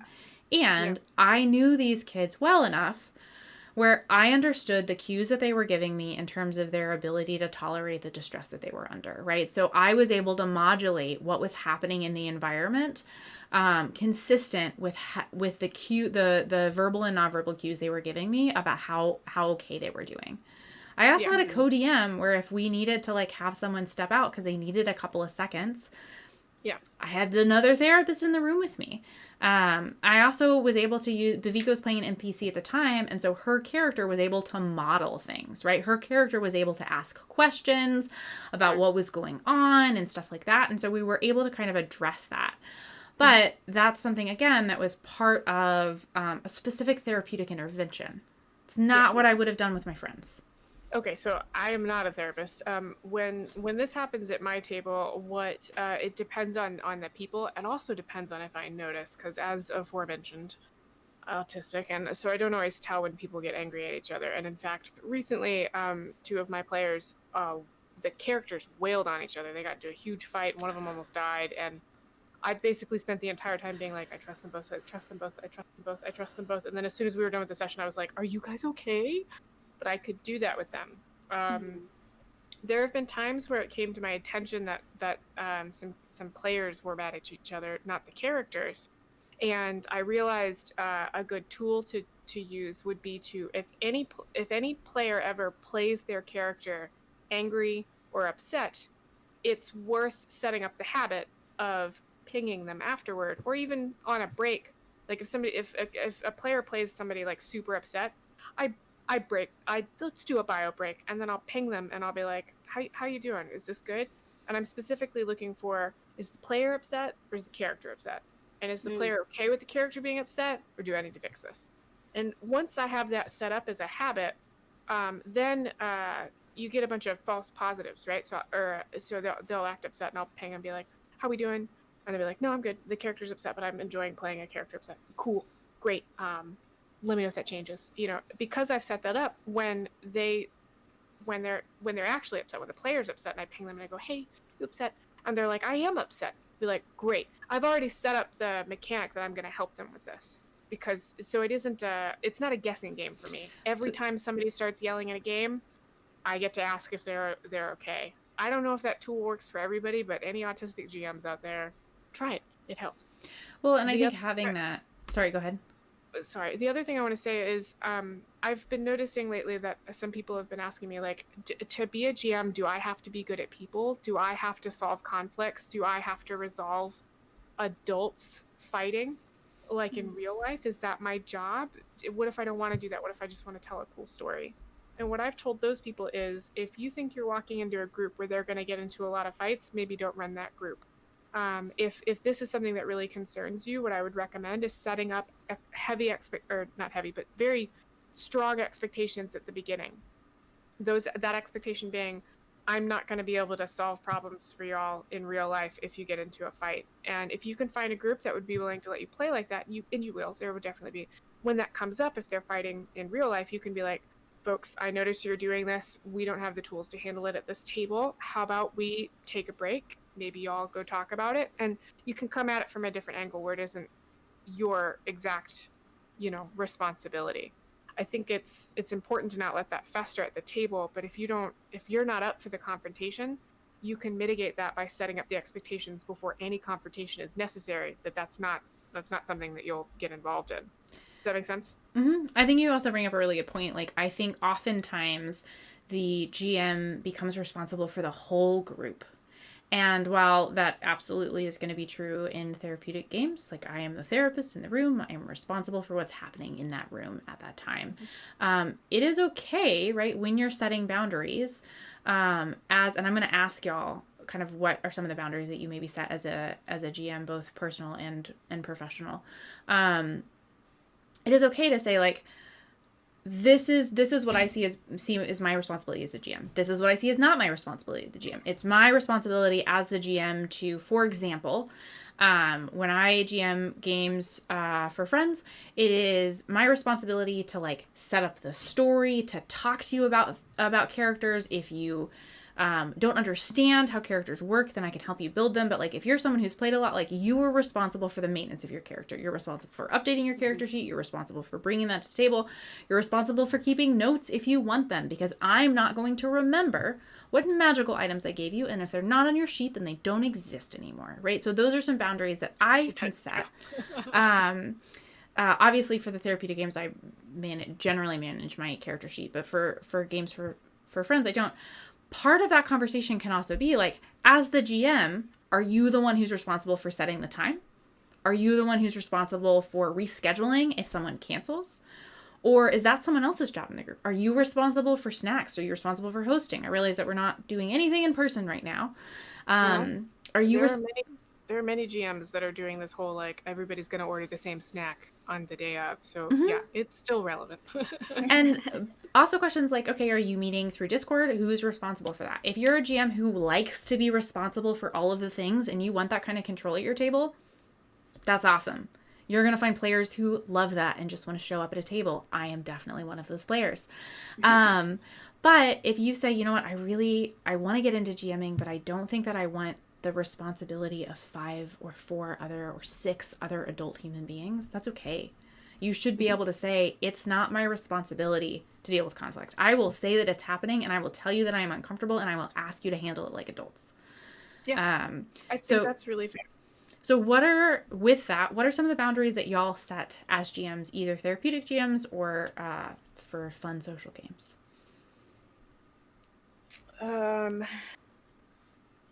One of the things I set is I can't tell when people get angry. So if you're mad about something and you don't feel like you can talk to me about it, then we have a problem. You have to be able to tell me that you're upset, because I will literally never know and it'll just get worse. Just don't do it. I have had players say that I don't want to play with you, and I've said that's great, that's fine. Another boundary that I set is nobody's allowed to yell at me in real life. That takes all my spoons, and I don't like it. Another boundary that I set is if you're going to be late, you have to tell me, because it freaks me out when people don't show up to a session. I had somebody not show up for an entire session once, and I spent the entire session convinced they had died. It was disaster at size, so that's another boundary I set. I do a lot of the storytelling stuff. I don't usually... If somebody's like, I want to play an evil character, then I have a conversation with them about what evil is. I actually had that conversation earlier today with a new character, a new player. I don't put up with harassment of any kind. If you're joining this game so that you can go beat up a specific class of person that you want to imagine for yourself in this game, I'm not playing that game. If you want to use this as a place to get out some anger, right? Like if you're going to come to the session angry and you want to play angry, I'd like to know ahead of time, because I'll give you stuff to punch. I'll totally do it. But if you show up, you don't tell me these things, and you're going to spend a session tiptoeing around social situations, and that's what I expect the group to want to do, and you want to punch people, it's helpful to me to know that ahead of time. So I usually do a check-in with my group to see how everyone's doing, and they know that I'll do this. I stream, or I run my games the same day every week at the same time. And if we can't do that time that week, then we don't play that week. And it's not a mean thing. It's I have to have a schedule, or I get really unbalanced equilibrium-wise. So that sounds like a lot of rules, and I have like a billion more. So now I'm wondering if maybe I have too many rules. Well, it sounds like you've already talked about how you're someone who does really, really well with structure, right? I do. And so that's part of the kind of GM that you are, right? And I will say that as someone who's played in your campaigns, I am less structured than you are, but it's really nice to have that structure to fall back on, because it's always there if I need it, right? What is happening and how things are going to go is very predictable, but it's not constraining. I always get consent for that too. And I've had players come to me after they've consented and been like, I don't like that we play the same day every week. Can we change it up? And I investigate that as a conversation of like, does that time just not work for you? Or do you just want chaos in your damn life? And if they're like, I need the chaos, be like, cool, I can help you find another game. What about you, Viveka? Are there any boundaries that you set either as a therapeutic GM or as a player GM for social games? So I'll start with, because I've had the opportunity to just play for fun, I prefer not having any responsibilities. But I like the structure. I like to just sit back and not worry about anything else. But obviously, when you're facilitating in a therapeutic setting, it's different. So at that point, there's quite a bit of responsibility. For me, organization is a big deal. Having structure in place, being really focused on time, that's a very big deal. One of the other things that I take very seriously is ground rules. So being able to have, from the start, look, respect is very important. What does that look like? Kind of doing a little bit of psychoeducation regarding ground rules. Chances are the kiddos, and the chances are like kiddos, they're going to talk over each other, but they're going to learn through that process, right? If it's not me, usually the other peers might point it out, like, hey, you're talking over that person, or something along those lines. So ground rules, also being able to have, it's a therapeutic setting, so it's a safe place for people. So having that in place for clients, and obviously having a space for myself too. If I need like a minute to myself, if I find myself getting a little frustrated or something's coming up for me, what I've started to do is I'll give them a puzzle or a riddle to work on, and that's going to be a little time for me to just stay quiet and just observe. So that's been really helpful. Just having, that's the beauty of this game. Like, you can just throw in things for them to do, and you can kind of just take a step back for a little bit. So that's been really important, setting that type of boundary.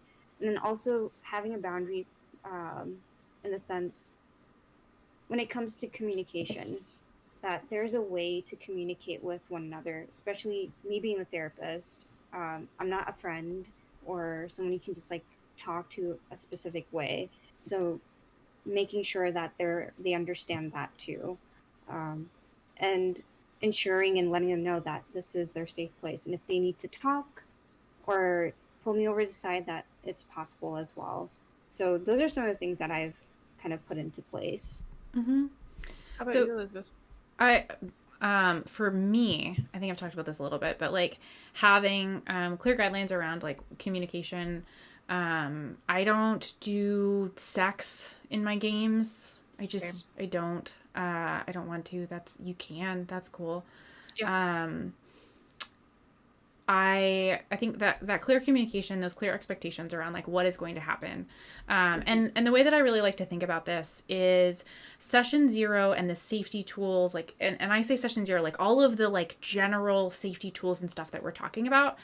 In an ideal world, you're going to set them up, you're going to set it, and you're going to forget about it. Not forget about it as in don't use it, but it is, I realize that we keep talking about like more and more rules and things that you should be adding to your game, but it doesn't create this unwieldy game. The idea is that it actually creates this really, really strong foundation, right?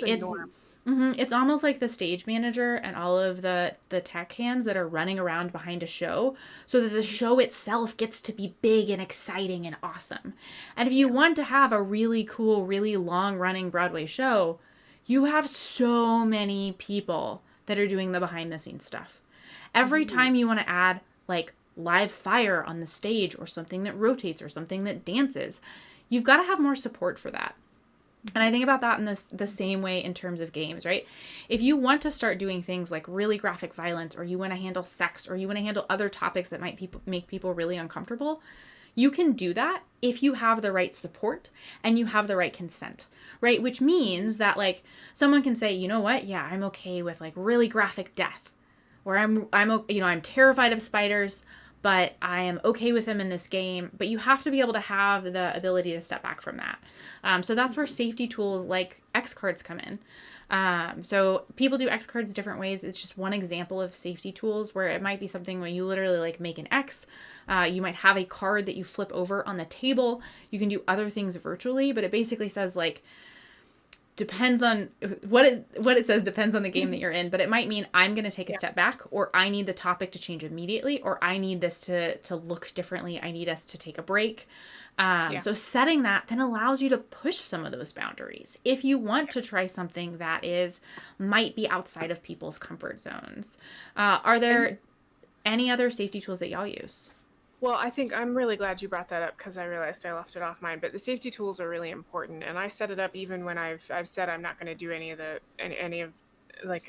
the tricky stuff, because I don't always know what might be tricky for some people. And your players might not either. They might be like, "Oh, I'm fine with this," and all of a sudden we're in the middle of this, and I'm not fine with this anymore. They're not fine with it. Yeah. So I also, because we're doing this all online, what I'll do is I set up private channels with each of them. And I pay attention to the channels. And if anybody has and needs a break of any kind, like I have to let the dog out all the way up to I have to go cry in a corner, they have a way to do that, either in a way that they feel comfortable. And then the way that I respect that is I tell, if we're streaming, or if it doesn't matter where we are, I say, we're going to do a bio break. And then I ping the person, I'm like, how much time do you need?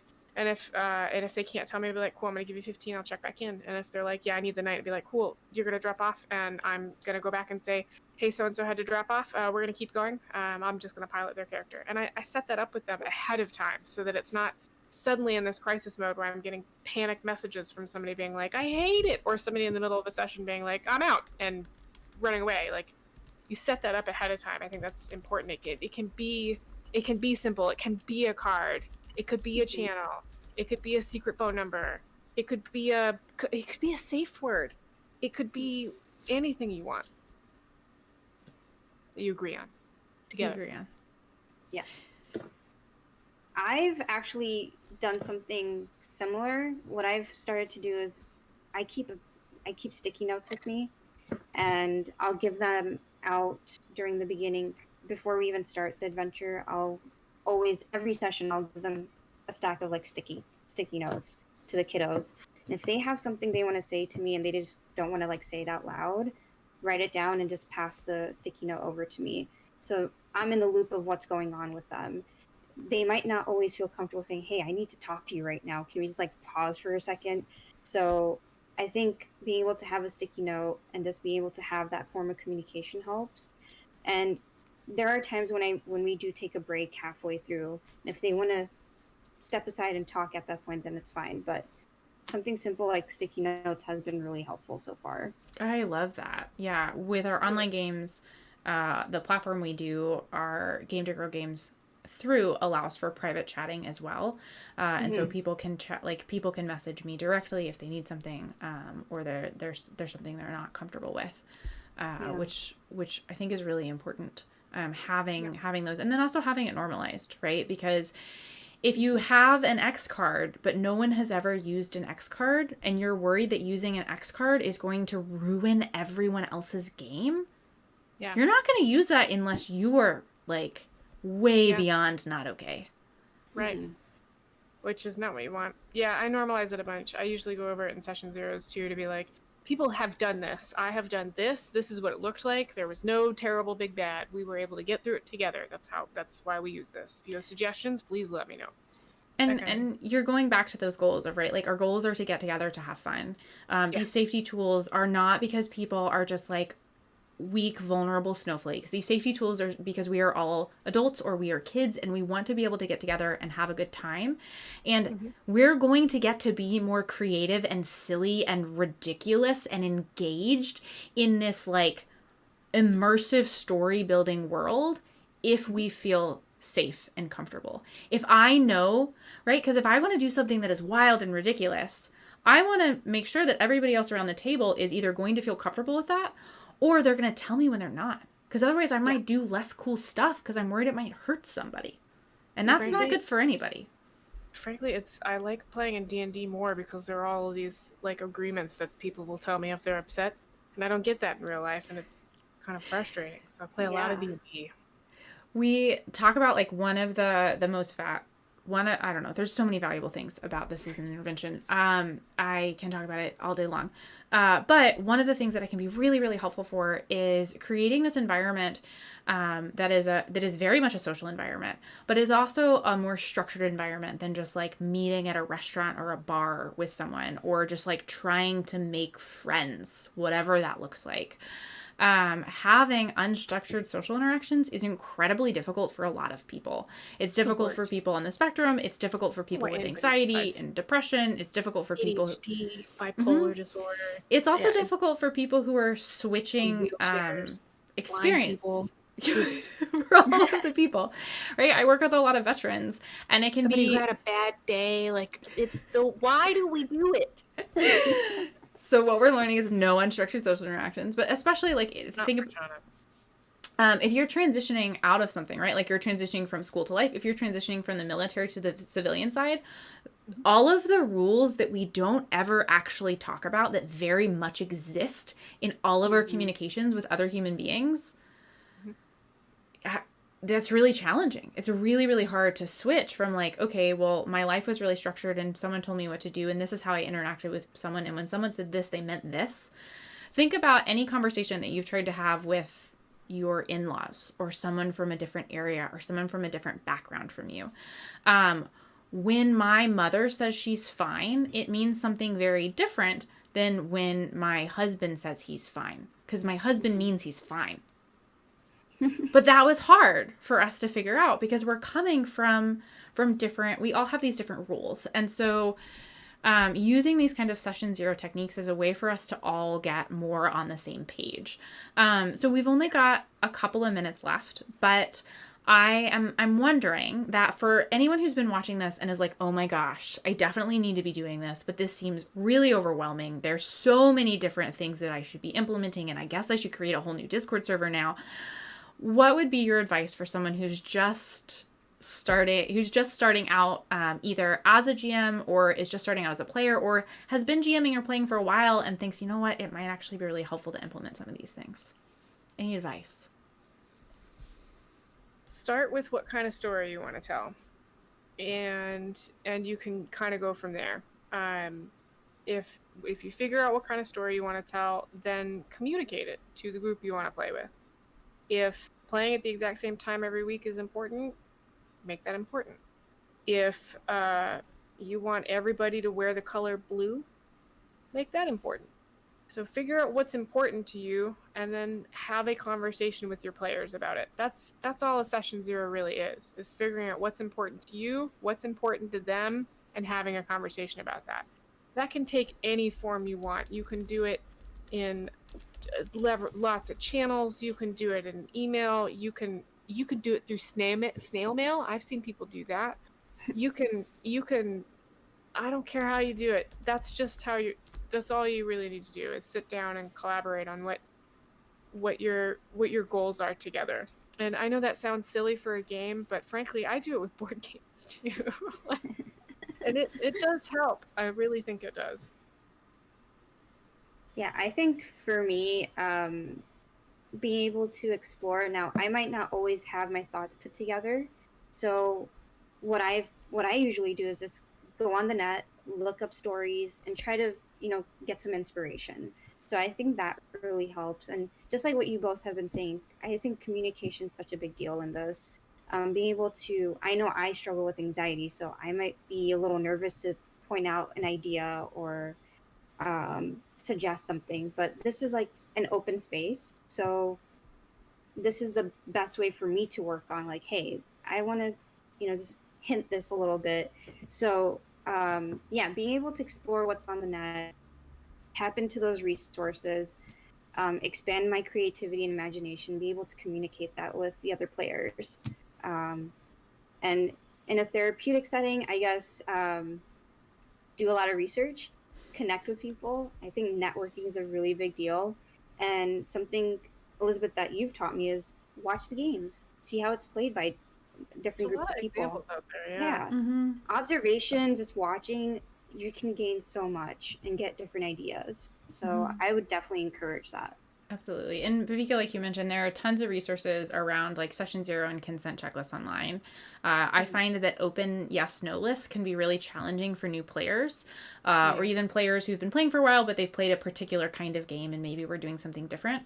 So that things most people assume I don't deal with certain things at this point, but it's nice to write it all down. Yeah. And so there are like checklists online that you can then have your players look through that. And they might be like, well, obviously you're not going to do that. So I never thought about writing it on the no list, but now it's in this form. And so it takes some of the guesswork out of it. It also takes some of the effort off of kind of your lap as the GM. I think for me, the biggest things that I hope that you take away from today's panel are that session zero and safety tools are going to be an ongoing process. And they should be a collaborative ongoing process. This is not you as the GM who has the sole responsibility for making sure everyone around the table has a good time. Because you are a player at that table too. Your role looks different, but that does not mean that you are single-handedly responsible for everyone's experience. And it should be collaborative, right? We've talked about things like X cards. Bavika uses sticky notes. I use people talking to me in chat. There's also like lines and veils. There are other safety tools. It's important for you to find what works for your group. Because like I mentioned before, if you have X cards, but no one is actually willing to use them, you don't have X cards. You're not using them. So kind of talking about those things on an ongoing process. And I will say it might be uncomfortable to talk about this at the beginning, especially if you've had a group that's been running for a while and you haven't talked about it before. Being uncomfortable does not mean that it is bad. Sometimes it means that you are growing and you are becoming stronger as a group and as a person. And that sounds super cliche, but I have gone to school for an extra like 10 years just so I can tell you that. So I want you to walk away from this panel. I'll tell you that too, man. I didn't go to school for it. It's damn true. You know, and we call it a session 0 a lot, but I recommend you sync with your players pick a cadence. I usually do it, Broken Bane, we're doing it usually at the end of every arc, kind of. Another group I have to put something on my calendar because it just there isn't a natural break. So have regular like dot sessions and be like, all right, this session we're just going to talk about how we're all doing and stuff. I think it's good to build in that time to go over stuff. And honestly, while we're all trapped at home right now, like having those more informal sessions might just be really nice as well. I had a session where I'd lost my map or something and we all got online and I was like, discombobulated, and they were like, I was like, how about you guys just talk about what each of your characters thought about the goings on over the last couple sessions, and they were like, okay, and they got a kick out of it. Now they want me to do it all the time. Oh, that's awesome. There you go. Yeah, you could find more fun things for your group to do. There you go. I love it. So there's different ways you can do that. Well, thank you so much for coming to our talk today, everyone. We hope that you learned something. If you have opinions, you're welcome to contact at least me. So you can find me online at Drs. Kilmer on Twitter. I'm there sometimes. You can also, again, find me at Game to Grow. If you are interested in getting training, you're interested in joining a group, Game to Grow offers groups worldwide for adults, adolescents, and children. And we also offer training services. If you're interested in any of that, I would highly recommend that you sign up for our newsletter. If you let us know what you're interested in, we will do our best not to spam you and only give you things that you care about. Where can everybody find y'all? For me, the best way to contact me is at my email, which is my first name, BHAVIKA @uplift-counseling.com. And that's to inquire about counseling services, specifically for D&D groups. Or if you have any other questions related to D&D, you can definitely reach out to me. So that's the best way to reach out. And I'm online as like 7 Spoon, all spelled out. The numbers all spelled out. You can find me. I stream on Tuesdays, Saturdays, and Sundays. And sporadically on other days at twitch.tv/like7spoon. I am heavily on Twitter, so you can that's the best way to contact me is on Twitter. I'll answer questions about anything we talked about today, and if you just glance at my Twitter, you can see other stuff I'll talk about. I'm also, as I mentioned, the Game to Grow volunteer coordinator. We are accepting interest in volunteer opportunities, and you might be thinking, we're trapped in our houses. And I'm here to tell you, yeah, we thought of that. And we're trying to find ways to use volunteers anyway. So reach out, and maybe I'll ping you back. But yeah, Game to Grow is another good way to find. Awesome. Well, thank you so much for being on this panel with me, y'all. And goodbye, everybody on the internet. Bye, Stream. Thank you.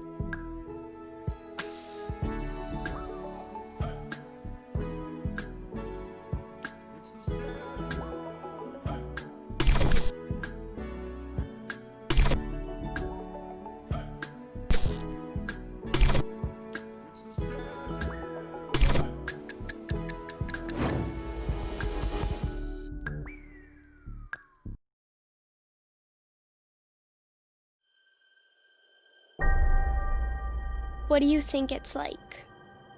Here. Being a kid in the hospital. How do we feel? Are we all the same? No. We are each our own, different. Some of us are here for an hour, some of us, months. We all experience different things, but we all share one thing. We all just want to be kids.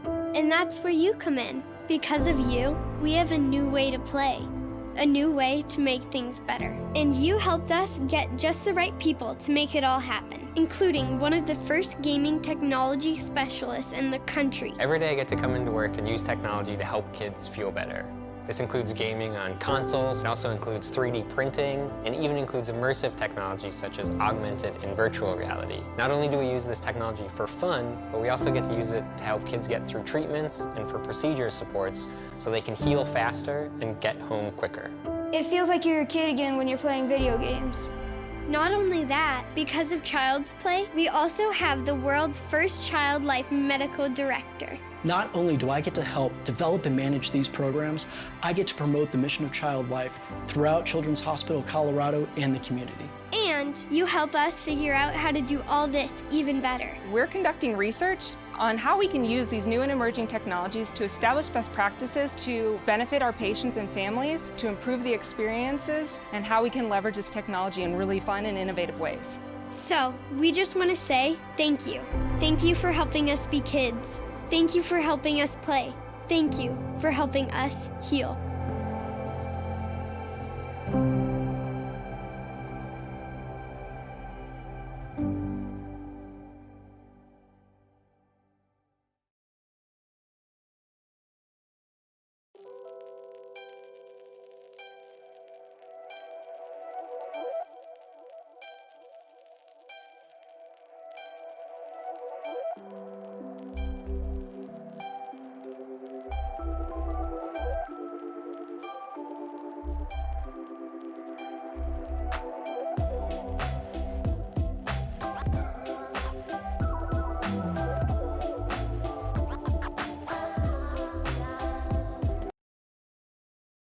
Jim Darkmagic is the wizard of Acquisitions Incorporated.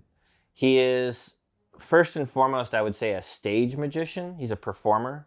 So the spells that he has tend not to be very useful. Not great for the rest of the party, just because I can't help a lot. I don't do a lot of damage. But I can make people invisible. I can make showers of sparks. There's a lot of exciting crowd-thrilling spells that Jim can do. One of the things about Idle Champions is that all the characters have unique equipment, and so it was really important to go through Jim and think about what the unique things are, right? So he's got his wand holster and his twin wands. He's got his skull brooch, the cloak. So all the little pieces of Jim that you like are in there, and then now they've got stats and little stories and stuff.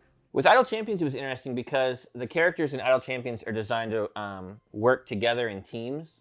So, you know, Rosie has a buff for all younger women who are in the party, right? There's these little things that help the rest of the group.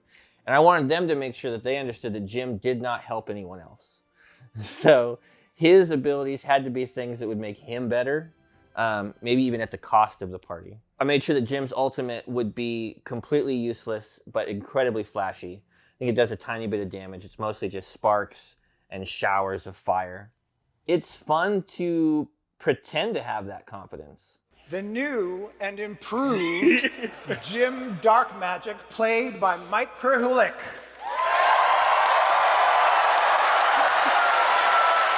Like the last show at West where I came out in that costume, like I was so nervous, you know, to come out in a wig and everything and makeup and like a leather pants. But Jim has confidence, right? Like he would be able to do that. And so it's fun to pretend to be someone who has that, who can do that.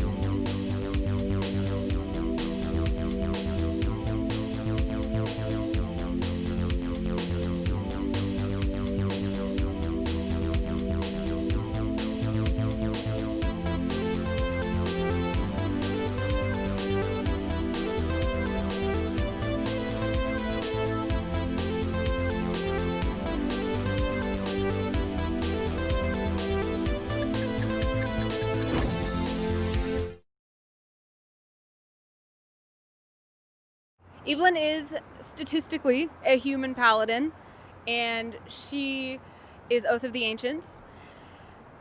Characteristically, people have called her a Southern Belle, but of course she's not from the South as you would recognize it. She's from a small town outside Waterdeep that has an accent that sounds a little bit like an American Southern accent.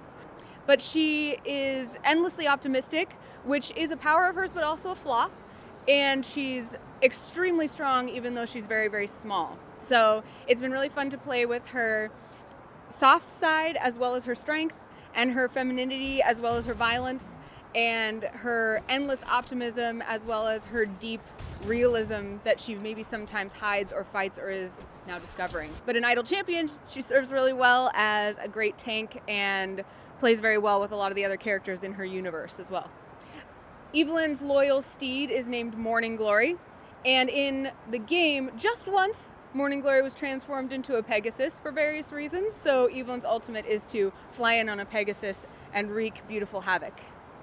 The process of helping to put Evelyn in Idle Champions was so much fun.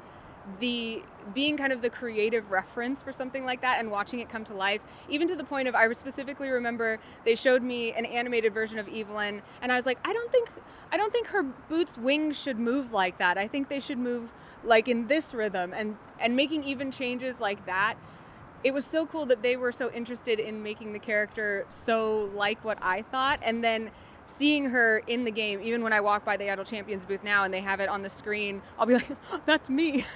I helped with that. And that's something that I don't know if I ever thought I'd be able to do. So it's been really, really fun having her in the game, and having people play her and enjoy her in the game and teach me how they're using her in the game has been awesome. It's been funny because I am in all video games. I'm a lore junkie. I like to do things because they're cool for the story. And so there's a difference between people who are like, oh, I've min-maxed exactly the numbers that Evelyn's best for, or the people who are like, oh, I like to put Evelyn next to these people because I like even playing with these characters. And actually what's cool is in Idle Champions, a lot of those things are the same. So it's really neat that I like having all of Evelyn's friend characters around her, and that's usually a good thing for the game too.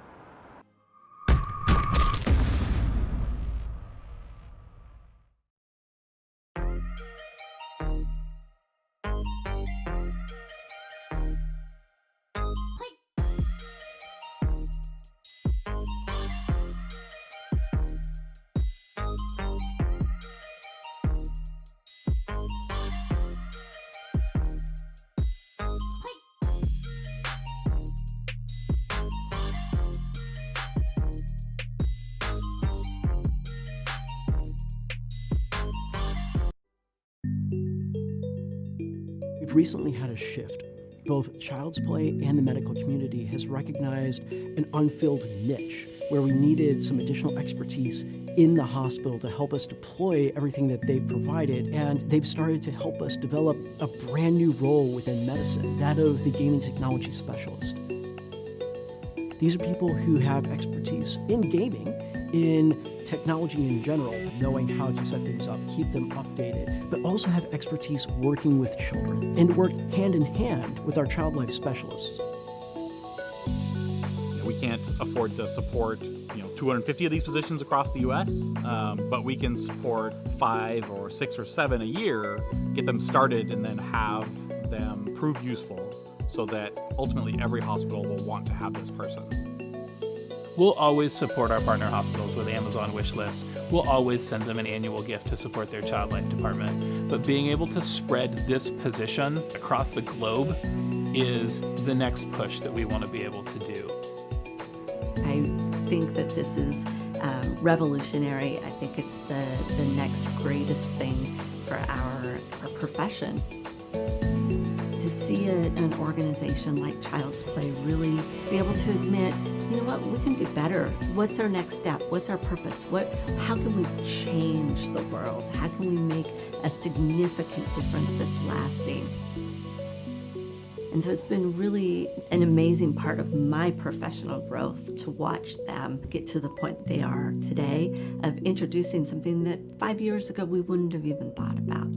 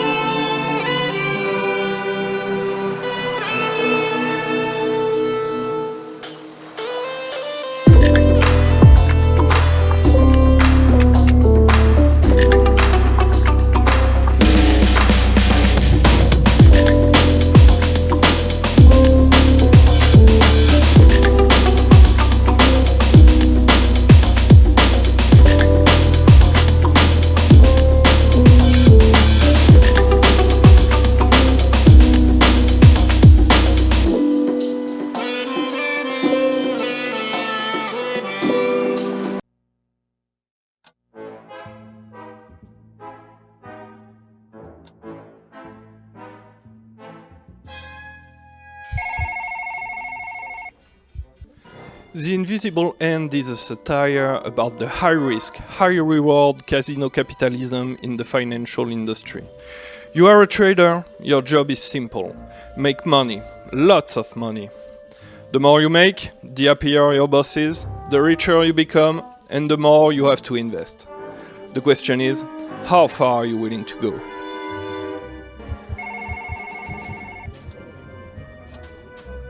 Our goal is to show how anything can be turned into a commodity, how these commodities are valued in our society, and what happens when they end up being perceived only through numbers on a computer. We want players to experience the conflict between the sanitized environment of modern workplaces and the hidden human costs of the economy that supports it, to realize the disconnect between the office microcosm and the outer world.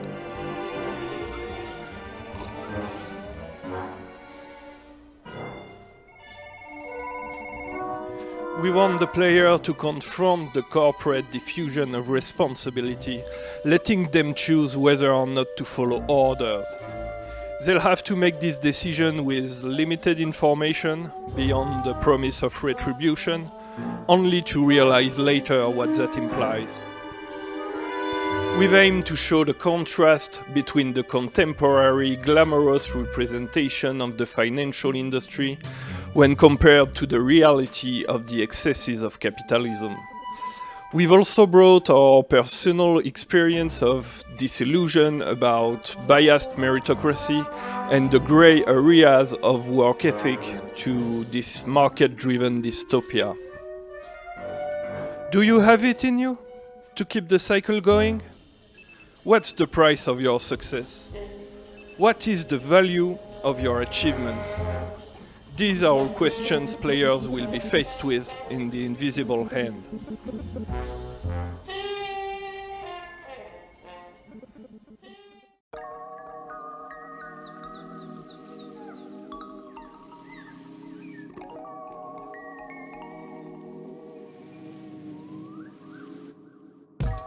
Hello everyone, and welcome to Creating the Quest. In our panel today, we'll be speaking with some indie level designers about how they strategize and create levels for their indie games. I'm Emily. I'm a community manager over at TikTok Games, and I'll be moderating. I'm joined today by Michael Herbster from TikTok Games, James Montagna from Way Forward, and Milton Gawasti from Moon Studios. Would you like to introduce yourselves? Hi, I'm Mike Herbster. I've worked in the game industry since 2006 as a level designer up to director, and I've worked on such games as Shovel Knight Treasure Trove, Boy and His Blob, Double Dragon Neon, and Contra 4. Hi, my name is Milton. I'm a designer at Moon Studios. Before Moon, I worked on Project AM2R. That would be another Metroid 2 remake, an independent, unofficial remake of Metroid 2. And right now I'm working on Moon Studios. After working on Ori and the Will of the Wisps, we are now working on a secret unannounced project.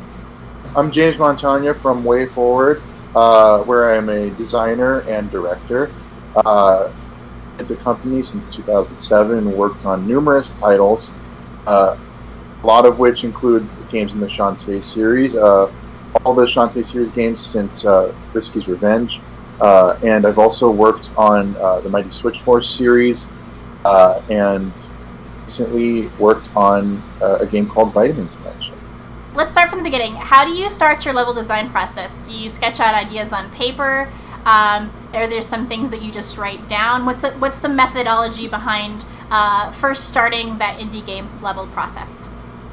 So for TikTok Games, we primarily start with a pen and paper style. People can build their levels out through a documentation. They can write up what the feelings they want to get through to the player, how much energy might need to go into it if it's the back half of the game or the front half. Just a general idea of feelings, emotions, and pain points that we want to make sure that the player maybe has to be challenged by to actually tackle. From the pen and paper / documentation phase, we jump into we first go to pitch meet to the team. The team sits down with the level designer. I'm usually the first blocker for this. I evaluate the level with them. I talk about things that I like or dislike, and then we do a polished pass on the design for the pen and paper. We then pitch it to the entire team. The team gives the thumbs up or thumbs down. If it gets the thumbs down, it goes back to polish. We then pitch it again, and then it clears, or it clears first time, which is awesome when that happens. And then the designers are left to the task of gray boxing it. So that's getting the player in there, making sure the level loads correctly, making sure it finishes, making sure that the enemies are placed in a rough path so that you can kind of get a feel for it. And then from there, slowly but surely, we start bringing in art as that comes in. So you get your background layers, your midgrounds, some of your foreground art if the game has that or not. And from there, it just gets built upon, and over time, you continue polishing, and then you get something close to a finalized level, hopefully within the time frame of shipping. So how do you start the design process then, Milton? It's pretty similar. It starts with the concept art to see how a general area is going to be looking like. We got a nice list of any story beats that are going to be happening. By this time, everyone in the team is on the same page about how the story plays out and what the elements are going to be played, which characters are going to be involved in every part. And from that point on, we start directly with blockouts or gray boxing, however you call it. It's one prototype after the other of many interesting situations that are going to be using the mechanics of the area, and then we string them together into some like a conjunction of moments that are going to be taking place, and hopefully teaching some ability or challenging the player into something. It really depends on what stage of the game the players are at that particular moment, because Metroidvanias have this very wide range of player configurations that are possible in every location. So we have to consider that.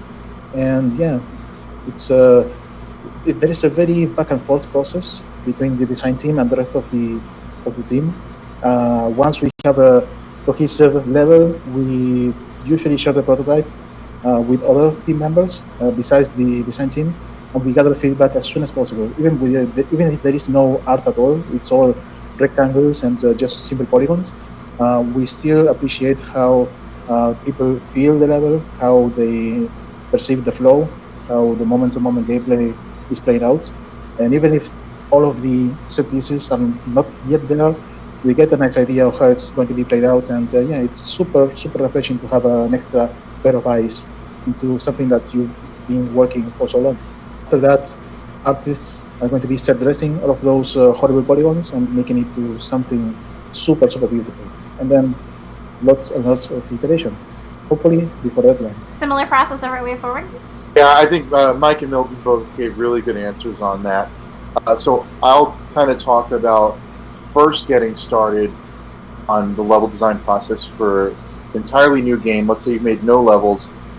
There's a key point to consider when you're first starting, and that is the rules.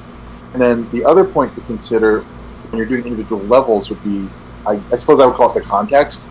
So the first is to learn the game itself and its rules. So about the rules, you have to know your navigation. So for a platformer, it might be things like number of world units high a character can jump, the number of units across so you can make sure they pass any pits you make.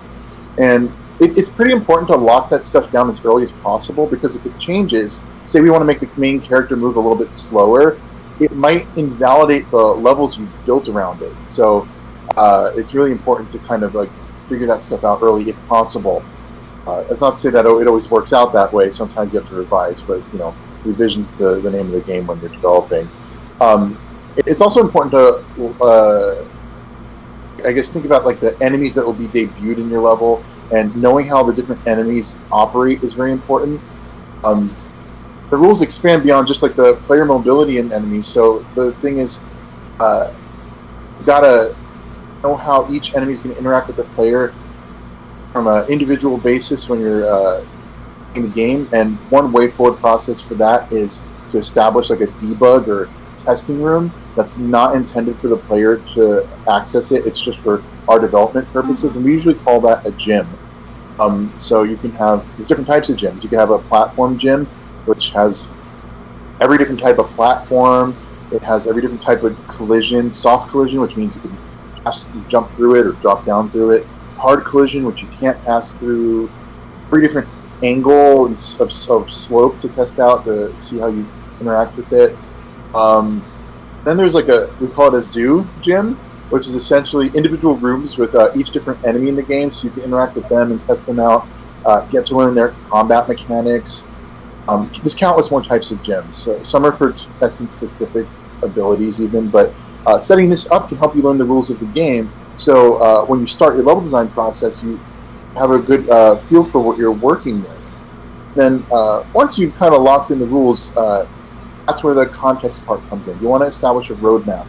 And this is sometimes done in coordination with like a director, but you probably want to know what enemies or treasures will be debuted in each level, so it provides a bit of context about the level you're making. And like where in the game is the level? Can it be reached early on where players are still getting a feel for everything, learning controls, or perhaps it's a point where the players unlocked all their abilities and you have every tool at your disposal. In a non-linear exploration game, which is sometimes informally called like a Metroid game, right? Knowing what tools or abilities that the players have access to at any point in time is critical, so you can design around those. And knowing which abilities are acquired on the critical path, that is, you must have encountered this ability in order to continue, makes it so you can start to seriously design a level. And that's the important things to establish when you're first starting the process, I believe. That's great. A lot of you guys went over briefly some of the other questions that we have written down for today. So we'll be diving a little bit more into those specific topics. You discussed, James, a little bit about navigating through a level. What kind of tips or tricks do you have to what makes navigating a level fun? Sure. Well, I kind of think of the level designer as a conductor orchestrating the experience for the player, right? So it can be like a battle of wits between the designer and the player sometimes. We're kind of always at like this advantage because you have the ability to completely wipe the player out at any second. If you want to like make like a crushing ceiling slam down at 0.5 seconds with no time to react, obviously you could do that and someone would call it cheap and say the game isn't fun. So yes, it's this battle of wits, but we have to be mindful of that and coast them in and like orchestrate the experience so they feel empowered where we want them to feel empowered, or overwhelmed where we want them to feel that, etc. So I think being mindful of that is a key point to the fun factor of navigation. It might be as simple as giving the player a platform to rest on, like okay, so using Shantae's Labyrinth as an example, right? There's that's an example of like a non-linear room-based level design style, and it throws room after room of like these like varied challenges at you.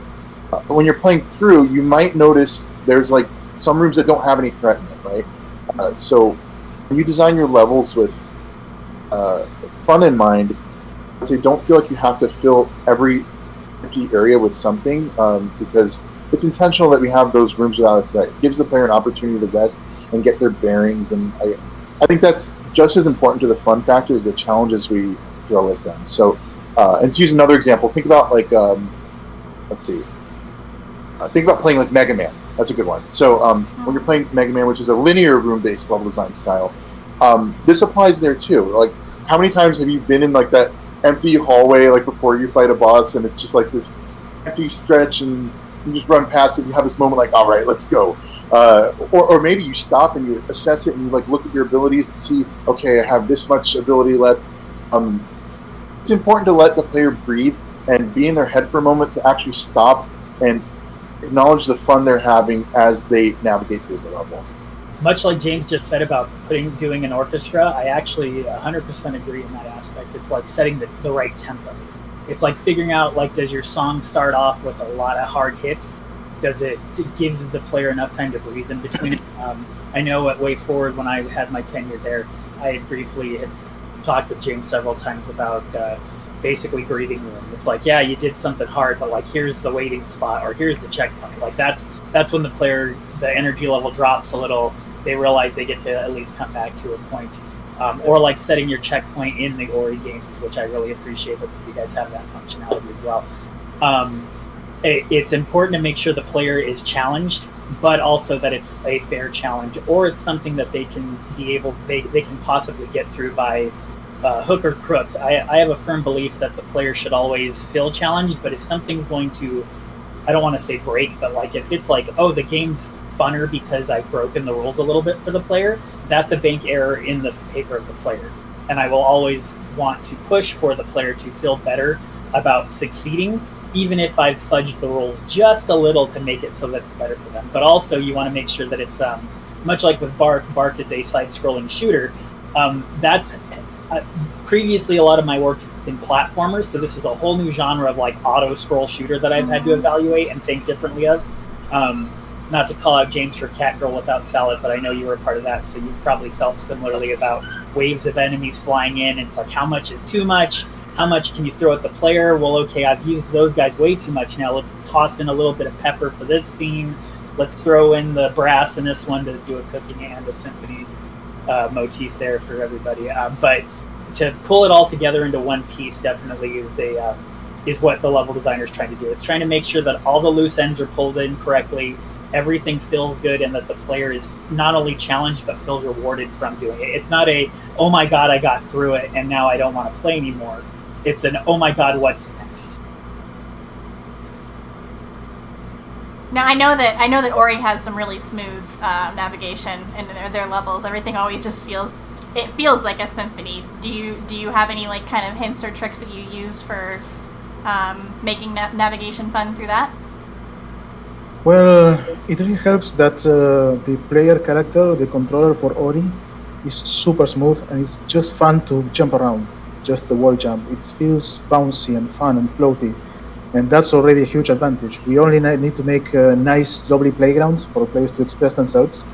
And in doing so, we also did expand a lot on the combat mechanics for Ori and the Will of the Wisps. So there is a certain synergy between the platforming and combat. There is a lot of movement and positioning involved in the Ori's combat right now. The combination of melee and range attacks is something that allows the players to just combine that whatever they want. And finding the right combinations of enemy behaviors to throw at the player at several points is interesting. But usually the challenge regarding combat is pretty much safe for very specific set pieces where the player is trapped in a room and they need to defeat a couple of enemies. And those are very carefully crafted combinations of enemies to actually make a fun encounter. And there's also the optional shrine challenges that you pretty much need to fight several waves of enemies to get an upgrade. But that's optional. And that's something that the players are going to be engaging by themselves if they want to be, trying their new loadout on a set of enemies. Then again, like it was already described, emotion, silence, going through the paces of what the player is going to be experiencing is something that we take into consideration in every section of the game that we want to design. There is a moment that we are going to be having an introduction to some new enemy, then we are going to find a small story moment, then we're going to be seeing some set piece that we cannot interact with yet because that's going to be requiring some ability that we are going to be getting later on. Then we get the ability, we have a small safe section of the level that's just designed to have fun with the new ability that you learn. And then when you re-explore and rediscover the same level with your new ability, then suddenly it opens up into more possibilities, both for the combat, traversal, exploration. And usually in Ori, it either ends with a boss that's going to be taking pretty much your skills to the test, or an escape sequence that's pretty much execution. If you react enough with the new abilities that you got, then you're going to be doing just fine. That's a great point about the abilities and how they kind of factor into having fun navigating, and you can also use that as a teaching device. I know in Shantae, whenever we teach a new ability, really similar to how we unfold that in Ori, we have this moment where the player can just have fun using this new ability that they have. In fact, the way we use it as a teaching device is typically in Pirate's Curse and Seven Sirens, the latest entry, we have it so that when you get a new ability, we put the player in a room that they can just freely use it without any like risk of taking damage or anything like that. But we take it a step further and we make it so the player is forced to learn to use it properly, because they can't exit the room until they have used the ability successfully. So that way you make sure that they've learned it, and not only are they having fun just navigating around with this ability, but we can use it as a teaching moment too. And it's a lot more organic doing this than just pestering the player with text on the screen that says, press X to execute your new whatever. By doing sometimes it's a mix of both you need, right? Yeah, sometimes. That actually feeds really, really well into the next question, which is when you're navigating a level and people are having a hard time kind of figuring out where they need to go, what kind of tips and tricks do you use, Milton, whenever you're doing Ori or other games, to kind of give them a little bit of a hint or a push in the right direction, or do you give them a huge push? How do you do what's the nuance of that? Okay, so on the macro level, talking about entire places, we use a lot of very memorable, huge landmarks to just make the point that this particular place is important, right? And sometimes it's a huge entrance or a huge statue that's very distinct, that stands out from the environment. Sometimes it's a huge character NPC. We have a sleeping bear that's pretty much a gate. And by just getting that into the player's memory, seeing maybe I should go back and explore that later on, we do give the players a couple of very important points in the map that we're going to be considering later. Later on, you get some ability that lets you open that particular landmark and continue exploring on. And there is also that smaller scale version of that, whenever you have some sort of gate mechanic or something that we already mentioned, that changes its context after you get a new ability or a new item. So that would be a smaller version of that, and how you approach the level and how you understand the place and how it works. It certainly helps gauging what can be done in each location.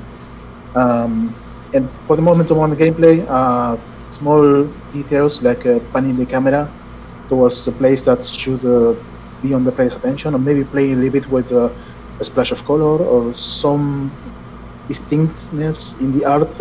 We usually leave some comments on the blockouts or gray boxes, this pedestal will be important, please make it stand out. And then the artist, whenever it's going to be making its addressing, it's going to be doing something according to that intention, and that's going to be back and forth accordingly. But then again, those are small nuances that do help and are not very intrusive, and they pretty much are in theme with the level. I know that recently we were discussing this for a thing in Bark, Herbster, about there was like a gate that people had to go through, and specifically how we pointed them in the direction of how to open that gate. Yeah, it was so there's two trains of thoughts that I have for making sure to draw player attention. One of them is definitely making sure like the art surrounding the area is definitely eye-catchy. The other aspect is possibly putting like a sheen on breakable objects or other things like that, so they almost visually stand out from the world itself, even though they are a part of the world. One thing that I know Valve does that I'm really impressed by when looking back at like their older stuff, like Half-Life 2 and other things like that, in a 3D space, you can obviously control like lighting a lot more than even Ori actually does a good job of lighting for this as well. It's like if there's an open new path, it's like gleams of god lights like shining through it, and you can tell that you're supposed to interact with them next. Or in Valve's case, it's like there's only one singular lamppost over the door frame that's slightly ajar that you need to go inspect. It's like it's basically always drawing the player's attention in the right direction to make sure that they're focused and being led, but obviously not feeling like they are being led in that direction. It's like the game's environments effectively lead them to the jelly bean trail or breadcrumbs that lead to the exit point. The other key takeaway that I've learned, even from Bark specifically, is that since we're in an auto-scroller all the time, since it's a shooter, it's like making sure the player isn't interested in areas that could get them killed. It's like, yeah, we want to have a whole set of guppy enemies fly out from this hole. But if the hole's too wide, then the player's going to go, that's a secret, I'm going up in there. And it's like, yeah, we can't do that. Try to pull it in a little bit, maybe fudge the sides here, make sure the art kind of covers it up. Here's some load-bearing art just right there. And it's like, hopefully that's enough to keep the player out. You're still always going to get somebody that's, not to throw James under the bus, but the player expect everything and break it all, which is a great portion of why I love working with James, is because James can find all the holes that I will find every single thing you didn't intend me to see and break it, which is an important part of level design too. It's not only about like designing the navigation of where you want to push the player. It's making sure like to not draw their eye where you don't want them to go. Right. So there's a few different ways to do that as well. So I think this is maybe ingrained in us as players from a lot of old school games. Will do stuff where you'll get rewarded for going through a wall that looked like a solid wall, and you'll find something. Or like I think of the original Super Mario Brothers, where you're just running along the top of like the second 1-2 stage, and you get to the warp zone, which is fun too. I think a lot of games these days try to maybe players over the head with it a little bit more, but back then it was a little bit more hidden. So I think old school gamers in their DNAs like explore, push against every wall to see if you can go through it. I mean that's a way of doing things. As far as navigation goes, if all else fails, you can do what Super Mario World does and just always put like an arrow sign in the background. I mean, hey, it works for them. If it's good enough for Mario, I think it's okay. Just to make a coin trail. Whatever the context is. Leave the player with coins. Yeah. So now that we've talked a little bit about navigation, let's talk a little bit about narrative. How much do you incorporate narrative into the game, the level design process? I know right now, Herbster, we're working on Bark, and Bark has a lot of narrative. How do you level out the narrative versus the gameplay versus the enemies? As we've been discussing, there's a lot of stuff going on in there. Like how do you put that into the process? So for the early stages of gray boxing, even before that, when we're doing the pen and paper, initially, since we knew a lot of the backstory and how the enemies were going to tie into our main characters for Bark, we specifically tried to make sure to call out in our level design draw-ups, our blueprinting almost, where key story points were going to trigger. We didn't necessarily know what was going to be said or kind of what was going to happen, but the general feel of like, okay, we're going to have a conversation with the main baddie and the 4 pilots for this section. And we're going to mark each time that a conversation might occur or what type of emotion or event we want to get out of the characters talking. And our game kind of works a little like Star Foxy. The characters have little pop-up HUDs down at the bottom that like they say their lines and then it moves on. And we do our best to make sure that player control isn't taken away unless it's a major event. And in order to make sure that it all feels fluid. Most of the time, we're trying our best to tie the gameplay into the story as much as we can. It's like, oh, here comes the iceroids after this enemy just attacked them, and now they're shattering, like raining down on the players. It's like we write that section into the blueprinting. We hand that off to the creative director that might be writing up our story, or if we have somebody that's doing script, then they're aware of that situation to hopefully write something condensed, because obviously you don't want it too bloated or else the scene will last too long. If the scene lasts too long, the iceroids get drawn out, the player gets bored, etc., etc. But yeah, it's mostly just trying to make sure everybody's holding hands and we're all still like focused on the vision of getting to the end. I mean, how about the narrative flow with Ori? Yeah. I know that you guys have some great narrative stuff going on. Ooh, there's the thing is, the important story beats, all the major parts of the story regarding cutscenes, all the flashbacks, all the really, really important stuff, that's managed by the story team, and there's a dedicated group of modelers and animators that do magic. Usually by the time we have blockouts at hand to actually place the triggers for those, we already have storyboards at least, or at least the rough versions of what the timing of the cutscenes are going to be. So we know the contents, we know what characters are going to be involved in whatever is going to be happening in each place. And yeah, that's very straightforward. It's pretty much the same process. One thing I really like personally, taking into consideration whenever I design a level or an environment, is the world building that could be happening. I really like to be in touch with the concept artists regarding what the place is going to be looking like, if there was any civilization living there, if there is any mechanisms, the level of technology that these people have, how complex can be moving parts going on, if it's going to be all natural, what kind of gimmick there's going to be in the level, if there were any inhabitants or any current NPCs living in the place or were living there. And based on that, I like to add tiny details, taking that into consideration. And the most important, the most interesting part of designing Ori regarding world building was the Westspring Glades. That would be like a hub that's slowly getting populated with NPCs as soon as you encounter them in the wild. And every little NPC that you have in that place have their own tiny story, their small side quest, or just a little bit of dialogue.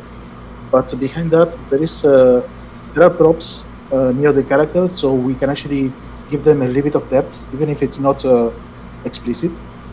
And thinking of those tiny stories, even if it's not going to be contributing directly to the story, is at least I do find it super fun. And it makes the whole world feel a lot more alive and living. I know there's a lot of really great characters hidden in the levels for Shantae. Do you want to talk a little bit about that, James? Yeah, absolutely. I think there's a lot of quest giving in Shantae games where you encounter characters and they're looking for a particular item, and that of course is level design that's driven by the narrative, and it gives us the opportunity to introduce a lot of different personalities into the game. But it doesn't stop just there. I think occasionally the narrative can serve the specific purpose of introducing a level design concept. Now, if you have a small project, like an indie team, and the same person doing the level design is the same person that's writing the story, you can set yourself up for stuff like this. On a bigger team, I think it takes some coordination from the director, or if there is a story team, coordinating as level design department with that story team to do stuff like that. I'll give you an example. I think, Shantae, Half Genie Hero, we have a magic carpet race plotline, which allowed us to do a whole level based on the challenge of jumping from one moving magic carpet platform to the other. And that was all just because we inserted that as like a plot device specifically so we could do this cool level. So with Shantae games, you've got the characters, but there's also specific events that the story tees up for the level designer. Another one is like you're being chased by a giant sandworm, also in Half Genie Hero. That's Wilbur for those that are familiar, and that ties directly into the story. Again, it informs the level design. So the story might allow you to do crazy one-off challenges. Something else that we discussed earlier a little bit, but we can go a little bit more into detail, is what sort of ways do you incorporate color into your level designs? I know in Ori, it's a game that's really, really rich in color and color palette. Like, what would you say your thought process is into adding those color palettes or changing them if you're trying to like push somebody in a specific direction? No, besides notes on a blockout, most of the color work is done by the artists. Okay. Usually, we export a huge map of the entire area in its raw blockout form, just to geometry. And artists are going to be gathering later on to actually make a paint over of a color exploration of how the theme of the concept art is going to be applied in every location of that level, and how it's going to be connecting to nearby areas. So if you're going from a forest into the desert, how many scenes are going to be in the middle to actually make that transition feel natural and smooth and not all that sudden. That's starts with designing and assigning what base colors are going to be displayed both in the foreground and background, and then that's going to be also influencing how the levels are set dressed following that cue. I know that Vitamin Connection is a really colorful game as well, and it kind of reminds you of like the colors in like a cartoon of sorts. What would you say was like the colors were used in level design for that game? So it is a very colorful game, and so I think with that one we definitely wanted to make sure that the colors were used to create sort of a contrast. So a lot of our backgrounds in that game are darker, so that the enemies and the character, which is a colorful like capsule ship, will really pop on screen, and we have these like really bright walls. So by playing with the color and the level design, deciding what color we wanted the walls to be, we could help draw the player's eye to what are the walls. In that game, you don't want to collide with the walls. You're trying to navigate through them, right? So we use these vibrant colors, so they pop against the dark background. So you know this is the area you can navigate through freely, and then this is the area that is you want to try to not collide with. And then all the enemies and stuff will pop out on the darker background, and different colors will create a different mood. So we tried thinking about like what sort of colors we want to use in different levels in that game. So we have a level where you're inside of a dog's intestines, and the colors of the walls are like a really bright orange, yellow color, and the pace of that stage is very fast. It creates this very alert feeling. Then when we have like a calm, kind of slower moving stage, we'll use like kind of a blue tones. So these different tones tell a different story, and it can not only set a tone, but you can get a lot of mileage in terms of using the same art. Now, this is for Shantae. I don't know if this is like a secret. I'm going to blow someone's mind here. But the different labyrinths in Shantae actually use the same artwork for the floor and the wall bricks in every different labyrinth. No, right? It's the same art, but we color it differently. So you can pair that with a different background, and suddenly it feels like completely fresh and different. And something I also like to do with Shantae is play with the lighting. So I'll tint rooms different colors. And in our latest Shantae and the Seven Sirens, the first labyrinth of the game is the Water Lily's Den, which I was responsible for designing much of. And the first time you encounter a captive genie, Plink, is in a room where she gives you this special power to transform into the Dash Nude. So in order to really accent this room as being like special, ethereal, I kind of like brightened up the colors overall, and I put like a subtle blue tint or glow over everything, and just like ribbons of blue colors streaming through the background. And even if it's like just subconsciously, the player feels this energy flowing through the room, and it's not like other rooms. Like a different mood has been set entirely. And, you know, the player senses it. I know that all the characters in Bark currently, like they all have specific colors that kind of represent them. How do you come up with a level and have them all fit into that level? Primarily, a lot of focus went into like applying the characters on the background, seeing if they pop correctly. Very similar to the way that James described Vitamin Connection. I almost tripped on that one. That would have been a bad one. But the aspect of just making sure the characters pop, just to call out some fun stuff that might have been seen recently, was we have a stage Jupiter that has a really very yellowish hue for the background, but there's these jellyfish in the stage, and they like really pop because they're a vibrant purple, but then they shoot off little electrical bolts that are also yellow, but you can actually see them because they're a darker shade than the background itself. And it's just a very vibrant scene of like, oh, well, what's that?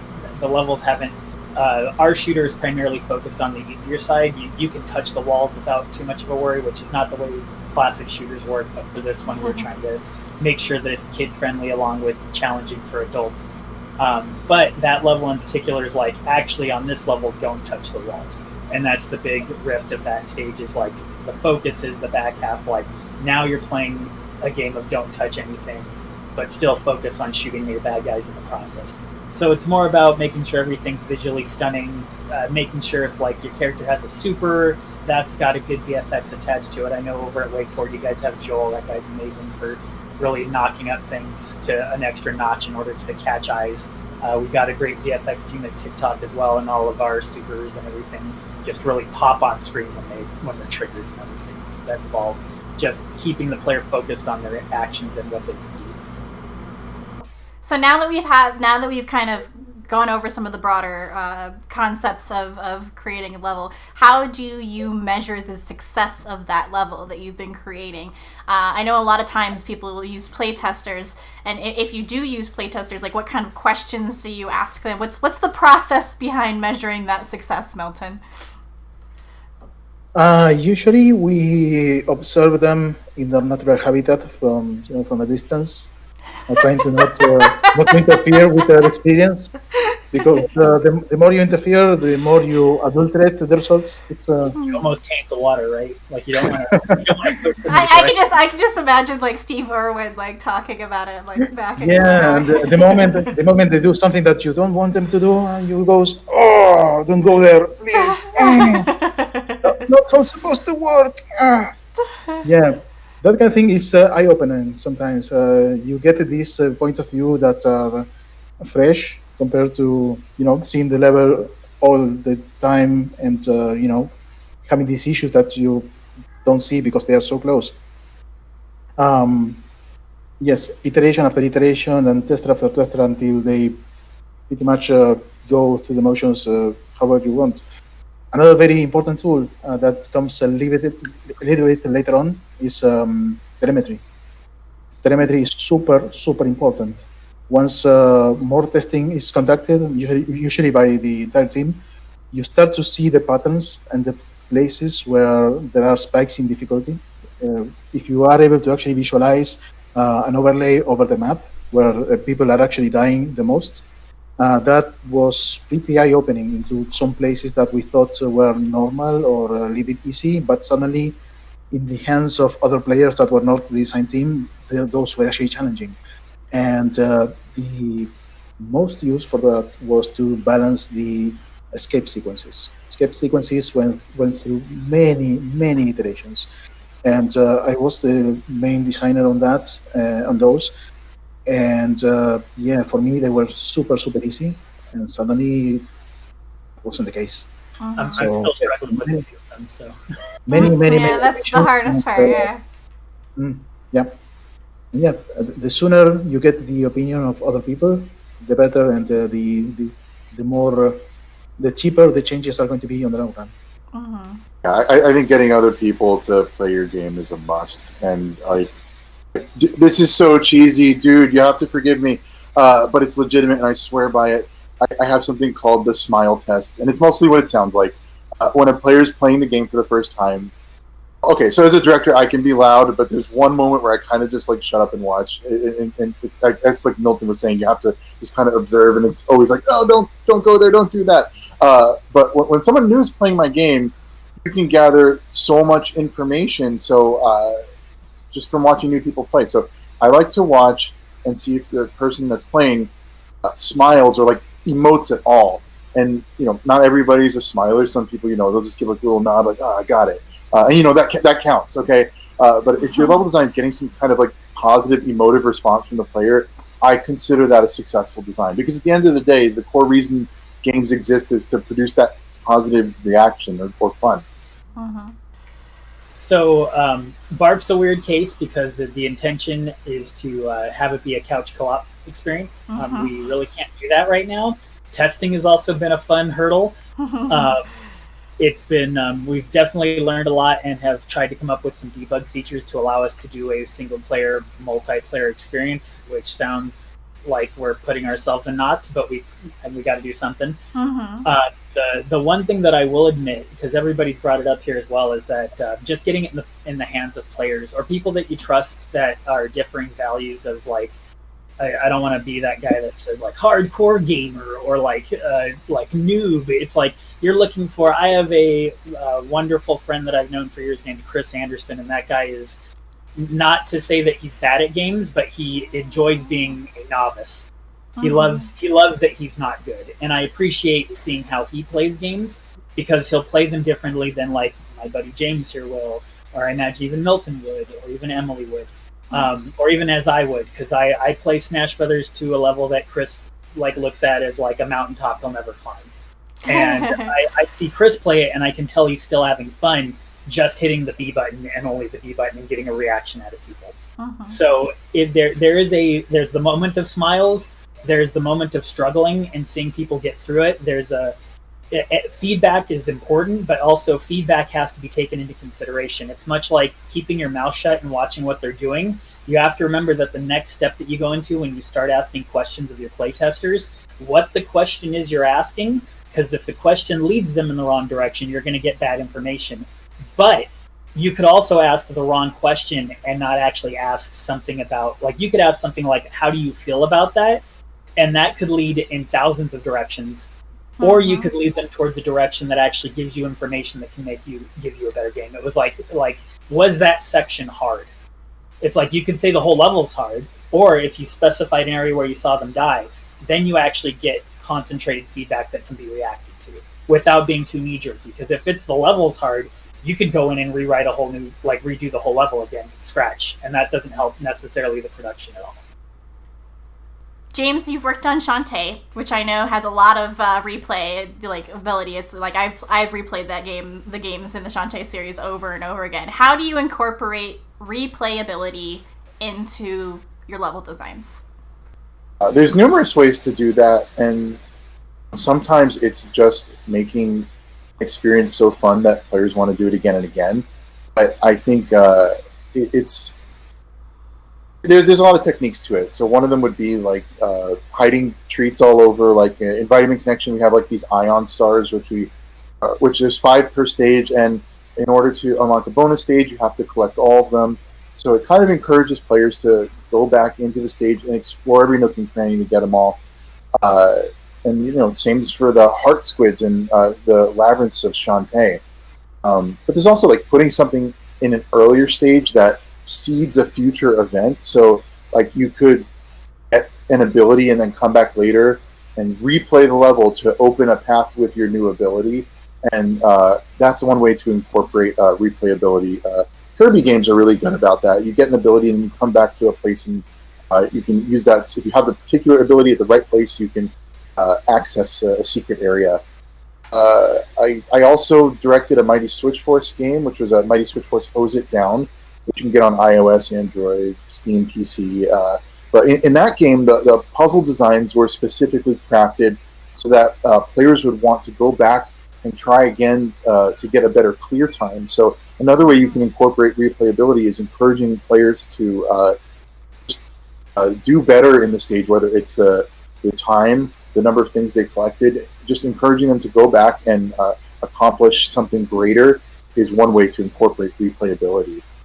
Specifically from like a Bark direction, Bark's got like since we're in the vein of like classic shooters or shoot 'em ups, primarily we have a high score system. So part of the play session, it's like once you finish a stage, you get your tally screen and it spits out a high score, and then that's tracked. So the player can see how much they might have improved or how many enemies they might have downed. Very similar to like Star Fox, which actually Star Fox 64 marked how many guys you killed, and you could get medals for that. Another example of like replayability that I'm fond of, since James brought up Kirby, is like a Super Mario World. The exclamation mark blocks. It's like some of those sections are like, oh, I can see there's an outline there. I wonder what I'm going to get when I come back.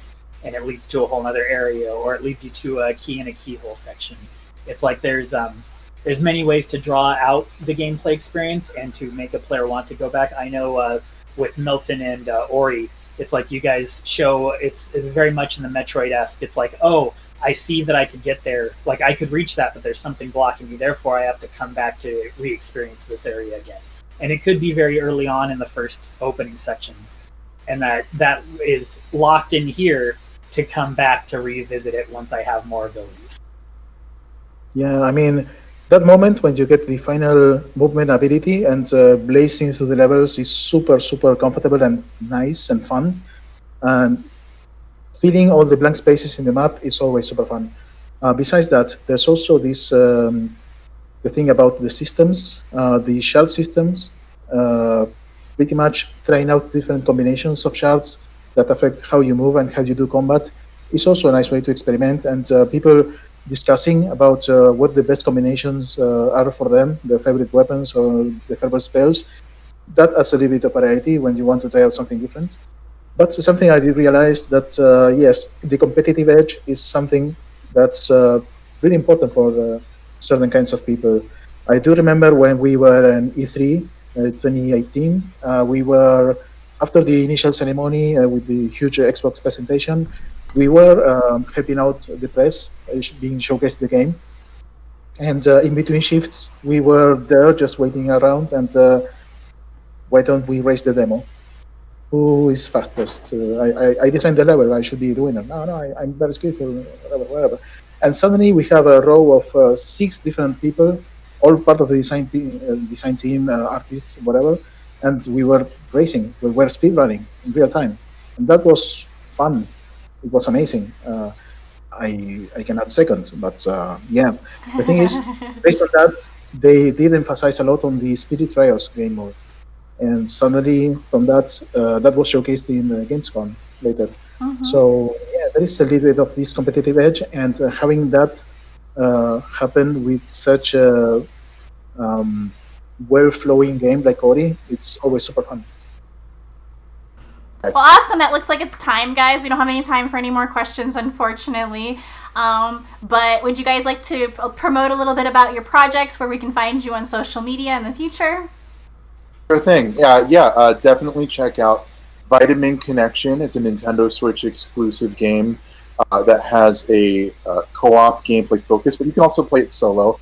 And it puts you in the role of characters Vitaboy and Minigirl, and you pilot a vitamin capsule ship, and you go inside of people's bodies or inside of objects, like there's a TV stage. One stage you're even in a family dog, and try to heal them from the inside by fighting a bacteria menace.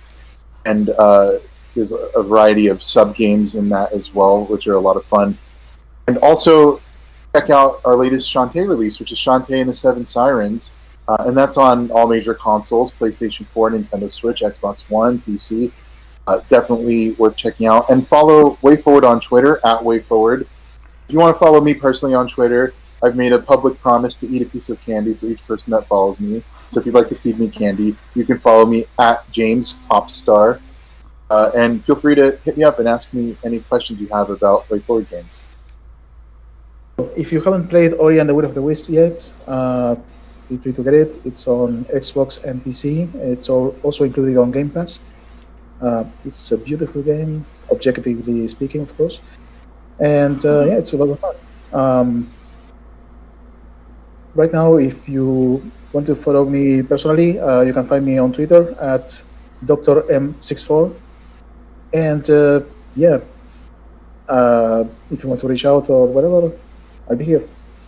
Bark is a 4-player co-op shoot-'em-up. It's in the vein of Parodius, classic shoot-'em-up. That's what we're aiming for with the game. And our focus has been making sure that the game can be played from all ages while still being challenging for people that love the genre, while still making it easily accessible for children. We have some cool features like sidecar mode. If a buddy dies, you can pick them up and help them to get to the end of the stage. Or our other fun aspect is we have super fusions. So your character already has a super, and then you go into another player's super. You briefly make contact with each other, and it'll enhance the super to a new level. Beyond that, we've got some cool tally screens and some great 4-player action coming your way soon on the Nintendo Switch. If you're interested in more information about Bark, please take a look at following us on Twitter @TikTok Games. And if you're interested in reaching out to me with any questions that you may still have, please feel free to hit me up through Twitter @MichaelHerbstar. The last E in my normal name of Herbster is replaced with an A. And hopefully, maybe in the future, these 4 of us could get together to play some Bark when it's out. Thank you for joining us today, everyone, and thank you so much to James, Michael, and Milton for coming on the panel to discuss indie level design with us. I hope you guys enjoy the rest of your PAX Online experience.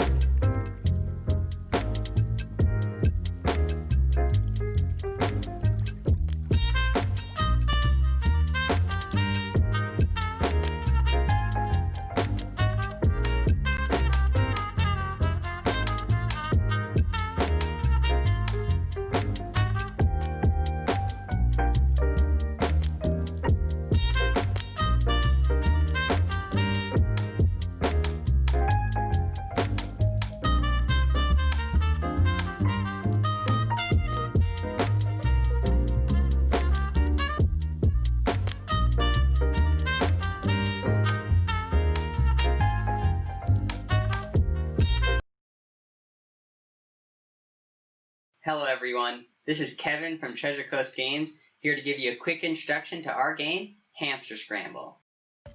Hamster Scramble is a brand new fusion between two familiar genres, a platformer and a match 3 puzzle game. It's separated into two distinct sections, the puzzle boards up above and the platforming stage below. In most puzzle games, you just have the game board and throw pieces at it from a static location. In Hamster Scramble, however, you have full control over a character in the stage below. It is also here that the hamsters will scramble.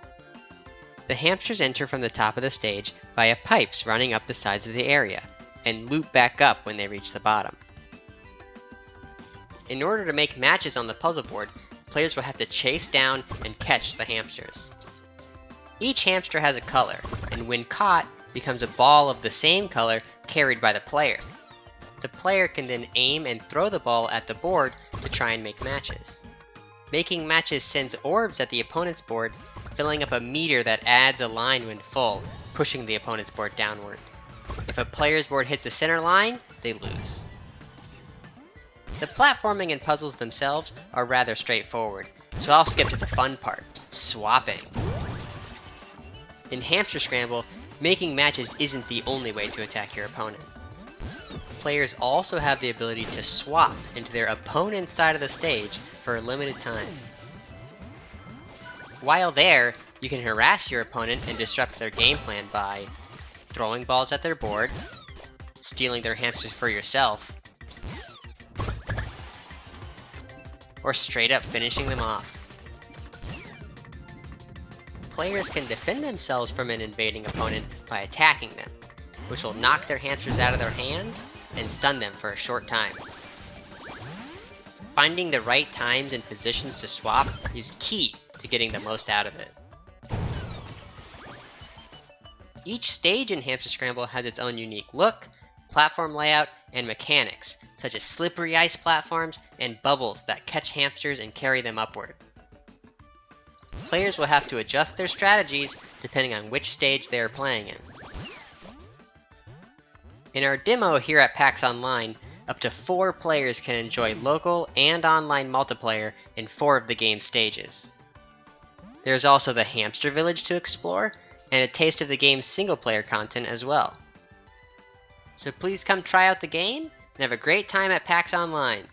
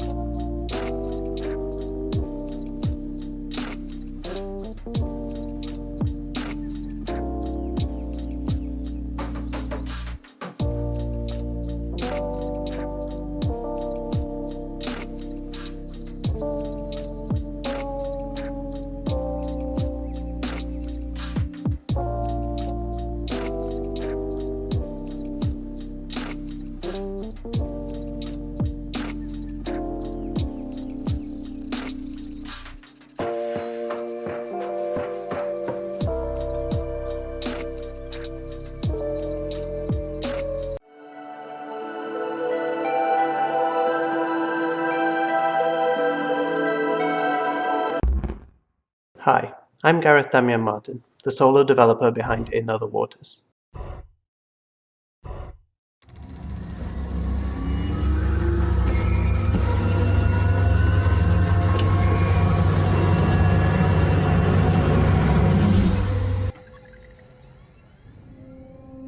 In Other Waters is a narrative exploration game that casts you as the AI assistant to a xenobiologist as they explore and study an alien ocean.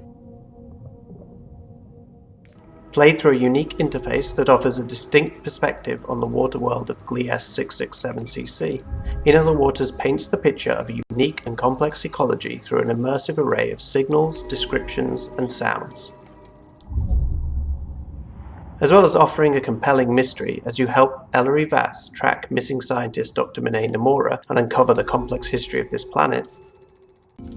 In Other Waters also rewards free exploration and scientific study.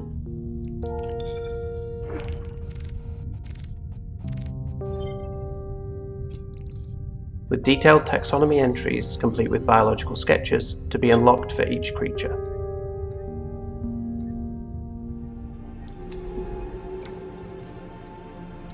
Imagined as an alternative to the militaristic and colonial focus of most science fiction, In Other Waters is a game about humanity's relationship to the ecologies that surround us, and our insatiable curiosity about the natural world. In a time of climate crisis and ecological destruction, can we imagine a different future, or are we doomed to repeat the mistakes of our species' past? Find out in this unique and beautiful dive into another world. Available now on PC, Mac, and Nintendo Switch.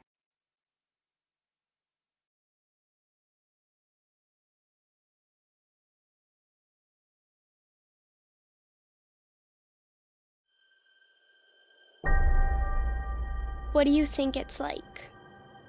Here. Being a kid in the hospital. How do we feel? Are we all the same? No. We are each our own, different. Some of us are here for an hour, some of us, months. We all experience different things, but we all share one thing. We all just want to be kids. And that's where you come in. Because of you, we have a new way to play. A new way to make things better. And you helped us get just the right people to make it all happen, including one of the first gaming technology specialists in the country. Every day I get to come into work and use technology to help kids feel better.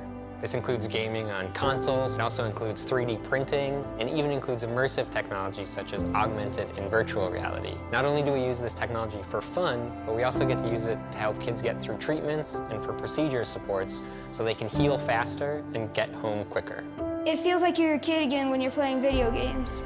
Not only that, because of Child's Play, we also have the world's first child life medical director. Not only do I get to help develop and manage these programs, I get to promote the mission of child life throughout Children's Hospital Colorado and the community. And you help us figure out how to do all this even better. We're conducting research on how we can use these new and emerging technologies to establish best practices to benefit our patients and families, to improve the experiences, and how we can leverage this technology in really fun and innovative ways. So, we just want to say thank you. Thank you for helping us be kids. Thank you for helping us play. Thank you for helping us heal.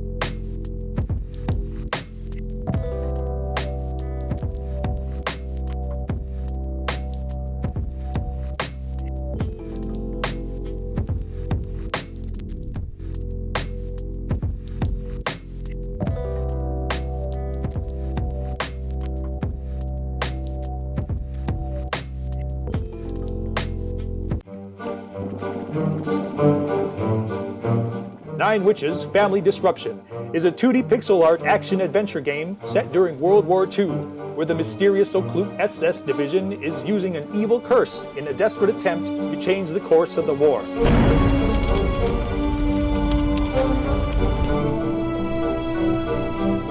As you explore over 60 colorful and beautiful pixel art style locations, you will encounter over 40 characters with a range of entertaining, humorous personalities, which can be crude, sympathetic, gloomy, or sarcastic, but always bizarre.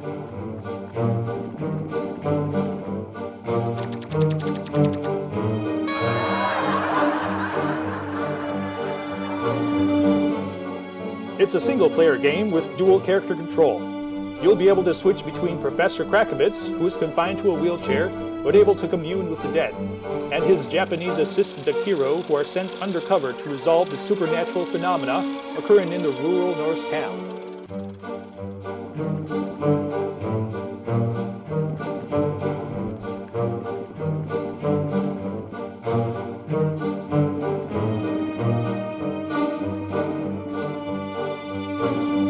Akiro collects interesting items to store in the inventory and takes notes about objectives and clues.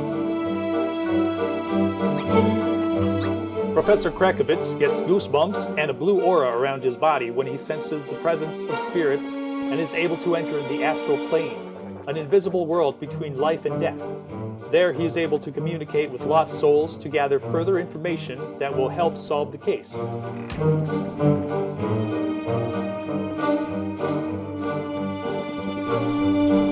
The game is full of puzzle-solving elements that involve sneaking into enemy territory in disguise, solving riddles, finding clues and missing keys hidden inside mystical artifacts, and many more well-known adventure game mechanics like Western-style standoffs and gunfights.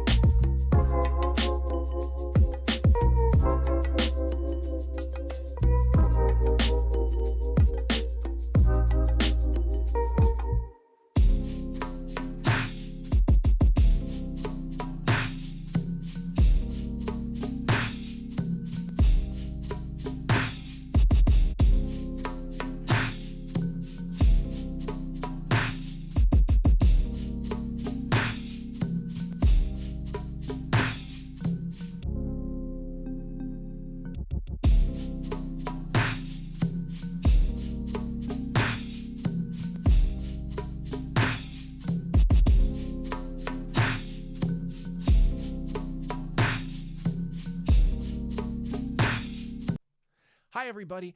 I'm Rafael Bocamazzo, better known as Dr. B. I'm the clinical director of Take This, the first mental health nonprofit to serve the game community. Make sure to follow us on Twitter and Facebook at TakeThis.org. Well, our mission is to educate people on mental health topics, and that's what we're here to do today. We're going to talk about burnout, especially in creative professions. Now, we hear the term burnout all the time, but what is it? We hear about people working too hard and it leads to burnout, so they're exhausted, right? Well, burnout is more than that. If burnout was just about overwork, we could take a vacation and fix it. Yes, exhaustion from overwork is a big part of burnout, but the second part is a sense of ineffectiveness. You're not just overworked. You don't feel like you can do anything about it. You don't feel like you can hit your goals. You don't feel like you can, do really anything right in your job. More than that, there's a sense of cynicism that goes along with burnout. You just don't care anymore. You're not just overworked and don't think you can do anything about it. You don't care about your goals. You don't care about your fans. You don't care about even maybe why you started doing what you do in the first place. Nothing matters anymore. These three things together combine to create a chronic psychological condition that we know as burnout. But what do we do about it? Well, some common strategies are to one, take breaks. We have this myth, especially in creative fields, that if you're not constantly working, you're not going to make it or you're, going to lose your position. But the truth is, taking breaks actually makes your work better. The research is pretty clear on this one that taking breaks allows you to work more effectively. Another one, especially for those of us who are working at home, creating a sense of work-home separation. And there's a lot of ways to do that. Maybe it's only working during certain set hours. Maybe it's not answering emails outside those hours. Maybe it's having a separate workspace. I don't know. Try it out. Get creative for you. Figure out what works for you. A third thing, especially if you are doing what you love for a job, is having new things to do outside of work that have nothing to do with your job. For me, that's cooking. I love to cook, and it has nothing to do with video games, tabletop games, or mental health. I love it. Creating measurable goals can be an effective way of fighting that sense of inefficacy. Maybe you pick 3 things to do that day, and if you can hit those 3 things, everything else is just gravy. Maybe you create weekly goals. I don't know. Again, figure out what works for you. But finally, aligning your goals and your job with your values can help fight that sense of cynicism. If you're doing something that you're morally not aligned with, that can be a really hard thing to do. So change your content to meet what's important to you. If you enjoyed this, please make sure to check out takethis.org for more mental health information, and please enjoy the rest of PAX, everybody.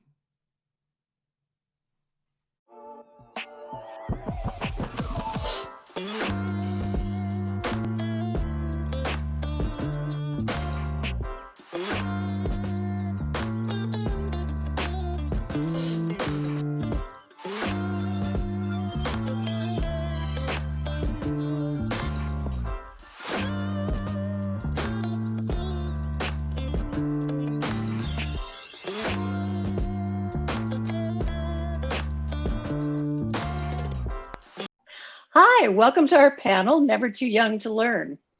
I will be moderating the panel. I'm Linda Selheim. I'm the education lead at Epic Games. And we have a lot of interesting people on the panel to talk about things. I have a long background in teaching in games and working in education in games and around technology. And I'm really excited to be here today. Let's go with Steve. Would you like to introduce yourself? Sure. My name is Steve Isaacs. I teach game design and development at William Anna Middle School and Ridge High School in Basking Ridge, New Jersey. I've been teaching for about 20 some years, like 28 years. And for the past about 15, it's been exclusively game design and development. And recently, I've been fortunate enough to do some work with Epic, working on lesson plans and some other, and working with other educators who are interested in bringing interactive 3D into the classroom. And next, Nick, would you like to introduce yourself? Sure. Hi, my name is Nick Pants. I'm a 9th grade American history teacher at the Dayton Regional STEM School in Ohio. I also teach game design to 10th, 11th, and 12th graders. I use Unreal Engine as part of a project in my history class. which kind of turned into the game design program at my school. Like Steve, I'm a K-12 academic advisor for Epic Games. So I've helped make some lesson plans along with Steve and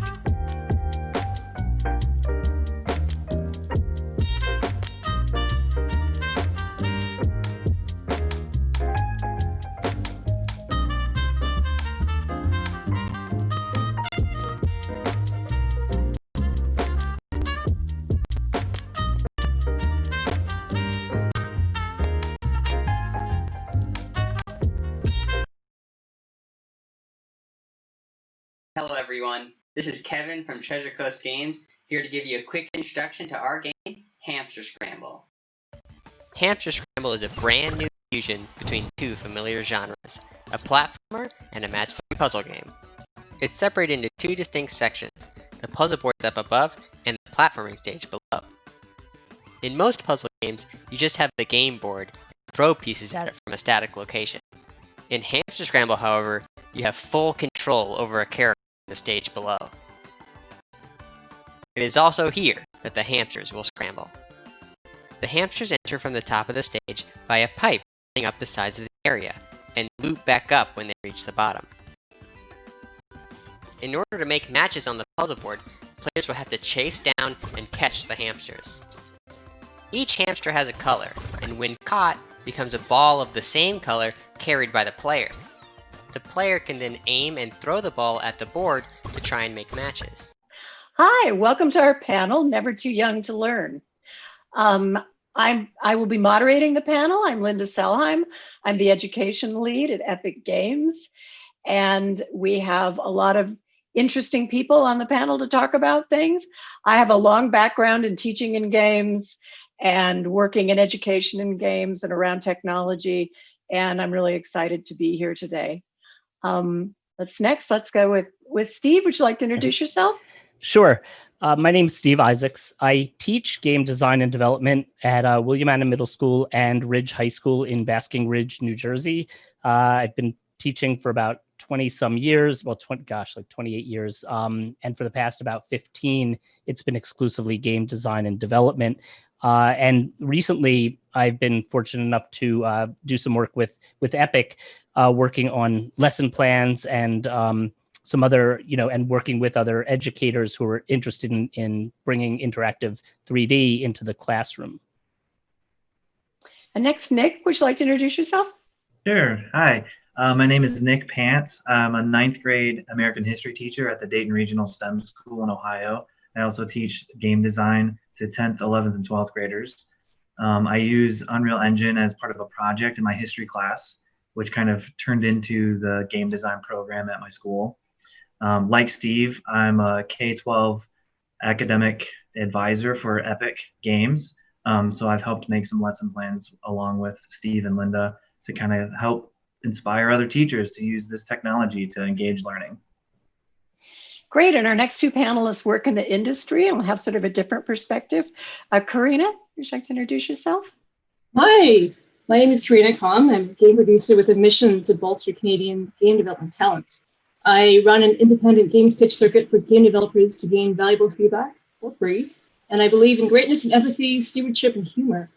I have a diverse background in the full spectrum of game development. For the last 10 years, I've worked games in the indie game spectrum, medium-sized businesses, and more recently, I've gained a permanent role with Electronic Arts. Great. And then we have Josh. Josh, you want to introduce yourself? Yeah, hi, I'm Josh Caratelli. I can't follow up Karina's big career, but I'm a software engineer at Sledgehammer Games on the Call of Duty franchise. And one of the reasons why I'm on this panel is I was a student not too long ago, and I'm a huge advocate for learning games in the classroom. So I run a STEM scholarship with one of my friends at our old high school, where we taught a student to learn how to code and make their own games. And in the past several years, I've gone to lots of different high schools and spoken at lots of different education conferences, more anecdotally and advocating for, hey, my test scores went up when I started learning how to code and make games and everything. So how about we look into that? And yeah, that's why we're here today. That's great. Well, I'm going to start off with a question about education and technology. We're doing a lot of really interesting things at Epic in the secondary space. And so my first thought for the panel is technology is an integral part of the learning experience now, and with the focus on secondary education. So we'll start off with, with Nick and Steve being teachers, is what are you seeing engage students, and how, particularly in the games and interactive space, like what tools are getting students excited, and what kind of work are they doing and exploring through, everything from core subjects to game design? Good. Well, I think students of all ages, I mean, I've seen it as young as 6th grade, they're just excited to learn the technology that they know and love. I use Unreal Engine and Maya 3D, 3ds Max. So they really get excited about the coding, the visual scripting, using the game engines, doing the modeling. I think they are eager to learn the skills that can solve the problems that they're going to have to deal with once they graduate. In my experience, I'm at a STEM school, but regardless, I think students all across the world are excited to learn the skills that will make them competitive to solve the problems. Like, they're living in this world just like we are. And I think once we open the door to those professional skills, they're very eager to jump right in. They're used to seeing these games and things. So like when we say, yeah, you play video games, but have you ever thought of using the technology to like solve this serious problem? And they're like, no, that's awesome. Let's do it. It's something new and exciting. I've had a lot of success using that approach with my 9th graders. Very cool. Yeah, Steve? Very, very similar. For me, I mean, one thing is, kids love games. Like, there's kind of no doubt about that. So at the onset, teaching with and using games in the classroom certainly brings relevance to the kids, and kind of, teachers like to use the term like meeting kids where they are. And I think we can do that with games. I've used a variety of tools over the years, and my sort of approach now is to give students a whole lot of choice as to what tool they choose to use. So I teach, I've come to realize I don't have to be the expert with the tools, but rather I can teach the process. So a number of years ago, it started when all kids were talking about was Minecraft. And I felt, if this game is so meaningful to these kids, let me bring it into the classroom and see what they can do with it. And that changed everything for me in terms of my approach to teaching and learning. So as we've gone, it's been interesting too, because, I would use a lot of tools that would be like one student in front of the computer. And if I was using a design team, they would have to have, like one would be the graphic designer and feed stuff to the kid because they couldn't be in the same, environment at the same time. And then with things like Minecraft, that all changed. So kids were in the world together, collaborating in a very organic way. And then, as games evolved and things, like there was actually, even it might have even been before Minecraft, but Portal 2 has a level editor. And so when we brought that into the classroom, that really excited kids about them, again, creating puzzles in this editor that was pretty easy to use. And then the minute they rendered their level, it was like this beautiful 3D environment. So I think the ease of that transition was great. And then last year or 2 years ago, when Fortnite Creative came out, as I anticipated, kids started asking if they could use that, and that's been huge, which is sort of I'm starting to look at as a springboard, also to, hey, Fortnite's created an Unreal Engine, and and we're doing all this automation in Fortnite. Why don't we now move also into that space? So now that I started teaching high school as well as middle school, I see such incredible potential for the growth of our program. But gosh, I mean, when I'm a firm believer that taking and using commercial games, especially the ones, I mean, thank goodness for all these developers like Epic that are creating these tools for content creation. Because whenever I think of a game and I look at I just started playing Fall Guys, and the first thing I think of is I look at that game and I'm like, you know what? They need to create a level editor for this, because kids could just have, I mean, everybody could have such an amazing time doing that. So, my first request ever to any, company. So, EA, Karina, you're on here, let's make like a level editor. We might have it for Madden football or something, but when we could put kids in that role with a product that they're already loving, I think that's the best we could do. Great. I have a little different slant on this that I wanted to ask Karina and Josh, because Josh told me a great story before this panel about his high school years. But, how were your learning experiences influenced by interactive technology, that sort of drove you to where you are now and what you're doing? I know, you want to start first, Karina? Sure, I'd love to. It's a great question.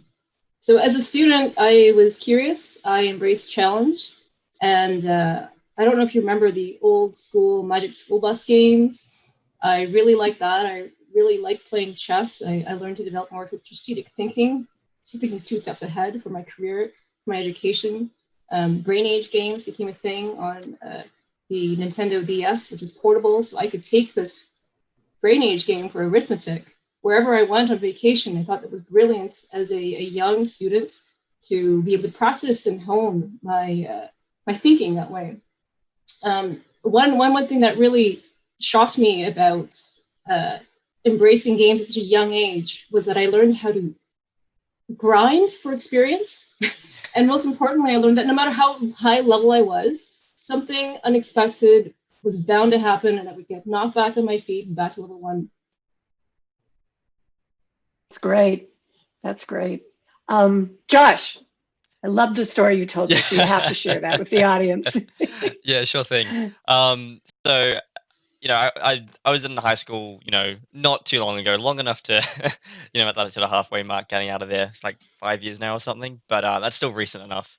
And interestingly enough, that I've always enjoyed school. I've always enjoyed playing games. But one of the things I noticed was it was around when I was in, I guess these won't sort of match up internationally, but I'll say I was 14, 15 in high school. All these tools started to sort of come out, and the democratization of game development started to happen. So one of those things was Epic's Unreal Engine 3 was released as the UDK, or the Unreal Development Kit, which was super cool because, I got a random ad on Google one day and I went, sweet, I play some of those games. I can, mess around and see what I can do. And the really interesting thing was, I was always decent at maths, but I had a real big interest in maths and physics and learning, sort of the sciences and stuff as well. And even learning to code once I started using those game development tools. And you can actually plot my grades on a curve of when I started using game engines, and whether it's Unreal or, or Unity or, Game Maker or whatever it was, right? As soon as I started coding and making games myself, all of a sudden the math score started to tick up, even to the point where in my final year of high school, I would do things like instead of so for, like my physics questions, like for physics, science and physics, I would, write a calculator, or, the big thing actually for me was I recreated Angry Birds in a game engine, and that really helped with projectile motion in physics. And this wasn't like, I didn't start doing this the last year of high school, all the way up until, when I was 14, 15, instead of doing a poster, I would be like, hey, could I make a game? So one of the games I made was stick figure / cardboard Chuck Norris, who would slide down different ramps and into trampolines, and he'd hit the trampoline and bounce into different answer boxes. And the different answer boxes were different countries. So, which country has the highest population? Is it India, or is it China, or is it Australia, is it America? And then, people would go through that. And that was super cool because at the time the teachers, don't have as many resources as they do now. That Epic sort of, pushing through as well, for example. But they still allowed me just to go off in my merry way and do things like that. And then every chance I got, I would, all right, could I make a game for this? Could I do something more than a poster? And that's been, yeah, I guess I'm just rambling here, but that, not only did I enjoy the assignments more, it made me learn a lot more from it too. And again, those grades ticked up and up and up. I've seen the That's same great. thing. Yeah. Oh, I'm sorry. Go ahead, Nick. No, I was just gonna kind of piggyback off that. Like I've seen the same thing with my students where, teenagers especially, they're so good at playing a video game and then failing and dying in that game, but then wanting the challenge to get back up and continue playing. There's something about games that makes students want to continue to play after they fail. So why not tap into that by bringing games into the classroom? Like the students, that's the teacher's dream. We want to find a way that makes them want to continue to learn even after they make a mistake or fail. If they're already doing that and they're enjoying doing that with video games, why not bring video games in the classroom where we can combine the two concepts? Absolutely. And I've seen that. Yeah, go ahead. Yeah, even as Karina was saying before, more from the game perspective, you want to the grind, you level up and keep going. It's exactly what you're saying as well, Nick. It's I think students, by the 5th time they've heard the question of how many watermelons can you fit in a car, I mean, I think at that point, whatever. But you have a whole, virtual world or virtual experience that sort of, is tapping into that. Just, hey, this is a more interesting way than talking about watermelons in a car or roller coasters. And also, what I think is so awesome about that, Josh, is that your teachers honored and allowed you to do that, because that's what I'm always looking for. I finally started seeing some other teachers come to me and say, my kids are asking if they could do this project in, Minecraft or Fortnite. Is that even possible? And the fact that at least teachers are letting their kids do these alternate, approaches. I mean, if I were it's funny, my wife used to be a technology integrator in an elementary school. And some of the projects that their kids were doing, and it's funny that you talk about posters, they would do these brochures about, and she has a joke now, anytime she sees brochures, she has to take a picture of this thing of brochures. But it was always like this template, like the project that the 3rd grade teacher would have would be, here's the template. We're going to do this thing about, a national park. So put this in this box, this in this box. And they ended up displaying beautifully these 30 pamphlets that looked the same on the wall outside. And then and my wife was constantly asking, can we, allow the kids to do, show what they're learning in a different way. And in your case with games, I mean, I think that's really heartwarming to know that you had enough teachers that allowed you to do that. That's really great. It was just to jump in there, as every class was able to do a game or something different using a game engine to display something. It was from PE and health to geography to history, maths and physics. So there's no limit on it as well. Right. Wait, are you saying instead of running laps, you were able to... Oh, this is the health portion of it, sorry. No, I did enjoy dodgeball and basketball too much to give that up. So. Well, this conversation is perfect because the next topic that I wanted to bring up is just exactly what you've been mentioning is, as these tools for interactive 3D, different, of course, we work with Unreal and Twinmotion and Fortnite Creative, but there's lots of tools in this realm out there. And they're really creator tools, for telling stories. They're not just for making games. I mean, we bring them into the classroom through game-based learning, but they can be used for creating any kind of interactive experiences. So how do we help teachers, educators in general, understand how to accept these as homework? So just like you might do your homework in PowerPoint or, an Adobe product, why wouldn't you use this? So how do we help teachers understand how to do this and bring this information to students.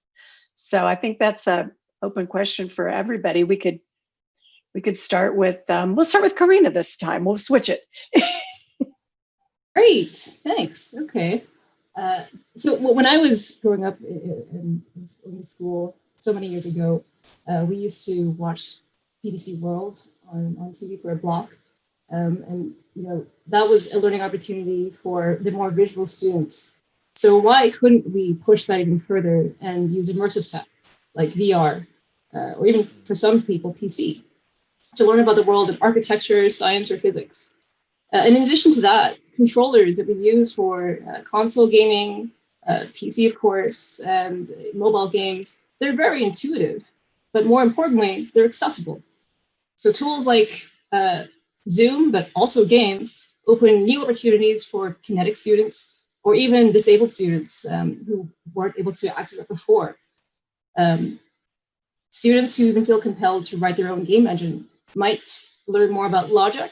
They might turn into more robotics. I think, to Josh's point, and Steve and Nick, being a teacher that allows your students to explore these opportunities really opens up an entire new world where we can tap into if we just know how to harness it. Great. Well, I'll move to Steve, because Steve, you and I have had this conversation, about how do we help teachers learn to. We know students love it, but how do we help teachers accept this and learn about it? Right. First, I'll touch on what Karina said. I appreciate you bringing up XR. I think virtual reality and augmented reality, especially the connection between the interactive, 3D technology in creating those experiences as well as experiencing them, I think is really valuable and easy to see across all content areas. And then what we've also been, so one of the neat things about the lesson plans that we've been curating, and actually, Nick's a perfect example. Nick's, and I won't steal your thunder, I'll let you talk about them, I'm sure. Go for it. But Nick's, his lesson plans are talking about history, and creating these great history projects in Unreal Engine. And I think it just demonstrates beautifully how we can reach the same learning outcomes in a way that's more engaging and puts students in that creator role. I haven't met a teacher that doesn't think the idea of kids as content creators is a good idea. I think the challenge, and this is where, Linda, we've probably talked a lot, is the educators that are not familiar with the tools or maybe are intimidated. So I think, there's a lot of, I think, building community around this. We've been doing, for Fortnite Creative, we started running these workshops. We're doing one a month, and the response has been overwhelming. We have 60 people signed up for our next one, which is at the end of August. And we had one in June that had probably just about as many people registered. So I think when we present in the right way, that we can help guide teachers down that path and remind educators. To me, a big thing is the educator does not have to be the expert within these tools, really. I'm the first one to admit that, and my approach has become one where I really love learning with and from my students. So, again, I think if we guide them enough and provide enough supports for them, they'll blow us away, really, with what they can create. And I'm sure Nick knows that, better than anybody. So I think that's really important to let people know, because I think there is that challenge. I'm intimidated by Unreal Engine, but that doesn't mean I don't want my kids to have the opportunity to use it, Great. Nick, do you want to? Sure, yeah, because just like Steve was saying, I teach history, which is like the furthest thing away from like advanced technology, right? So like I'm the last person who would embrace this, yet I totally do. I think the first thing that would be beneficial is to help teachers recognize the power Unreal has in solving problems. Like we all want our students to become competitive in the workforce, to be productive citizens, and to be competitive. And there's not many students who can do what my students do. And the only reason is because I introduce it to them. It's not because I know what I'm doing and I like teach it to them. After 2 weeks, they're better at Unreal than I am, and I've been using it for 5 years. It's just there's something in their brain that clicks. They've been coding for several years, so they know how to look at visual scripting like in a different way, in a way that is, you know, foreign to me. I think teachers are excited to see, like Steve was saying, that the resources are free and that there's so many of them. And the people who are really into Unreal are the same type of people who are vocal on the internet. They're making tutorials. They're out there helping everyone. Those are free as well. Epic has expert support. I mean, that's why this panel exists, because Epic wants to get the word out. I think seeing real world examples of how the technology can be useful. I always tell my students, because one of the things I was surprised about when I started the project, my project basically is the students have 3 separate units throughout the semester, and each unit becomes an exhibit in a virtual history museum.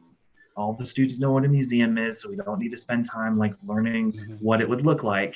And they get to basically see those real world examples. And I always tell the students, like, there's more to it than just video games. I was surprised when so few students actually enjoyed video games. So then I started to say, well, it's really more like architecture. It's more like interior design. Like if you got an artistic approach, then like it doesn't need to be playing like a game. There's a lot more to it. And then all of a sudden, there's just this huge array of possibilities. It's no longer just a video game. It's an interactive 3D experience. It's creating a whole world. It's solving problems that don't yet exist.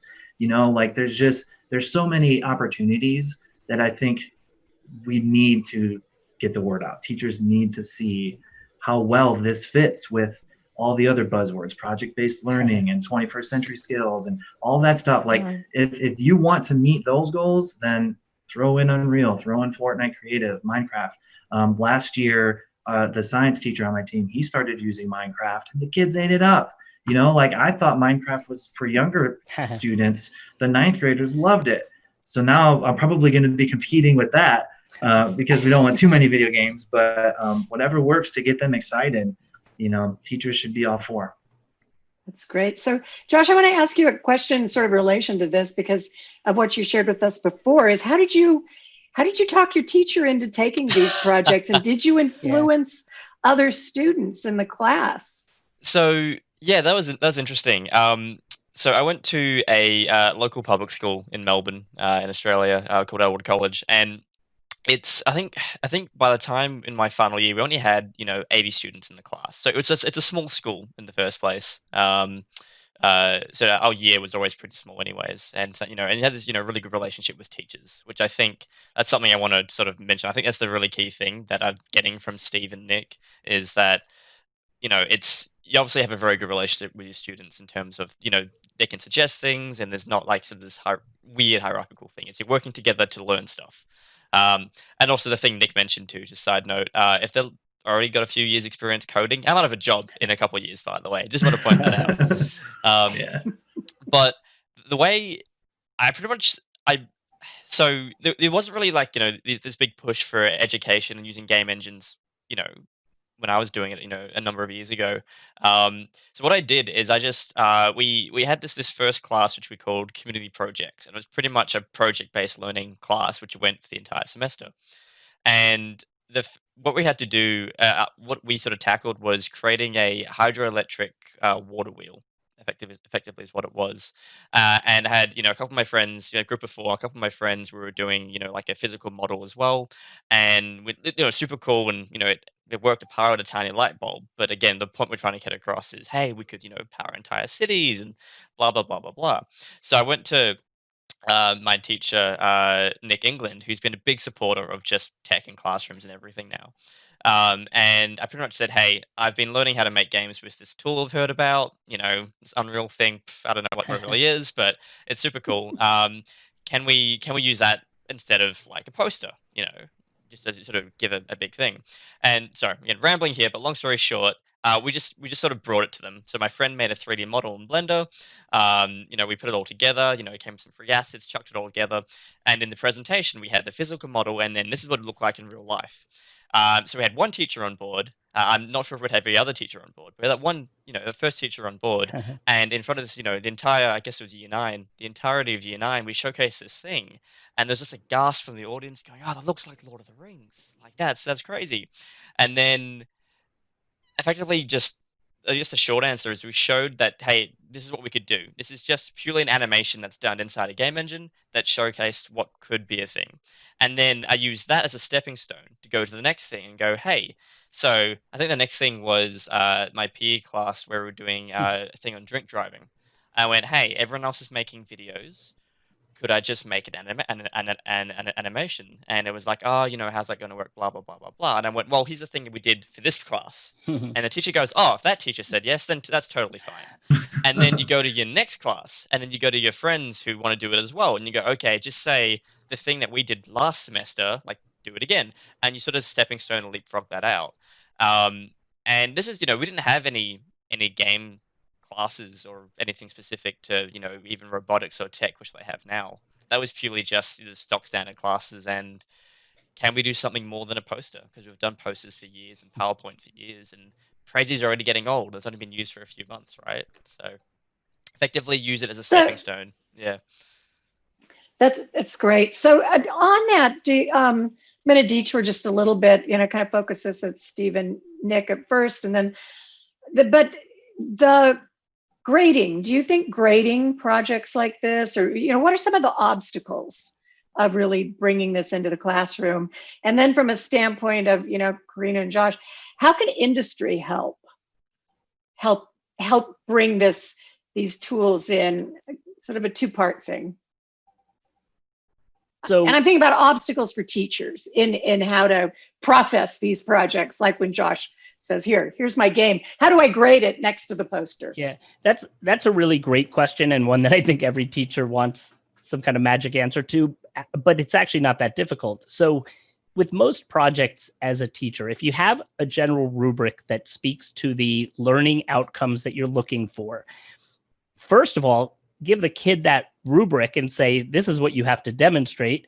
And secondly, as the educator, kind of understand that there are many ways to get at those learning outcomes. So I think it's a cop out to think we can't do that. That's where that poster and brochure becomes so handy, because a teacher sits with a stack of them and, they did they did all these 8 things. Okay, they get a perfect grade, and that doesn't really impress me. But in other words, we do have the opportunity to still ensure that they're meeting the same learning outcomes, and maybe exceeding them. Your question about industry and how industry could support, I think one of the most amazing things, and we talked about this earlier in the call, and I think we already got Josh and Karina committed to come into classrooms and share these stories about your role in the industry. What a great opportunity for kids to hear from industry professionals. I've had a few great opportunities and where kids have actually worked with mentors from, that were industry professionals. And, it's been nice to make these connections and then have a kid who wanted to learn, let's say, Unreal Engine. And I wasn't so proficient, but if I could connect them and they at least had somebody to ask questions to, that's served us really well as well. So I think there's, and the evaluation too, a lot of it to me comes down to the process and reflection on the part of my students. So everything that they do, they end up writing reflection blog posts for me.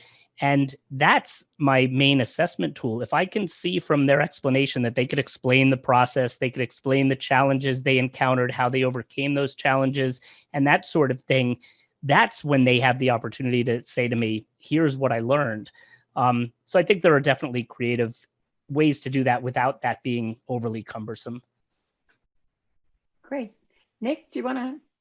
Yeah, it sounds like Steve and I are at similar schools, which I feel really lucky to have that time. Project-based learning opens the door for that type of choice. And guiding instead of maybe giving the answer and teaching. And I think one thing that some schools might be hesitant is, how does this stuff align to standards and curriculum that's already developed and things like that? And I mean, in my experience, the products speak for themselves. I mean, my students could just make a small, 3 posters on a wall exhibit and they would get the A, but they want their museum to be as best as it can be. They want it to be, what they envision. And that requires them to learn more history, which is the content standard, which is on the state test, which is, you're getting funding for and things like that, which makes the administration happy and the other teachers are proud that their students are successful based off of the standards. If they want their museum to be better, it's got to have one thing, and that's the history content. Like, it's a history museum. So they don't realize that the reason I'm geeking out is because they have to go out and research more. Like, I'm a history teacher and they think, oh man, we're doing video games, this is so cool. It's like, no, you have to go out and research how to problem solve, and you have to research, like, why did these social issues get in the way, and then you need to make an exhibit about it and connect it to the other exhibits. Like, it's all my content. So I think showing teachers the final product, showing them that they align to the standards, showing them that they can do it for free. I mean, you run out of reasons to say no. That's great. And one interesting thing I'll say, I'm sorry, just to piggyback on that, Nick, that I think when you say they want their museum to be the best it could be, I don't think that's necessarily the case when it's the 3 posters that they're putting up on the wall. Right. And it's the interactive exhibit that they're getting excited about, like, ooh, wait a minute, what if I do this? They're solving problems they didn't know they had because now they want to make things happen. And that's what you see. So I think, like you're saying too, I think any teacher that starts to see that happening with kids, like, I have the occasional, I always love when I get an email from a parent that comes across almost angry because they ask why I'm giving so much homework to their child for my class. And I have to respond that I didn't assign any homework. That, this might be the one time when your kid is actually working at home because they're excited about it. And I'm sure you have that. I show them an example of the level that I made. And it's literally like 1 room, 3 posters. I was like, you do that. That's what I did. And then they come back with these like masterpieces. And it's like, I didn't tell you to do that. I know, but like, this is better. Well, yeah, it is better. Good job. Like, yeah.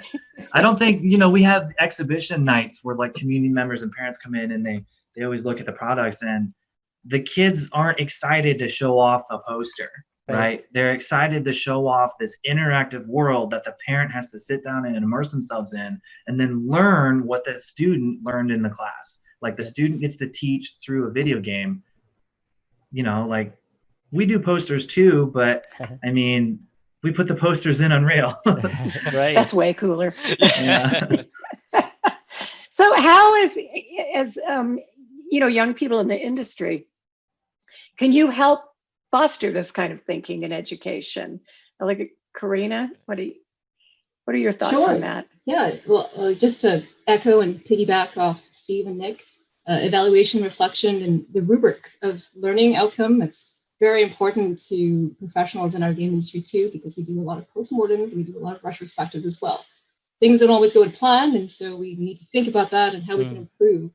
So when it comes to evaluation, I'm not an educator in this space, but I respect that it's a very difficult job, because at the end of the day, we have to teach the students why it's so important to learn this stuff and how does it register with them. I've seen lots of projects with their technical execution, which is perfect and flawless, but the outcome isn't really what I was going for. So when it comes to evaluation, I've done lots of projects where I poured my heart and soul into programming and making beautiful posters, but if I didn't really get why I was doing it, that resulted in less than an A for me, which was almost like a fail. When we talk about the game industry, we think about logic, creativeness, management, but there's so much more that goes into it, which means for teachers, I think this is really hard to kind of break that apart and think outside the box and how that relates to your professional career later down in the world. So for teachers, I would strongly encourage you to break it down. Why are we talking about this logic flow, and why is it so important for us to be creative and to talk about art history or history in general, so that we get back to the end result, the end product, the learning outcome, if you will. And on a separate segment, I hope this is okay for Nick, I've seen the coolest app ever, which was a history app, and it was augmented reality that someone made, just a regular geek like me. And what it was your mobile phone could scan the environment at, let's say, like a famous historical site, and it could transport you back there by juxtaposing another picture of what it used to look like back in 50 or 100, a century from years from now, or in the past. So I think there are so many cool ways that you can incorporate history with advanced technology. I think you're doing a really awesome job. Thanks. Yeah, I've always wanted to get into the augmented reality because we do this thing at my school the last 2 weeks of the year. It's called STEMmersion, and the students are done with their normal classes and they sign up for a class where they're with the same teacher all day and they learn some atypical curriculum. And I've done some Unreal STEMmersions in the past. And one of the first ones I did was the Unreal influence of Star Wars. I love Star Wars, and I had the students like make Star Wars stuff in Unreal. But I realized like I'm old, like the kids are more into Marvel. So then I was gonna do, would have been last year, it was gonna be like the same thing but with Marvel, and we were gonna try to do like an Iron Man augmented reality type of thing with Unreal. And we didn't get to do it because of the pandemic. But I think I always thought it'd be cool to I thought it'd be cool to do some VR stuff with the project I normally do, where like they could walk around their own museum. But unfortunately, we do have other history things to do. I don't think we'd have the time to do something that big. But I love those types of histories. The 360 camera stuff, like it's all cool. Like, yeah, I'm glad you're getting into history. Love it. Yeah, I think everyone sort of touched on it. Really well already. I just want to sort of go to Karina's point, which she really sort of hit the nail on the head for me, which was the context of learning as well. It's even whether it's games or construction or just any industry, most things that we do in the real world outside of school, are project based. It's we have to construct this tower, or we have to go to this mining site and figure out the best way to extract some ore, whatever it may be. And the really cool thing about games is they're really hard. They can be really hard to make, and they're really hard project based things to make as well. And the fact that because it's hard and because it's really interesting, students get really involved in it. And then because they're really involved in it, as Nick was saying before, they go out and Steve was saying before, they're doing extra. I was doing extra, and I didn't even feel like work, right? And the fact that you got teachers supporting that, and everyone wants to sort of learn more and do more, and the context is better. It just means that I'm just sort of repeating what everyone said before. It just all works, and if you have as long as and that means that whether they go into games later or not, or whatever industry, they're getting those real good, those real good life skills, and it's about the context of everything. Again, we're not learning about, as I said before, how many watermelons to fit in a car. It's okay, we're learning about history or physics or geography or whatever it may be. And video games and game engines are just a vehicle for helping do that. And I think that's the way to. Go ahead. I'm sorry. I'm sorry. That's the way to get the teachers more involved in it. I think, like you're saying, it's not just about the technology. It's a tool to get the other learning. It's a supplemental tool. Now, I'm not sure how we're doing on time. About 20 minutes left. 20 minutes left. Okay, Karina, are you okay? I know. I think we had a slow start to this one, so I'm needing another PAX panel right now, actually. But how can I help? Well, I think you've been fabulous here. I think you've offered a lot to the conversation, and I know you're going to visit Steve and Nick's classrooms. So I don't know how this works, but if you need to go, I think that's probably okay, isn't it, Josh? You're kind of the Yeah, no, master of absolutely. ceremonies here. I'm just making sure everybody talks. I think Karina's insight was absolutely awesome. Just Yeah. and I'm sure that the chat will Really probably be enjoyed meeting having you. questions now as well when this recording goes live. So yeah, thanks so much, Karina. That was awesome. If nothing else, Thank you. Karina, you got a career in teaching. Yeah. Oh, lovely! Thank you so much. I don't think I could hold a flame to the two of you, so I'll let that up to the professionals. If there's anything that I can just quickly add before I go, this has been such an amazing opportunity. Information can be accessed at any time, and that will augment how education will unfold in the coming century. I would really challenge everyone who's watching this stream to be curious about the physical and virtual world that we live in today. And I really want to nail this into the coffin. Respect your educators because they have experienced many, many things that you have no idea in their lifetime. Thank you so much, everyone. Thanks, Karina. Thank you. See you. Welcome back. And many thanks to Karina for joining us. She had so much great input. So let's go on with this and figure out how to change the world. So looking across industries, game engines and real-time interactive 3D, it's not just for games anymore. We touched on that earlier. I mean, they're playing a role in every industry across automotive, architecture, aerospace, medical, simulation. I mean, it's just so cool, all of the things that are going on. We really have a front row seat to that at Epic. How can we help students and teachers understand playing games as a valuable skill to lead to these careers? And as we talked about, the tools that lead to these careers. I mean, students always get really excited about games. And this is sort of an add-on to this, that at what point do you think they go, maybe I would like to be an architect and use these tools? Or Josh, did you ever think about, doing anything else with the tools? So we could actually start with you. Yeah, great question. I really did, because I think maybe I didn't, I maybe should have touched on it a bit more earlier, but most of the things I used Unreal for wasn't for making games for those, assignments and stuff I got in the class. They were mostly animations or visualizations, whether it was, how a hydroelectric water wheel works versus, how a plane flies is one of the ones I did as well. So early on, I was really looking at, I could, how could I do this to either teach myself things and maybe, release videos for other people and stuff as well. And then I do think that for me personally, video games are sort of always the goal, just because I liked playing games. And then all of a sudden, I had game engines, so like, sweet, this is a nice fit for me. But even, now it's just, there's so many applications for just real-time rendering in general. Whether it's visualizations in if it's architecture or mining or anything else. I know a few friends at high school now looking into that.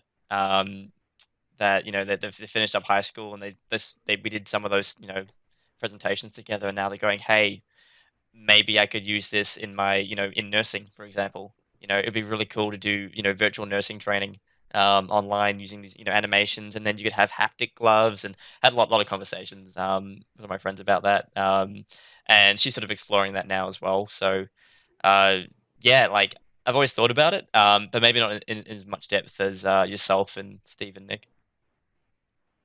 Great, thank you. We'll start with you, Steve. You're on. Sure. So it's funny, when Minecraft got so big, I started to question, like, are we going to end up with flooding the market in terms of architects? Because kids were taking this active interest that would have never thought they were interested in architecture to all of a sudden building, right? The same kind of went to like engineering, because they started using some of the tools for that, which translates beautifully to like Fortnite Creative and Unreal Engine, because they both allow for much of the same. But also, I think when we start to think about career and technical education and think about digital storytelling and, again, XR, like AR and VR.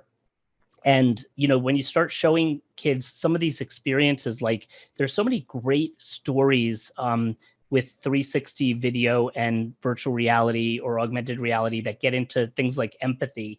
So we start to see how we can really where it can take us, even in terms of things like journalism and so many interesting fields. So I think as kids start to see, and I think, I love the idea when we start sharing the fact that we're teaching kids these industry standard tools that imagine, and it's happening, like Nick's kids and, some of my students and Josh, coming out of the high school years with this resume that,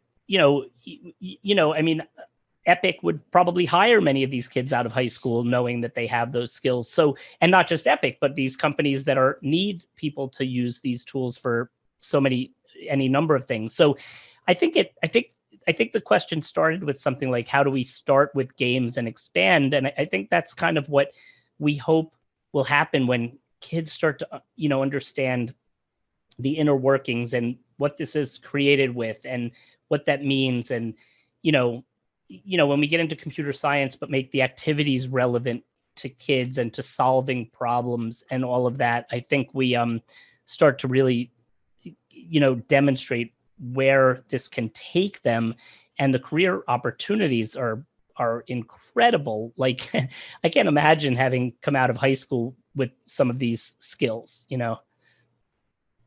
That's great. Yeah, we're really hoping to see people fast track this because there are so many jobs out there. I see big openings for people to get involved. If you even look at what's going on, the entire film business is being changed by virtual production, and it's so interesting. So, Nick, your thoughts on this?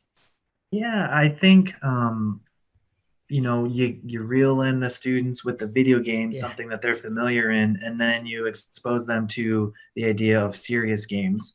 I've seen students use Unreal to do like virtual CPR training. You have to get certified like every couple years.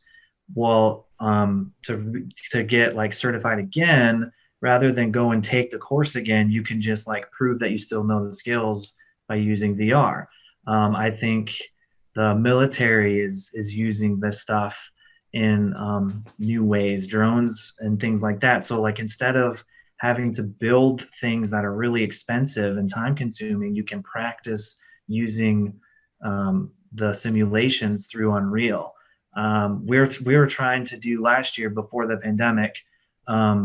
We were going to model our parking lot. Our parking lot's always really chaotic with the drop off and pickup of students. And we wanted to create like an animation to teach new student drivers how to like maneuver through all the sixth graders running around the parking lot. And like, that's a problem that our school has consistently had. Use Unreal to solve it. I've seen Unreal be used for like evacuations of buildings. Like we got a new addition to our building. And unfortunately, things like mass shootings and things like that have become commonplace. And to a sixth grader, like that's a traumatic thing to have to think about. Well, if they can practice exiting the building by simulating it in Unreal, then it's not so scary when they have to do the drills in real time. So I think that there's just a ton of possibilities. I've had students use Unreal as a presentation tool similar to PowerPoint, where they're playing the game basically. I had them do that for my government class a couple years ago, where they had to basically debate the most influential amendment to the Constitution. And they each had a different amendment, and then a couple of them chose to use Unreal. Basically, like you had to kind of click through this like gallery instead of clicking through slides of a PowerPoint. They click through that, and then what that does is you can pass that on to the audience, and then they can play the game to learn it in a new way. So like you can present it, but then you can also play it. It's more engaging all around. So ton of stuff that can be used. Even just to quickly chime in there, even just disruption again of real time rendering, right? It's I have a few friends who worked happened to be an Unreal game as well. They worked at Opaque Space with the Earthlight, and that totally blew away NASA, where they had their own VR tech and astronaut training, and all of a sudden a bunch of Aussies rock up with with effectively like a much better and faster looking, much better looking and faster astronaut training thing, which then got integrated into astronaut training as well. So I mean, like, it's the possibilities really are endless. Yeah, we did it. We worked on a piece. It's called the Creators Field Guide for Emerging Careers. And it came out last year, but we really mapped all the entry level Unreal skills through the window of like 8 careers and looking at automotive and aerospace.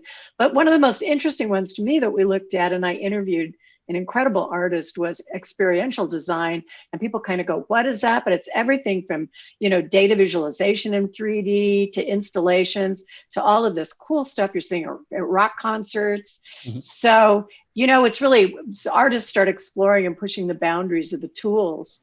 And it's a fascinating area. So I'm just going to kind of open this up right now. We have a few more minutes here, and maybe each of you'd like to sort of wrap things up a little bit on your thoughts. We could do that, or we could talk about designing a dream project for your classes, if you had ultimate control. So I don't know. Which way do you want to go? I'll let the teachers go first. One thing, I want to just kind of start to wrap up in a way by saying how much I enjoyed the conversation. It's funny how sometimes, you're presenting in a panel and then you're like, wow, I could just stay here and chat with these folks forever. So it was really neat. One thing I want to see in the future is I want Josh to open his own school that offers students the opportunities that he created for himself, because I think that's incredible. They have to use the old UDK though. They have. Yes. What was it, Unreal 3? He said. Yeah. But so that, and I mean, I feel it's funny. You ask what the dream project. I've been fortunate, and I think I've ultimately kind of created my dream job. So we're very lucky, because of this change in this shift in kind of thinking and things. For me, I have the joy with students of letting them sort of take the lead and then supporting them. So I think the title of this session was "You're Never Too Young to Learn," right? Well, You're never too old to learn. And yes. That's what I kept thinking, because I love to learn. So I love learning with my kids. So I, had this unique opportunity to do that all the time. So I'm just, I just think it's super cool. And it's, and I would like to encourage others to figure out that can be done. I mean, I think Nick's a great example too of like somebody who created this, like a history teacher who had this fascination with the tech and was able to really say, hey, I'm going to make things happen with this. So I think that's incredible. Great. Nick? Yeah, I agree. Like, well said, Steve. I think a lot of teachers, at least myself, I'm a learner first, and I'm a teacher, but really the students are teaching me. I know that's like a corny cliche thing to say, but that's what makes the job so fun for me is the students every year, they show me something cool and Unreal that I didn't even know you can do. So, I mean, they're the ones, and then seeing their final product is always the best part. I think just opening it up and trying new things. This was great. I really enjoyed talking with everybody.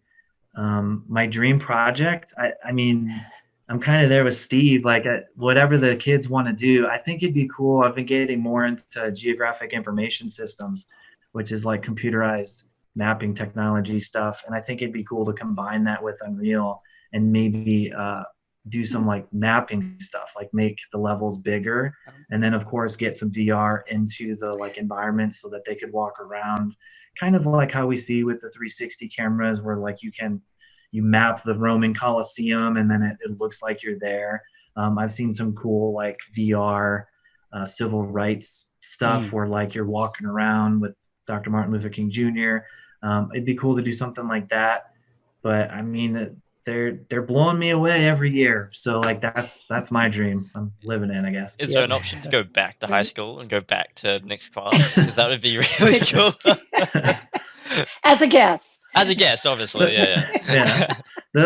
Every time we have these exhibition nights, there's always a couple parents who are like, oh man, I wish this was my history class. And I'm like, tell your kids that, because they get tired. I always joke that it doesn't matter what the project is, students will get tired of it after 2 weeks. I could sit at the at the doorway and give every student $5 as they enter the room, and they'll be tired of it after 2 weeks. Like, it's just, they want to move on. So, but the parents come in and get all excited. Maybe that's why the kids don't like it, because like grown-ups think it's cool. I don't know. Yeah, no, I think, you two have wrapped it up really, really succinctly. I think I want to point out too. It's having teachers like Steve and Nick, and people in the education space like yourself, Linda, that's driving this, and that's a really, really cool thing. Like, there's still, again, a lot of appetite for that when I was in high school. Only 5-6 years ago. But the tools weren't necessarily there, and the pathways weren't necessarily there either. But like, this is like, for me, like, I'm just excited to see what's happening already, and I consider this early days. Like, this is the stuff that's going on right now is even for me is mind blowing. The fact this can happen in classrooms, and Nick saying, "Oh, and I have kids who are have got a few years experience coding already," and it's just like, I'll be out of a job in a few years. I said before, but like, it's just sort of like, stay the course, and you're already listening to your students, and I'm sure there's plenty of teachers watching this as well, and if they're not, are looking at maybe using Unreal or different tools in the classroom to maybe give it a try and see how it goes, because it made, at least anecdotally, it made a huge difference, for me, both as wanting to, learn in school, and also my grades, right? Just keeps the parents happy too. Um, so yeah, no, I just think I'm just, honestly, I'm just excited to see what happens next, really. Well, thank you. Well, I'll close with, I have the coolest job in the world because I get to work with people like you guys all the time. And this has been a passion for me for close to 20 years. And as an artist that picked up using game engine tools, to explore things, and then teaching and sort of seeing this magic here. So this is a really special time, I think, all of the change that's happening, and we get to be a part of it. So thank you so much for being here today. It's really been great. Thank you. Thanks so much. Thank all of you. Yeah. Catch you next time.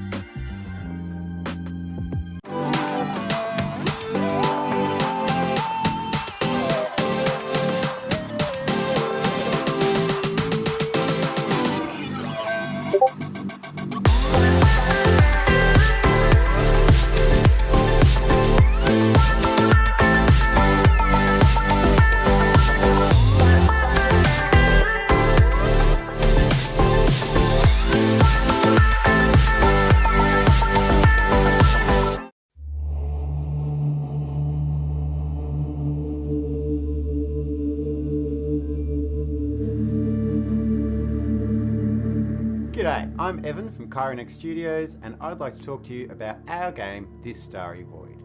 This Starry Void is a science fiction dungeon crawler in which you drive a cute little robot around a series of dark and dingy and cool and flashy spacecraft, fighting off hordes of tentacle beasts, chitinous insectile creatures, and just plain weird stuff.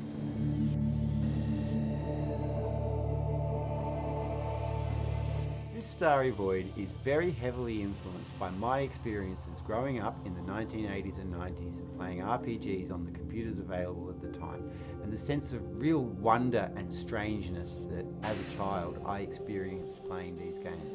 And it's been my goal to imbue some of that sense into this game so that when you play it you can feel that too, and I hope that we've done that. The three pillars that we wanted to focus on with This Starry Void were combat, exploration, and contemplation. Combat is pretty self-explanatory. This little robot is designed primarily for salvaging duties or rescue operations, so initially you'll be equipped with some pretty kind of basic weapons like a disc saw, maybe a blowtorch, and as you progress through the game you can modify this robot, upgrade those to bigger and better versions or more militarized perhaps equipment. Exploration comes in two kinds. There's exploring the physical locations of the ship, from greenhouses to engineering rooms to flight decks and barracks, and then there is a kind of temporal exploration where you are uncovering fragments of a narrative that stretch over a period of time for which you are only coming in at the end of this, and then you are piecing them back together to work out what has happened and how we've come to this point. The third pillar is what I call contemplation, and this is the unspoken questions that are at the heart of This Starry Void. So we want the player to be asking questions of themselves and of the world as they play the game. If that all sounds good to you, then please check out the demo, carve up some tentacle beasts, hopefully save a few people, and maybe think about the nature of existence while you do it. Thanks very much.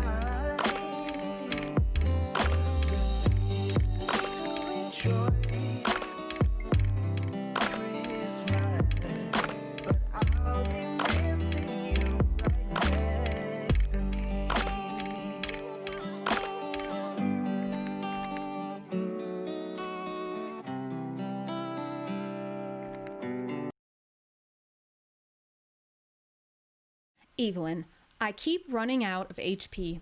How do I keep my health up? From Unconscious in the Underdark. Unconscious, thank you so much for your question. I'm so happy to try to help. I've really been working on my mentorship skills now that I'm taking care of the new C-Team recruits. But I have to admit, I wasn't sure what HP was. I asked my totally platonic friend Paulton what HP was, and he laughed at me. But he said it has something to do with, like, not dying? So I assume it means happy and healthy peace feelings. Well, I definitely have lots of those because I am a servant of the Morning Lord, Lathander. Have you heard about Lathander? If not, let me know because I would love to tell you about him. But anyway, you said you keep running out of HP. Well, I can't honestly say that's something that happens too much to me as a 12th level paladin. Well, theoretically, if it was hard for me to keep my happy, healthy PCs up, I would probably invest time in some good, old-fashioned adventurer self-care. Having sworn the oath of the ancients myself, I like to go looking for rejuvenation in nature, especially in the morning. Oh, when was the last time you watched a sunrise? Oh, that's what you need for sure. The sunset this morning was amazing. The Morning Lord really outdid himself. I mean, if that's even possible, which it isn't, but just every morning I think it is because it's so gosh darn beautiful. And okay, yeah, but the sunset this morning was amazing. Oh, but you know how love is like a flower, like a sunflower. Oh, one time my professional acquaintance and pen pal Omen once sent me a pressed sunflower in a letter, and I thought about how love, like sunflowers, always bears fruit or seeds. And from those seeds grows new life, and new life is just like the dawn, like Lathander, the Morning Lord. Isn't that amazing? Everything comes back to Lathander. Lathander, Lathander, Lathander.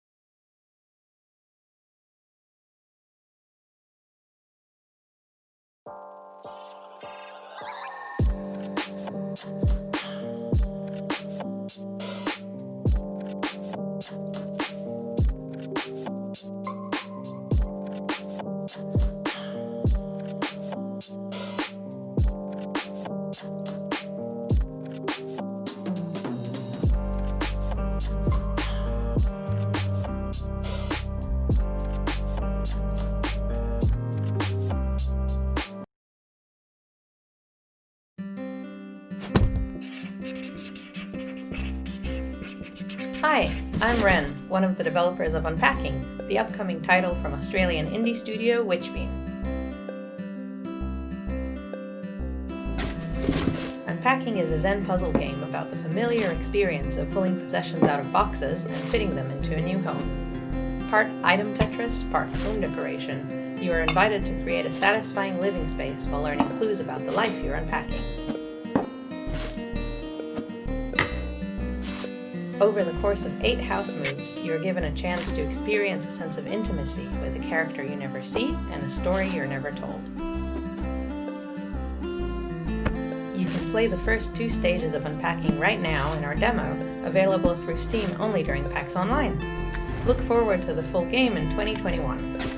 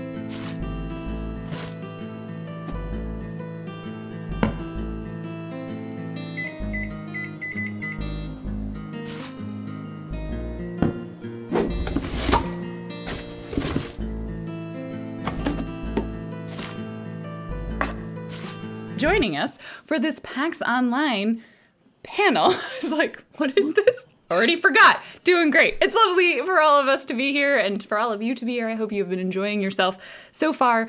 Today we are going to be talking about cosplanning, because if I can portmanteau a word, I will. But we're going to be focusing on techniques and methods and ideas and tips for how to start, and also very importantly, how to finish your next cosplay or your current cosplay. Maybe you're working on something and you need some advice.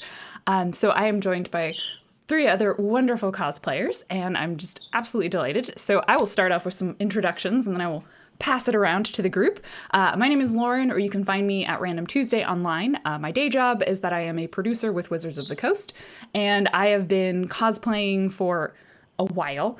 And I'm going to talk about, like, we're all going to mention our strengths and our weaknesses. My strength when it comes to cosplay and management is very much in the kind of tracking and motivation, like in that middle of the process. But I'd say my biggest weakness is estimating correctly the amount of time it's going to take me to do any one thing. So we're all here, and not all of us know everything, but we're here to impart our wisdom and our knowledge to you all. So stick around. Birdie, do you want to take us away next? Sure. Hi, I'm Birdie, or Elephant Bird Cosplay. You can find me L3 Fint Bird. That's elephant with the second E as a 3 bird. Maybe I should have made that easier to say out loud, but it's too late now. I'm a full-time art student studying costume construction, and I think my greatest strength and my greatest weakness are actually the same thing, which is that I have ADHD. So I have no concept of time, I have no concept of time. That makes organization very difficult for me, but it can also be a magical superpower where when I am really excited about something, I can just do it forever with no regard for anything else happening. It lets me do very ambitious and fun projects when I can wrangle it to let me finish. So I'm going to talk about some of my strategies for working around that executive dysfunction. I think there's a car alarm going off, so yes, I'll look for it.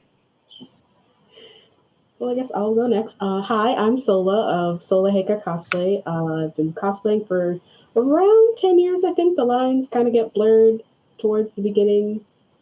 It happens. My day job is I'm an accountant for a local university, and while that is kind of a more boring occupation compared to what I do in my spare time, I think that my kind of business-oriented background really helps me with breaking down bills and especially with shopping, because I do number crunch all the time. That really helps me keep an organized, tight budget, because I know while I might have money to spend freely on this hobby, I know some people struggle to balance their books on leisure and real life things.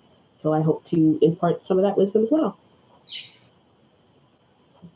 Oh, wait, and my weakness, I find that while I don't get burned out working on projects, I struggle to keep up motivation if I find that things aren't really going the way that I envision when I'm first working on stuff. It's like that slight perfectionist kind of mentality that I have an issue with that I need to work on.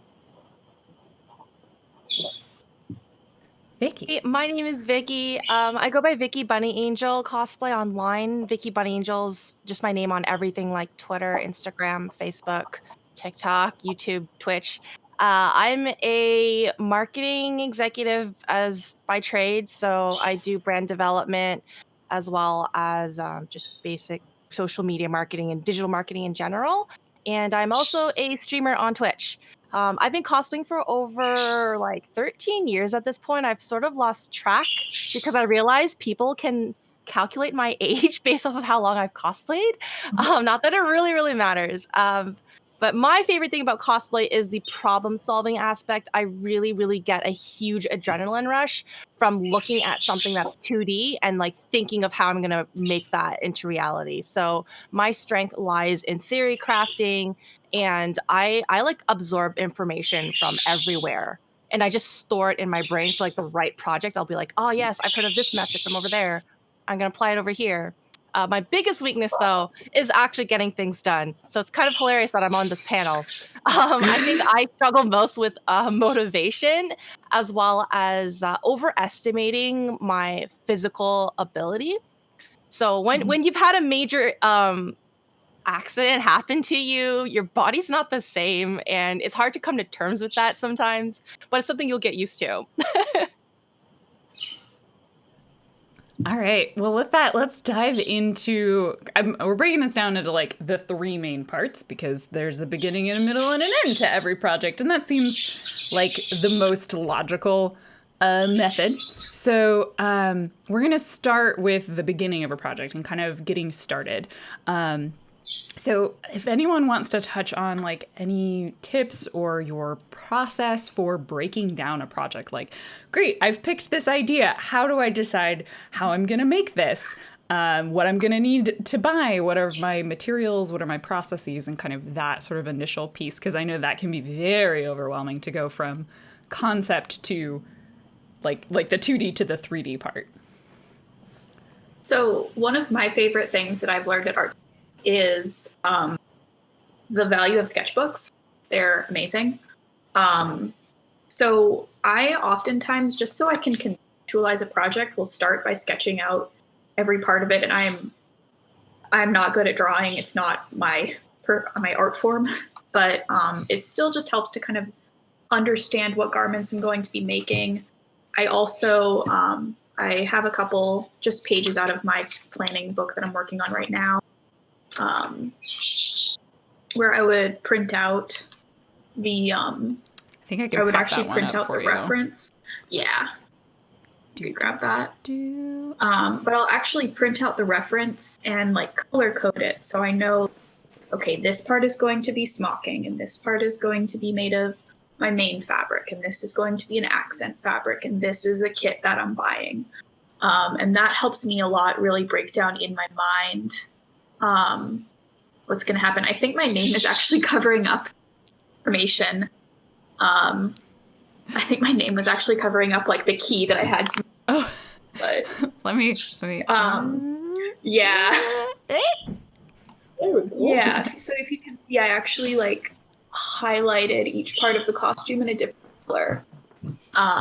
And I also just, anytime I need to figure something out, it goes in the book. So all of my stitch diagrams go right in the book. All of my math, all of my samples, any fabric swatches I buy. And then I have this really tactile thing that I can, anytime I have a question about what I want to do, it's in the book. And if you compete, it also doubles great as a progress book.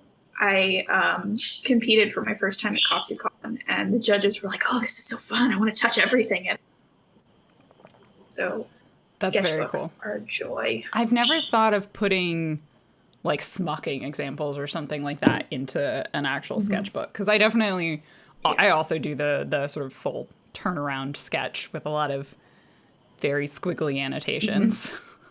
I've actually seen in museums when artists for theater would have to, they would call it their like build Bible. They actually would keep samples in case they needed to replace certain pieces of fabric or stuff. They would keep the sample where they bought it, try to get as much information if you do have to go back and realize, oh man, I don't have enough of this fabric. Let me go back to the store and try to match whatever I have. If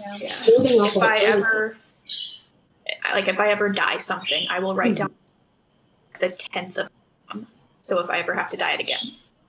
Oh, I should share my dye plans with you guys sometimes. Oh, yeah. So I did dyeing for 6 years. I worked in a dye shop. And so for pre-planning things like dyeing, or when we figured out that you need to dye something, I write down the grammage and the colors just so that it's all the exact same ratio so that I can replicate the dye bath perfectly every single time. Sola, what were you saying? Sorry. Oh, no, you're fine.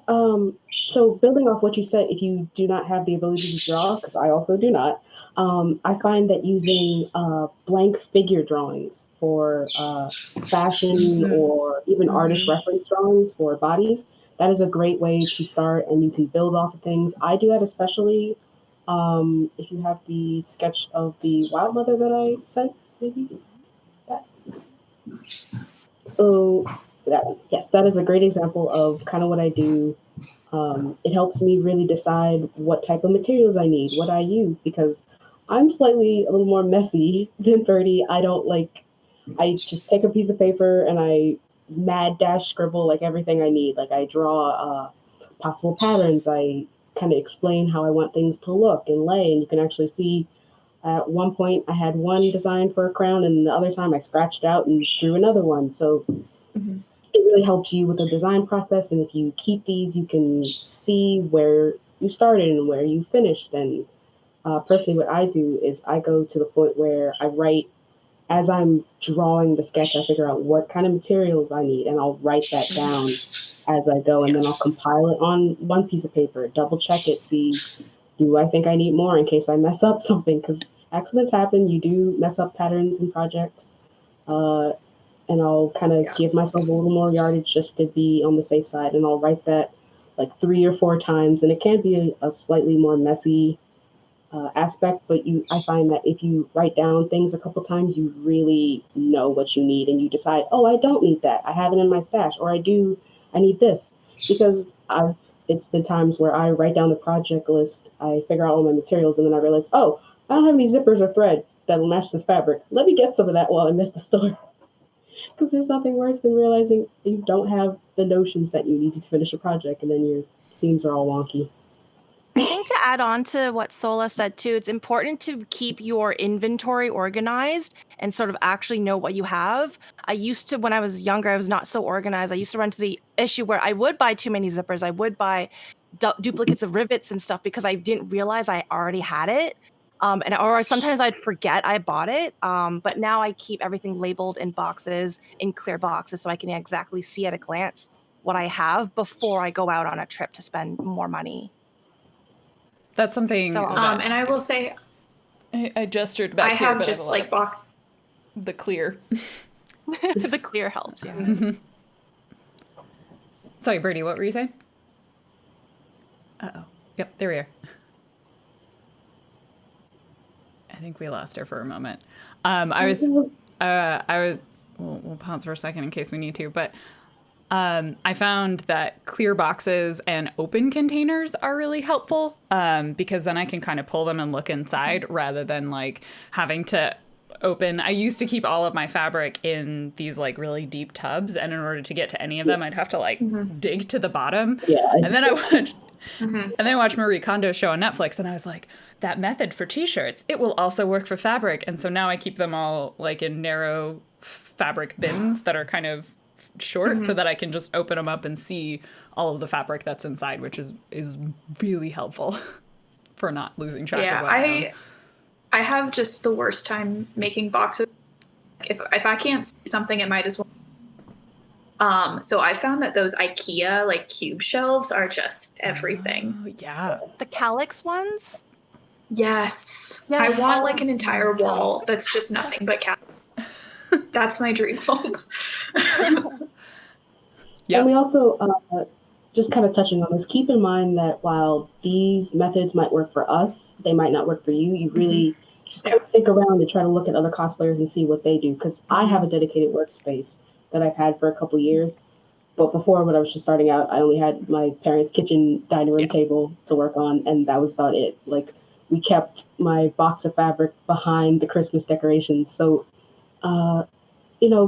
don't feel bad if you don't have these methods to use for your personal organization. Just kind of do what you can to make it work. I made myself miserable for years trying to neurotypical people, and it wasn't until I realized like I can't fight ADHD, I have to work with it, that I actually got anywhere. And that is true of everybody. It's just very pronounced.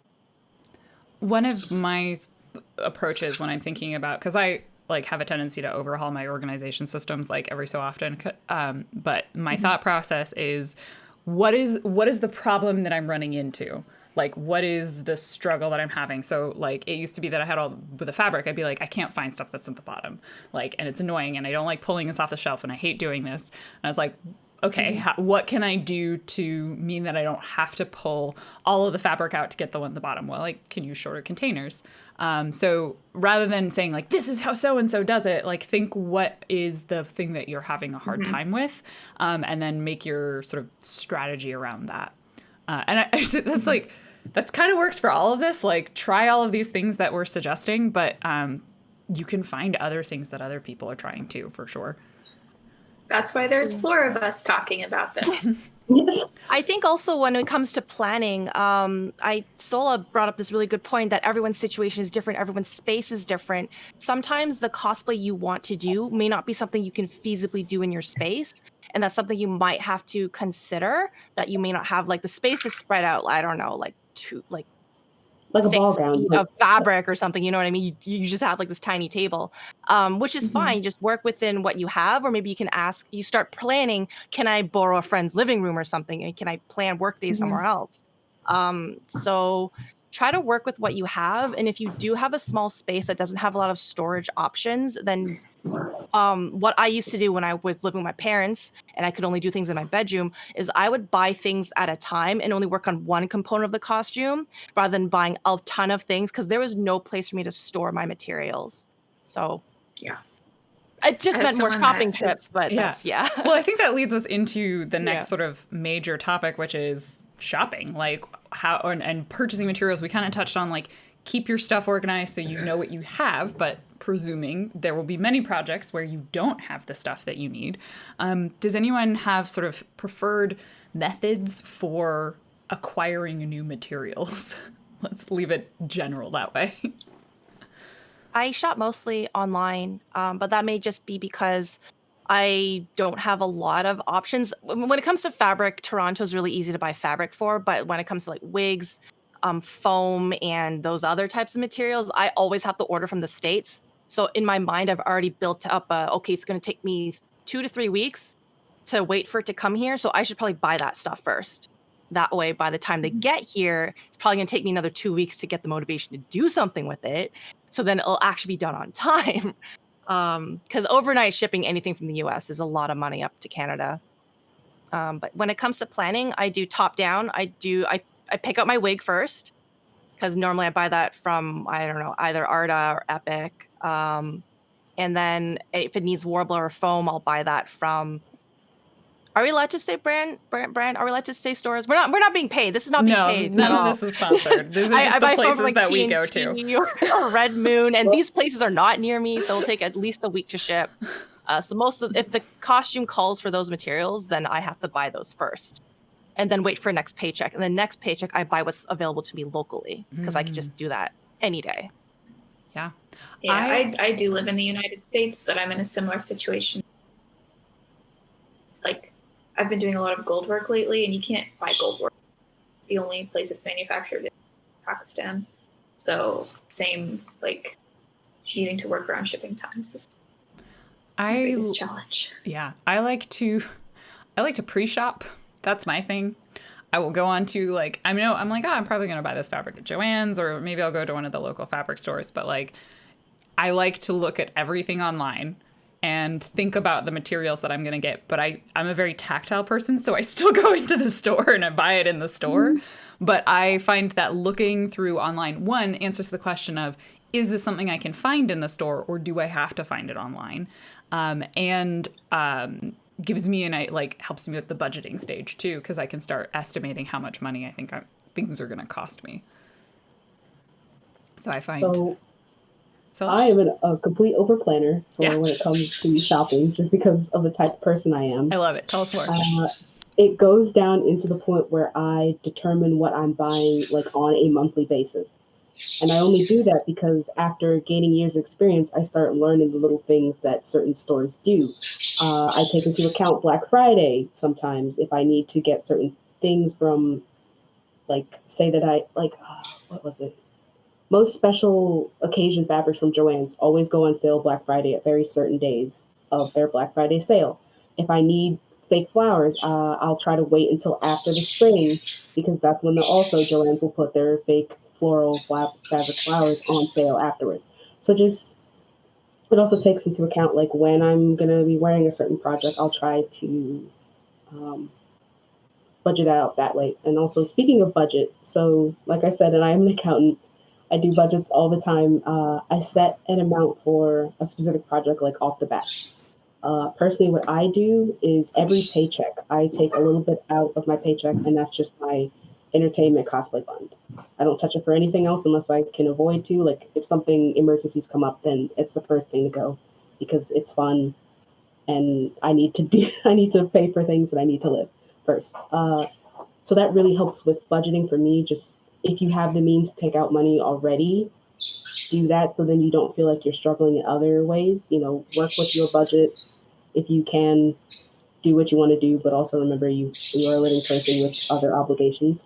I also pre-shop, so I'll look on different sites that I really like. I'll take that into account of processing and shipping times and such. Sometimes I know buying fabric online is a gamble because you never 100% sure the feel or the color of certain fabrics. So I'll even take into account, is it cheaper to buy it on store like online, but it's not the right color? Can I dye it then? Will that, and I'll add certain prices, like certain more expensive for dyeing materials, that sort of thing.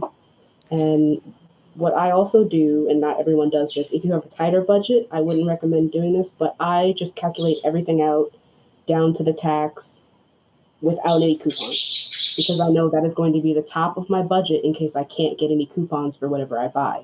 Now, if I can get coupons, which I usually can, luckily, then I know I'll be under budget in case something else comes up, like I'm missing something or I mess up and I need more fabric. But that's just something that I personally do because I know then if I can reach that amount, then I know I'm good. One thing I want to say about buying online and that kind of uncertainty, if you know it's a website that you shop from frequently, like there's one, I have a tendency to buy a lot of stretch fabrics from spandexworld.com because they sell a lot of different kinds of stretch fabrics. And so I have ordered in the past, because like you normally have to pay for shipping per sample. So I've ordered like 5 or 6 samples at a time, being like, this might be a fabric that I'll want to use for a different project, and then hold on to those and all that information, because you can say like, now I already have the sample for this fabric, and you can just go to that and know what you're getting, rather than like having to take that gamble every time. One website that I shop, Baron, they have a deal where if you buy a yard of fabric, you get free samples with it. So it's always like whenever I buy from them, I'm always like, okay, what do I think the next order might be? Get those samples at the same time. I can't wait to buy from Silk Baron soon. I finally have it in my budget that I can afford a large amount. I'm so excited. That's exciting. Yeah. I do. Sorry. Oh, go ahead.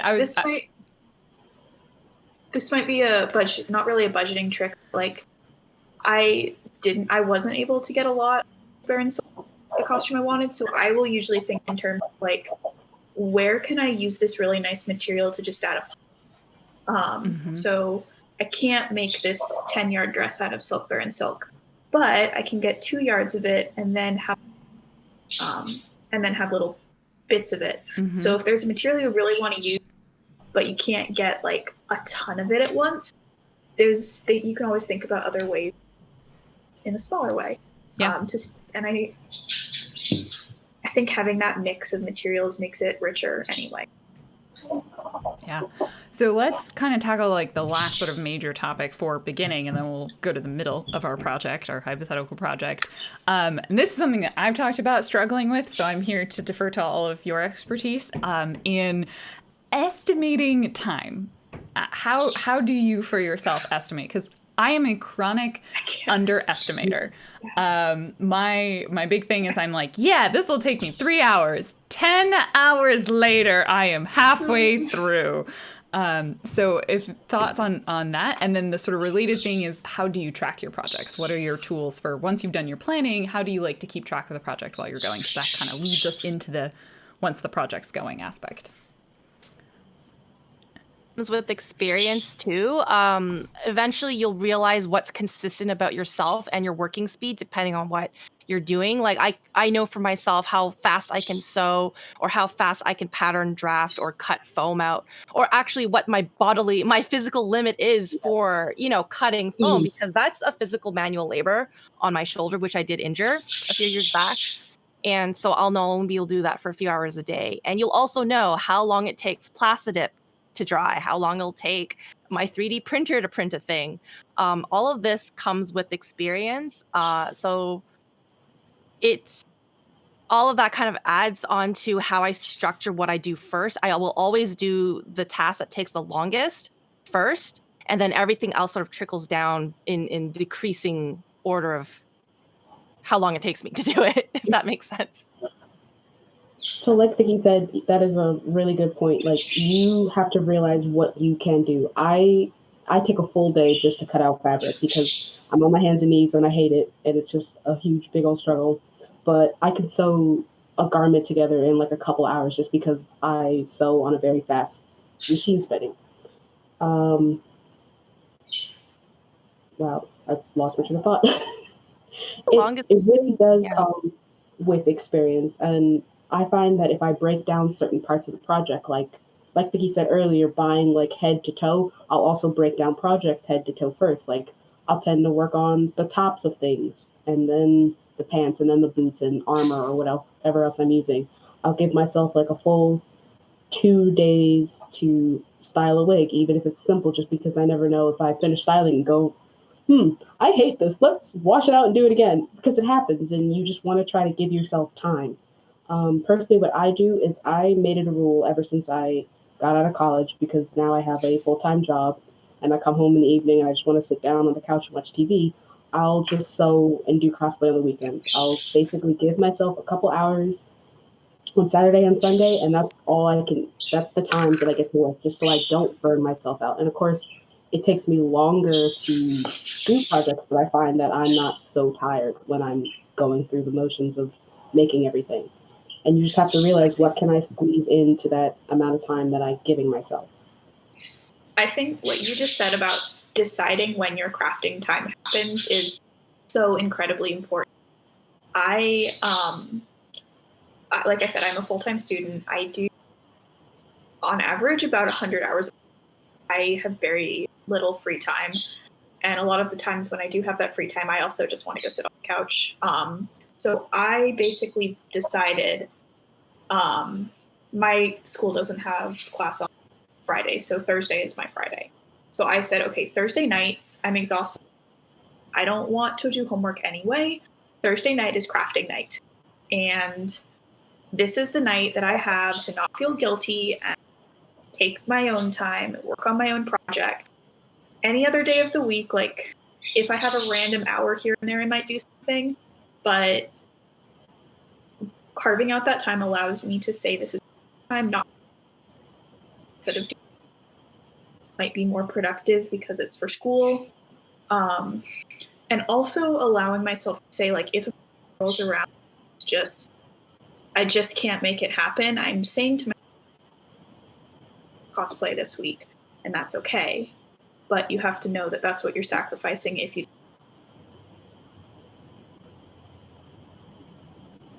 Yeah, I mean, that feeds into some other stuff I think we'll touch on a little bit later about being okay with not finishing. I know, because like I mentioned, because I'm bad at, and I know, like at this point, I know I underestimate, so I always pad out my time. I'm like, I think this is going to take me 3 hours, and then I sit there and I have a moment with myself, and I'm like, Lauren, that's going to take you a whole day. So yeah, knowing even if you're bad at estimating how long you think a task might take you, knowing that you're bad at that is also a thing you can kind of own and be honest with yourself about. Yeah, like if I see something, I'm like, yeah, that'll take me an hour. Budget. Yeah, budget more. So what do people use? Oh, I was gonna say, what do people use to keep track of their stuff? Do y'all tend to prefer paper, pen, digital? A mix therein? I use a mix. Like Birdie, I also use a sketchbook. Mine is on the floor over there, sitting in the corner of shame. And I also use Google Keep because it allows me to access it from both my phone and my laptop. And it's constantly updating, so I can literally have it open on my phone and my laptop and be typing at the same time on different things, such as if I'm like upstairs in my workroom or downstairs in my other places in my house. And just bringing it back for a second to padding out your schedule. Also, give yourself time to be a normal person. Because I have been working on the same project for, when did I start? Like, I think I started this project in March, and consistently every Saturday and Sunday I work for about maybe 6 hours on the project. And this is the first week that I was just like, no, I'm tired. I need a break. I need my own Saturday and my own Sunday. So it's okay to give yourself time, because remember, unless this is your full-time job, it's okay to take a break and not do something, which can help you with your staying motivated, which we'll talk about later.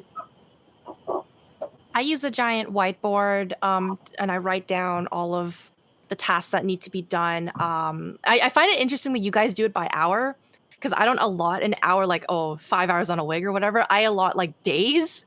So therefore, it's just kind of up in the air. Like, I don't know, it'll take 3 to 6 hours, but it'll be done on Tuesday type thing. So I've tried apps. I've tried to do a digital planner, and I've tried to do like the phone. I think there's a cosplay progress app that everyone uses. That one. I've tried it. It does personally doesn't work for me. I'm not a digital person. I think I get a rush from when you finish a task on my whiteboard. I cross it out and I feel really good about that. I love it. So that's what I use. I use a whiteboard. Yeah, I tend to I'm the same. be a bit of a mix. If it's purely digital, for me, if something is purely digital, like it's not there. I need the act of handwriting something to brain. So everything I do is by hand. I do a lot of notebook because I just like kind of have it with me all the time. But I like Shola, I also like having like reference images and things like that. If I know I'm going to go into a store and buy something, I like to have those in an app like Keep or even just on my phone so that I know I can access them. And kind of if there's like important notes or something like that, then I'll keep it that way. I also love Post-it notes. So like I'll have a page and it's like, here's the main page. And then I'll slap Post-it notes on for like, this is what I'm going to work on today. So I can like rip the Post-it note off and be like, I'm done. And it kind of keeps the visual clutter to be really focused on what I'm working on in the moment, which I think all of this kind of leads us nicely into staying on task and motivating ourselves. Can I say one quick thing about writing things down? If something is like super crucially urgent and I can't forget it because can't lose my hand. I can lose a Post-it. I can lose a notebook. I can't lose my hand. So if you lose things, you got unlosable notepads. So I'm going to start calling these now. It's my unlosable notepad.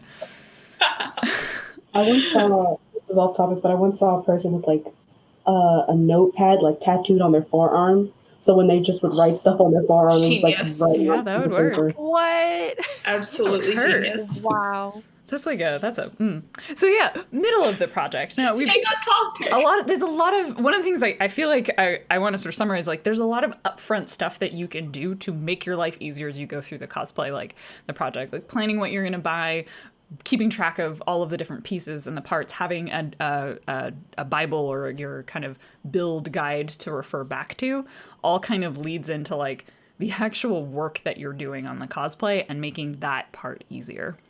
So what sort of things do people do to keep themselves motivated to continue working on a project?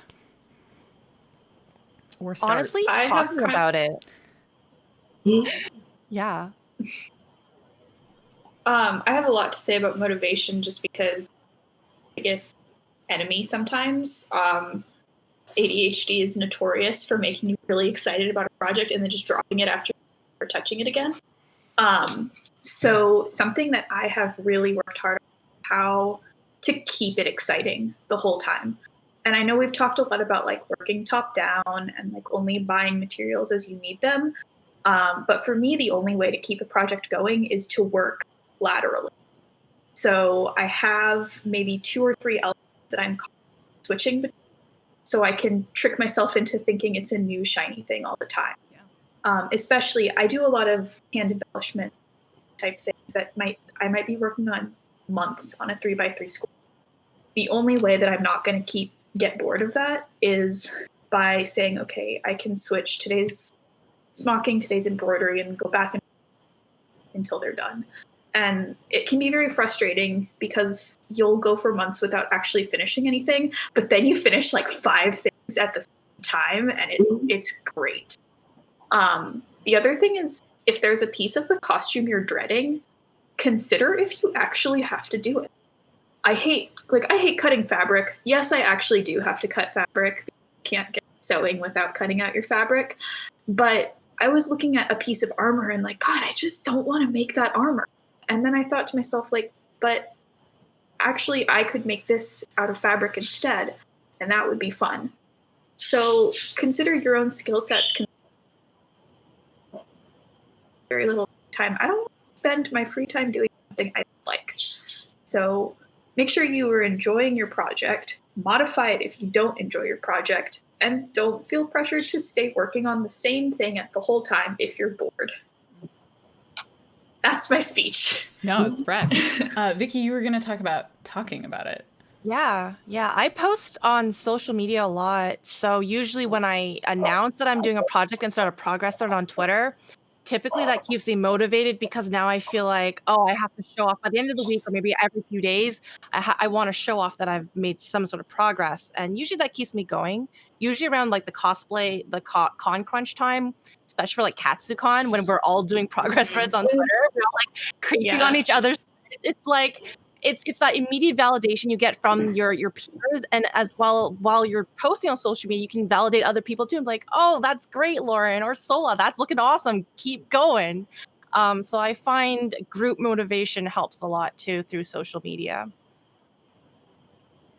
Yeah, I think with social media, it's easy to think about only posting the finished stuff, but I love seeing people's work in progress, and like it is genuinely a motivator. I have my Twitter build threads are like my favorite things. I read this study once though that said like if you're going to talk about an unfinished project, make sure like you have something solid, because I have seen people like announce a project before they've actually begun it and they got all excited, but it can actually like you get the dopamine rush you would have gotten project by telling people you're going to do the project. So don't use up all your excitement on talking about it. I think that also does relate back into the point that we'll probably end with, which is that like if you don't finish it, it's okay to also admit to that, like on the internet, to be like, yeah, I didn't finish this product. Like I'm putting this on hold or whatever it is. Like you don't have to be the perfect finisher. I did want to touch on it's interesting you talk about sort of switching projects because you kind of need to keep them new and fresh. This is again, you might want to find different strategies for yourself. For me, I love finishing things like hardcore. So I will actually create like artificial places where I can be like, yeah, it's done. So I will sometimes break down something bigger into even smaller pieces. So I can be like, I did all of the blank part of this so that I can get a sense of completion more frequently than I might if I have to do something that's going to take, it's really big and might take a long time. So you can kind of artificially like trick yourself into being like, yeah, I did a thing. Check. Yeah. I can also, my working laterally can sometimes, I've been wary. When it came time for KatsuCon, I just simple wear. So I said, okay, you have 1 week to make this costume. And it was literally just a t-shirt, dress, and a wig. And I got the whole like new costume rush, and I suddenly so refreshed to go back into the big build. Shola, do you want to kind of add anything about motivation or staying on track? I guess I find myself is just like in the same veins of you guys of posting on social media and seeing my build threads, being able to go back and look at my first project pictures that I took where it's just a random pile of fabric on the floor and realizing, oh, it's on my dress form. I also find that when I'm getting towards the end of the project, I'm like, all right, let's get it off the dress form so we can work on something new. Let's take it off and put it on the shelf until it's time for wearing a con. Because I try to finish my stuff pretty early before the cons because I don't like con crunch anymore after dealing with it and almost giving myself a couple panic attacks when in my younger years of that not finishing it. I just swore off it. I'm like, I can't do that to myself anymore. And also it allows me to help friends. I have like whipped out an entire sword for a friend for his cosplay just because he was like, I can't do this. And I'm like, well, I finished my stuff so I can. So it's just kind of work with what works for your schedule. While some people can really push themselves and get all their stuff during con crunch, it just drains my energy and I just want to go to sleep all the time. So do what works for you. Work in your limits. Yeah. Oh, but I can think I'm talk the about. opposite of Sola. I work the fastest the week of the convention. I don't know how. Like I go into what I call my magic cosplay zone mode, where I turn into a cosplay Super Saiyan. And I don't know how I blink and my costume is like suddenly like 75% done. I don't know how it happened. I spent 4 months doing nothing until the final week. A lot of people Yeah. are like that, and Yeah. I part of me wonders because the main con that I like to go to is KatsuCon, but Katsu always like lands on my birthday, so I think that's why I'm like, let me just do nothing on my birthday. That's But I could true. choose. Yeah. But I KatsuCon always lands during midterms for. I'm like teaching and. No, see, PAX, I say this not just because this is PAX Online, is like one of my big conventions every year, and it's always like right at the end of like summer vacation, so I'm like, it's a perfect spot. This is what I do with my summer, or did when I was a teacher. Now I don't understand the concept of time.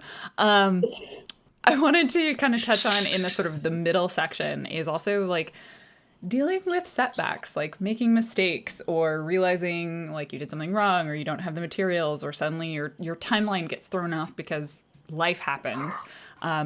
What do you do either to keep yourself motivated during that or sort of process it like related to cosplay? I Sorry, my can dog is. I can talk about this more. So the current project I'm working on that I've been working on since around April, Marches, I got all materials before many of us got locked down for COVID. I had all my materials and I was ready to start on this project, and I started it and realized I don't like the material that I bought. Let me get some new material. And then another thing happened and I needed to order like more and more material. So if you find that you are getting set back with something, try to do something else. So while I was waiting for my fabric to come in, I realized, okay, let's do something a little relaxing. So I cleaned out all my old fabrics and I got rid of scraps, or then I would work on the wigs instead. Do what you can if you need.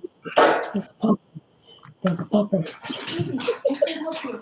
So do what you can if you find yourself dealing with setbacks to keep yourself on track, but just move your schedule around. Your schedule doesn't have to be super, super rigid if you find that you can just move things around, do something now instead of later, and just kind of work with your schedule and work with yourself, because the last thing you want to do is get so upset that you can't keep up the schedule when you just kind of relax a little bit, go with the flow.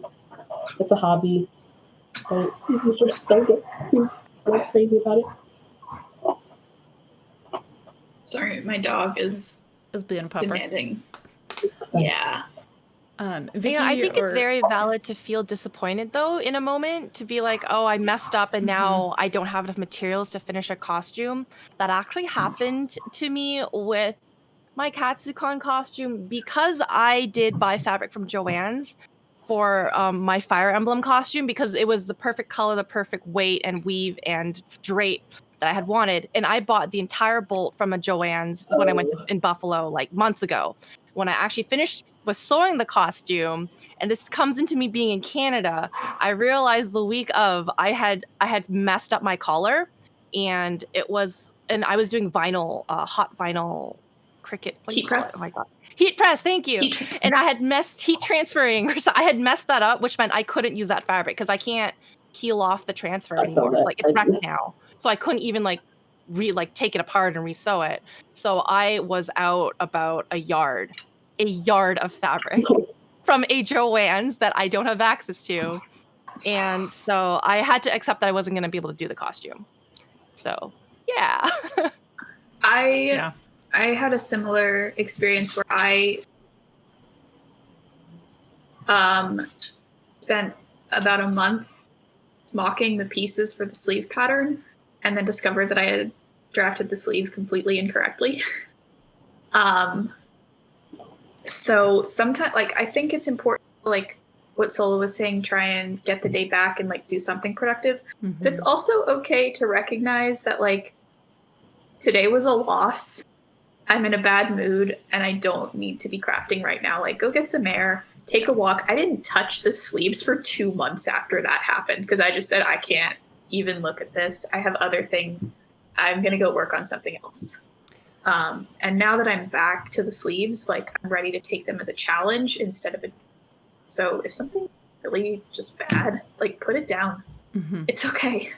For me, the sign is normally I injure myself too many times because I'm like frustrated. I'm like stabbing my fingers with needles or just like whatever it is. I'm like, I gotta walk away. I've injured myself like too many times, or I do the same mistake repeatedly. So like I sewed this sleeve inside out 3 times.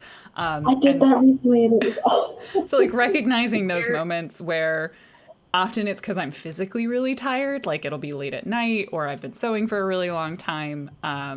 So just knowing that taking breaks is incredibly important to staying motivated. Like if I'm too tired, then I'm just cranky and then I'm not having a good time cosplaying and I'm just going to make more mistakes. Something that I've had to learn both as a cosplayer and as a student is sometimes the most productive thing you can do is sleep. Or get some air. Sometimes it's more productive to stop working. Yeah, which is beautifully ironic. And try not to be too rigid with what your idea of a con should be. So it's okay if you don't finish all 5 of your planned cosplays. It's okay to rewear something. And it's okay to be like, you know what, maybe I just won't cosplay and I'll help my friends instead. I'll be a handler. I'll help my photography friends be a mobile light stand. You know, there's other ways to enjoy a convention. So don't, like, I understand cosplay for me also is a huge source of enjoyment. I'm not saying it's not, but there are other ways to have fun and don't let it bring your entire weekend down. Yeah. Which I think leads us into the last part, which is like the end of our project, kind of thinking about everything is culminated. We've tried to stay on track. We've tried to finish everything. So I kind of want to talk a little bit more about crunch and a little bit more about kind of other things you might not consider as being part of a cosplay, but you probably want to be thinking about. I guess I'll talk about why I try to avoid crunch, and I guess Vicky can then talk about why she works best under crunch. Like I said, after so many times of just staying up really, really late, not getting any sleep, and then working on a cosplay that like almost falls apart when I get to the con just because I've rushed too much to finish it and cut all these corners that I know I should have put more time into construction-wise, that put a bad taste in my mouth for crunch just because I know I don't work well under a deadline. I know I need to spread out my time, work diligently, and I have more fun realizing, okay, it's like a week before the con. All right, great. My costumes are finished. They're all nice and pressly ironed. I can put them in my garment bag. I can start packing. I can realize, oh, what underwear, because that's important. What underwear do I want to wear for certain costumes? Do I need anything? Do I need I can go through my makeup kit, realize, oh, I need more wig tape or eyelash glue or safety pins, just whatever I need. And it gives me, when I'm not crunching, gives me the time to then figure out what else I need for the con itself and not just my cosplay. Something that I do when I recognize that is I'll basically like look at everything that still has to get done and assign it a day. It's like, okay, today is sleeves day. Today is wigs day. Today is shoes day. If you don't get it done today, that's it. That was your day. And if that makes the costume unwearable, then let it go. And that kind of just helps be a realistic what I'm actually accomplishing. And if a costume is going to be a lot, I don't want to be up until 4 a.m. the night before I have to trying to finish it and be miserable trying to finish it. I'd rather write it off 3 days early and have those days to actually prepare for the con. So what I do if I know I'm going to be crafting up to the last minute before a flight or we have to drive down to a convention is I'll actually pack my baggage ahead of time. So all of my like day clothing, underwear, makeup, and all that, I'll have it done and already in a suitcase, ready to go. That way, the last pieces of my costume, if I'm still rushing to finish it, only has to get thrown on top, and then we're ready to go. Because I find when I did it in reverse, where I would just focus all my time on my costume and leave packing to the last minute, I would forget things. I would forget socks. I'd forget makeup, eyelash glue, like you said. So I find when I can't rush pack luggage, but I can rush sew instead, if that makes sense. Yeah, and I will also like if I work in terms of probability. If there's a 90% probability of me finishing a costume on time, I'll go for it. If it is less than like 80%, then I might accept it's not going to get done and instead focus on maybe pulling out something from my previous closet, revamping an old costume, or like doing something else that's like still crafty but takes less time, like making a flower crown or something new to shoot for content but isn't a full-blown costume. And then get that done and then I'm on my way. And I also want to touch like this last minute thing about con crunching. If you do it, that's fine. Like as long as you are willing to put into the time and possibly give up other things to con crunch, that's fine. But also think about the other people that you might be affecting, such as if you are bringing stuff to work on in the hotel room and you are painting on top of the expensive Katsukan Gaylord furniture and the room is not in your name, maybe don't. Like I had a friend who got it on the desk that I put like my credit card down. They didn't find out, so they didn't charge me. But I've also gotten paint on another hotel's like bed sheets because I was trying to crunch in the middle of the hotel room. Like, so realize while you might be willing to put in forth the effort, maybe don't. You might be affecting like your roommates, or you might not be. My advice you are is for the whole planning process. Sorry? If you are someone's ride, don't crunch instead of leaving on time. That's like... Yep, that could be a thing too. Vicky, what were you going to say? I think that goes into the planning process though. So for me, I do plan for crunch. I do not do painting or warbler work or anything that requires a heat gun or noisy tools. Like drumbling, all that is done at home. So those are activities I recognize have to be done before I even step foot in a hotel. The things I plan that I plan to do in a hotel, like let's say the 10%, let's say I finish 9% of my costume, 10% is not done. 10% of the things that I do in a hotel room is I will style a wig, I'll hand sew buttons on, or I'll hand sew like, embellishment and all that, because that's like non-intrusive type activity typically. So that's what I do in my pre-planning. So I don't think anyone should ever try to do armor the night before. We've had people bring spray paint, and we've seen spray paint in the hallways of Katsucon. We've seen it. We've seen the newspapers in the stairwell, and we were like, who did this? What? Okay. I've been very fortunate that most of my conventions are local. So like if I'm crunching at 2 a.m, it's like I'm painting at home. Just the plus side of being based in Seattle and going to PAX. But I've done it, and it's frustrating, and then I'm tired and I'm cranky and I'm grumpy. So like for me, it's not something I like to plan for, but sometimes that happens. One of the things I do always think about with my cosplay is that the concept of minimum viable product. It's like a project management term, I guess. But it's the idea of like, what's the bare minimum that I need to have, or I am okay with having to wear this cosplay to a convention. And often for me, that means I do clothing and then I think about props. And I often won't bring props with me to a convention because they're not done.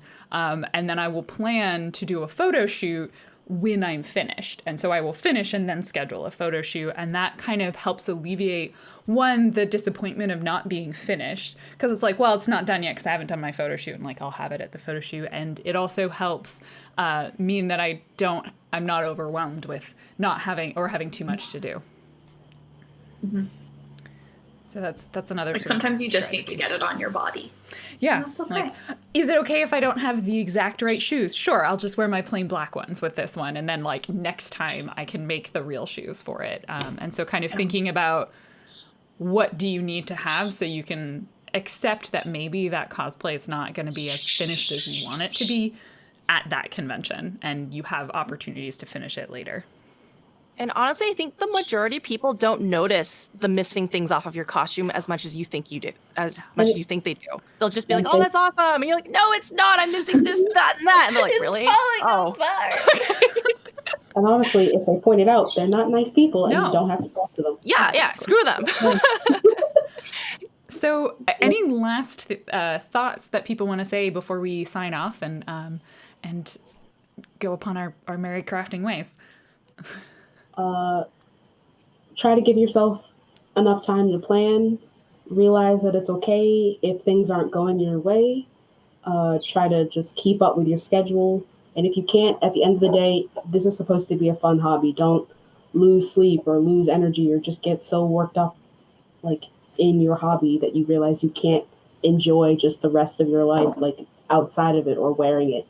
Realize that it's okay to not be able to do something right then and there. It can be done later, and it's okay. Stay hydrated. Sleep. Eat properly. Sleep. Sleep is not Part optional. of it. Yeah, sleep is not. The worst thing you want to do to yourself is negatively affect your own health to do this, because then all of a sudden your productivity is just going to go down anyways. So take care of yourself first. Birdie? You guys really said everything I was going to say. Play is fun. You should be What they having said. fun. And if you're not, change your methods. Try things. That's kind of my, like, try planning stuff. Try anything that we suggested. Make a notebook. If it doesn't work, try an online thing. If that doesn't work, try something else. Systems should be flexible and should suit you and your needs. Yeah. Cool. Don't feel guilty about something not working. Yeah.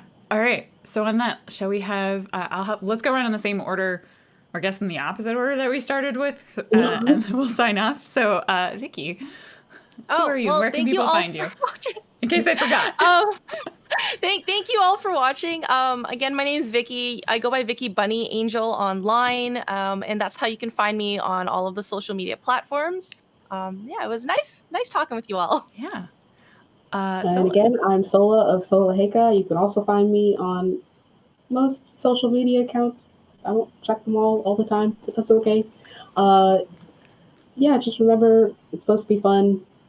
Work with your schedule, work with yourself. Do what you want to do. You don't have to be like everyone else. Birdie? I am Birdie of Elephant Bird Cosplay. You can find me at mostly Twitter, but also as L3 Fint Bird. Awesome. And I am Lauren, or you can find me online at Random Tuesday. Thank you so much for joining me for this panel. Thank you everybody for watching it. Enjoy the rest of your PAX online, and yeah, I guess we'll see you around. Bye. Thank you for coming.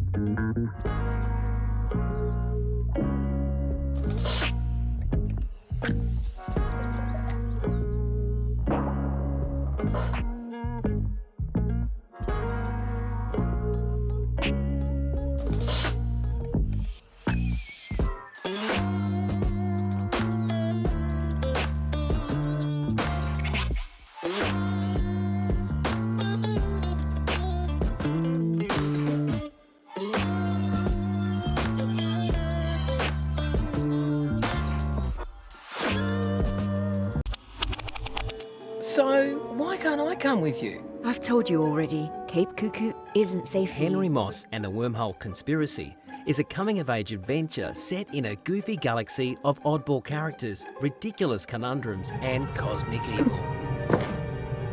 Wander, ponder, and laugh your way through a heartfelt exploration of independence, family, and growing up. Teen Earthling Henry Moss helps his mother Seren operate Moss Family Supplies, an interstellar delivery business servicing the outer worlds. Henry longs to break free of his domestic duties to seek his fortune and fame amongst the far stars. Together, the Mosses uncover a cosmic conspiracy overseen by the sinister Benedict Wormhole. This sets the Mosses on an interplanetary journey of compassion, exploration, and self-discovery, together fulfilling a secret legacy founded a generation ago. Really tried to capture that classic point-and-click adventure experience that so many people love, but bring to it a modern twist. Multiple solutions to problems, dynamic soundtrack, unique messages. The family audience the whole way through. a story about coming of age and a family relationship, and a modern like that.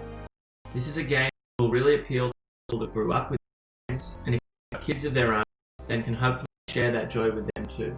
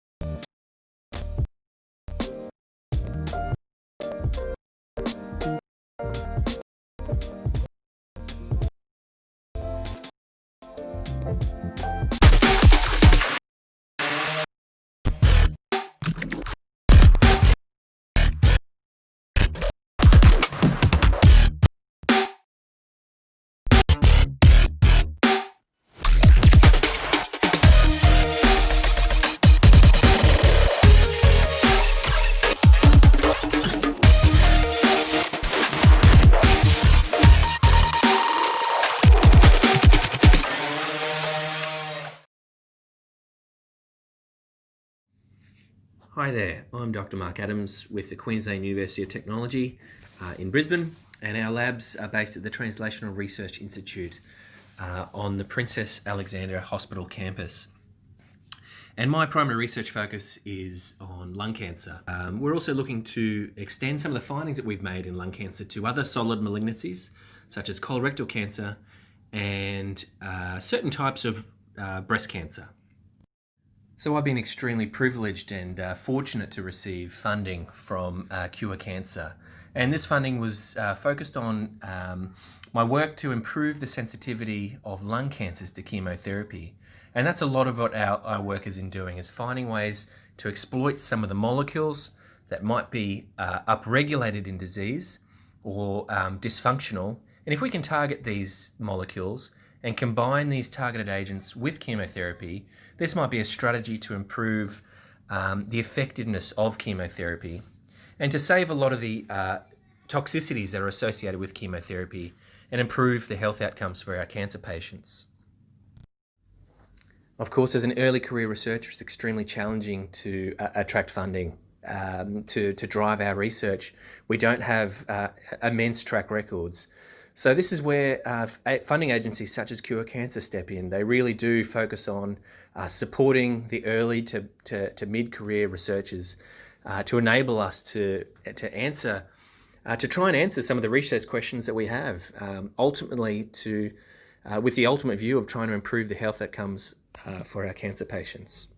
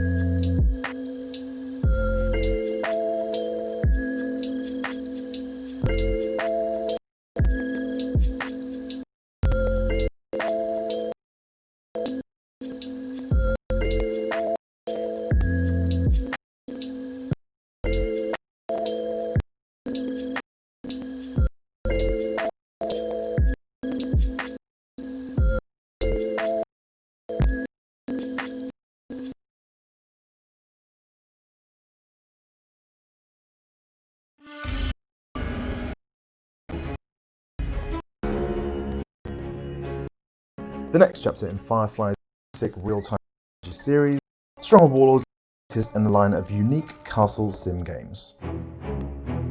Developed by Firefly Studios, creators of the original Stronghold and Stronghold Crusader, Stronghold Warlords introduces new RTS mechanics, classic Stronghold units, and 4 unique regions. In Stronghold Warlords, players must first design, build, and manage a fully realised castle economy, before taking the fight to rival opponents lifted from the pages of history. But you won't be alone in the fights, with the addition of a completely new way to play Stronghold in the Warlord system. Players will besiege Great Khans, Imperial leaders, Shogun commanders, and more as they grow their castle economy and construct new gunpowder-fueled siege weapons.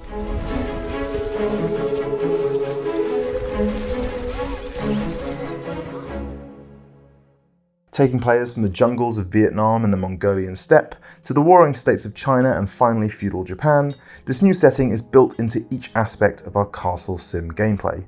Popularity with your subjects is influenced by a wider variety of factors than ever before. A granary full of rice, meat and vegetables might keep your peasants from revolting, but in order to raise taxes, an army, and get the most from your workers, they'll need more than just full bellies. Quality clothing and housing, temples, tea houses, medieval entertainment, and even torture devices all have a role to play in the continued happiness and obedience of your peasant population.